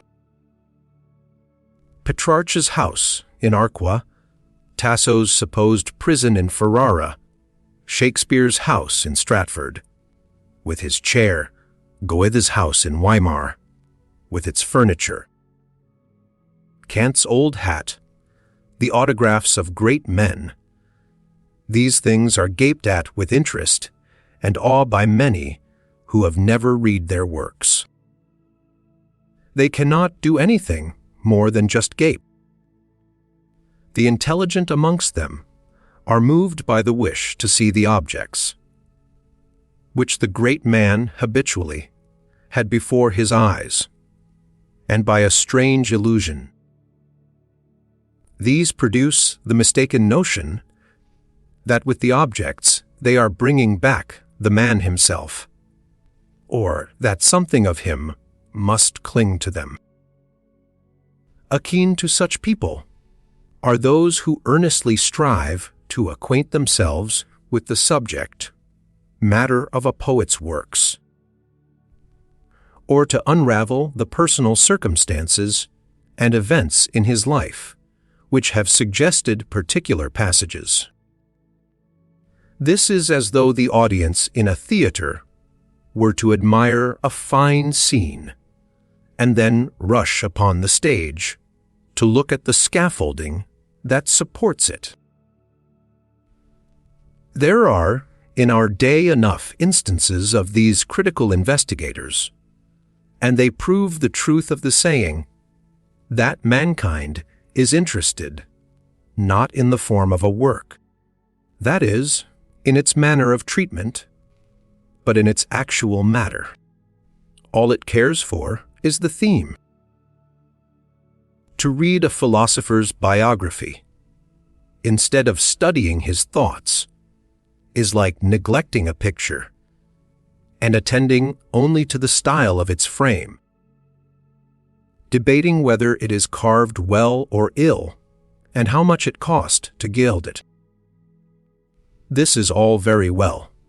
However, there is another class of persons whose interest is also directed to material and personal considerations. But they go much further and carry it to a point where it becomes absolutely futile. Because a great man has opened up to them the treasures of his inmost being, and, by a supreme effort of his faculties, produced works which not only redound to their elevation and enlightenment, but will also benefit their posterity to the 10th and 20th generation, because he has presented mankind with a matchless gift.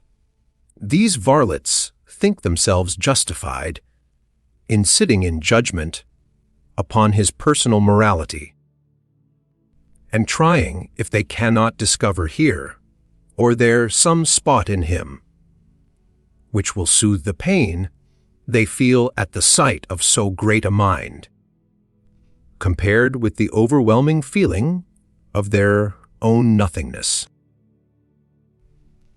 This is the real source of all those prolix discussions, carried on in countless books and reviews, on the moral aspect of Goethe's life, and whether he ought not to have married one or other of the girls with whom he fell in love in his young days.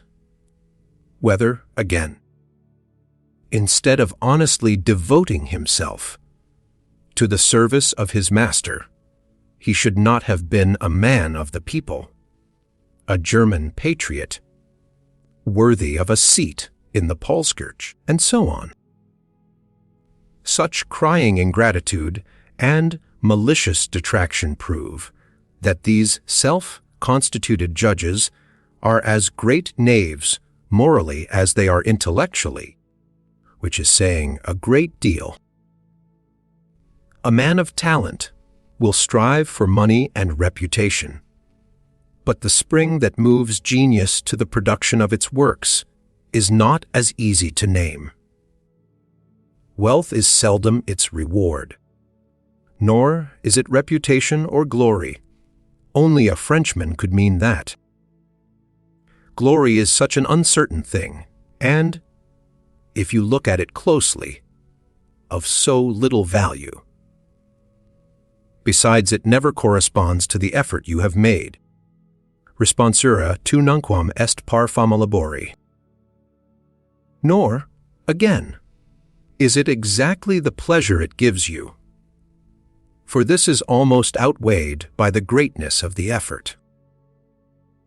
It is rather a peculiar kind of instinct which drives the man of genius to give permanent form to what he sees and feels, without being conscious of any further motive.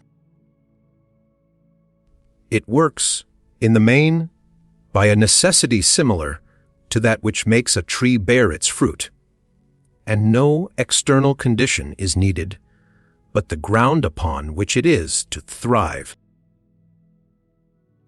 On a closer examination, it seems as though, in the case of a genius, the will to live, which is the spirit of the human species, we're conscious of having, by some rare chance, and for a brief period, attained a greater clearness of vision, and were now trying to secure it, or at least the outcome of it, for the whole species, to which the individual genius in his inmost being belongs, so that the light which he sheds about him may pierce the darkness and dullness of ordinary human consciousness, and there produce some good effect.